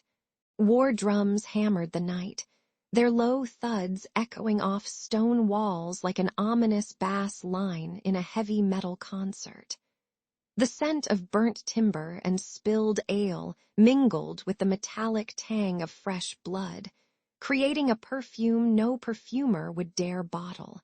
Soldiers clashed in the streets, their armor clanging like a chorus of angry tin cans while banners fluttered like exhausted flags at a rock fest. Amid the chaos, a stray pigeon, perhaps the kingdom's only surviving emblem of peace, pooped on a commander's polished boots, prompting a chorus of curses that sounded suspiciously like the chorus from a 90s sitcom laugh track. Yet, through the carnage, some villagers gathered around a fire, swapping stories of Dorian's charm, their laughter a bitter aftertaste to the surrounding mayhem. When the dust finally settled, the throne sat empty, a cold marble seat that seemed to sigh under the weight of its own absurdity. The once gleaming crown, now dented and stained, lay among the rubble like a relic from a lost video game level. Survivors whispered that the kingdom's decline was a cautionary tale. Too much inbreeding turns a majestic dynasty into a tragic sitcom, where the punchline is a crown that can't be passed on. In the quiet aftermath, the palace gardens grew wild, their vines twisting around the broken statues, as if nature herself were rewriting the royal script. And somewhere, beyond the ruined walls, the river kept flowing, indifferent to human folly, humming a tune that sounded oddly like the theme song of a forgotten epic saga. When the last king of the Crimson House limped off the throne, the marble halls of Eldoria resonated with the clatter of broken crowns and the whiff of stale incense. Scholars in threadbare robes gathered beneath flickering torches, their eyes brighter than the dust-covered scrolls they consulted. Across the border, allies from the sea-born Republic of Marrow arrived, their sails still smelling of brine and burnt fish. Together they formed a council that sounded less like a parliament and more like a wild kitchen crew trying to bake a cake without a recipe. The old dynasty's decay had finally boiled over, spilling out like a cursed stew onto the palace's cracked tiles. The council declared that the next royal line would be forged from diverse unions, a phrase that made the ancient court jester snort into his goblet of sour mead. They invited nobles, merchants, even a wandering minstrel with a lute that sounded like a cat in a laundry basket, to mix bloodlines like a DJ mixing vinyl. No longer would cousins marry cousins. Instead, they encouraged matches as unexpected as a dragon dating a baker. The decree was read aloud in the great hall, echoing off stone arches, while the scent of fresh pine needles wafted in from the open windows. Everyone cheered, though some elders muttered that this sounded like an episode of a reality show called Royal Blood, Mixed Edition. The first marriage under the new edict took place at sunrise, when the sky blushed pink like a ripe peach. Lady Selene, a scholar with ink-stained fingers, wed Prince Rylan, a foreign envoy whose armor still carried the metallic tang of distant mines. The ceremony erupted in a chorus of clinking goblets, a choir of laughing children, and the occasional moo from a herd of goats that had been herded into the courtyard for luck. The bridesmaids tossed bouquets of wild rosemary, whose sharp scent made the guests' throats tingle, while the groom's attendants offered him a steaming cup of spiced tea that smelled like a secret agent's briefing room. Even the palace cat, Sir Whiskers, strutted down the aisle with the confidence of a catwalk model, pausing to stare disapprovingly at the glittering rings. Weeks after the union, the palace began to feel less like a tomb and more like a bustling marketplace. Courtiers no longer sneezed from the oppressive incense of old. Instead, fresh herbs mint, basil, and a dash of lavender perfumed the air, making each breath feel like a mini vacation. The royal physician, a grizzled veteran who used to diagnose ailments by tasting the dragon's breath, reported that the newborn heir's skin glowed like polished amber, free from the mottled spots that plagued his predecessors. Servants whispered that the kitchen's stew now tasted like victory, not like the stale broth of the past, and even the rats seemed to scurry in a more dignified, less desperate fashion. In short, the palace's pulse had steadied, thumping with a rhythm that felt oddly similar to a pop song's beat, catchy, hopeful, and impossible to ignore. As the sun dipped behind the emerald dunes, casting a golden halo over Eldoria, the council raised their glasses to toast the new dawn. The clink of crystal rang like a promise, while the distant drums of marching troops sounded like a marching band on a parade float.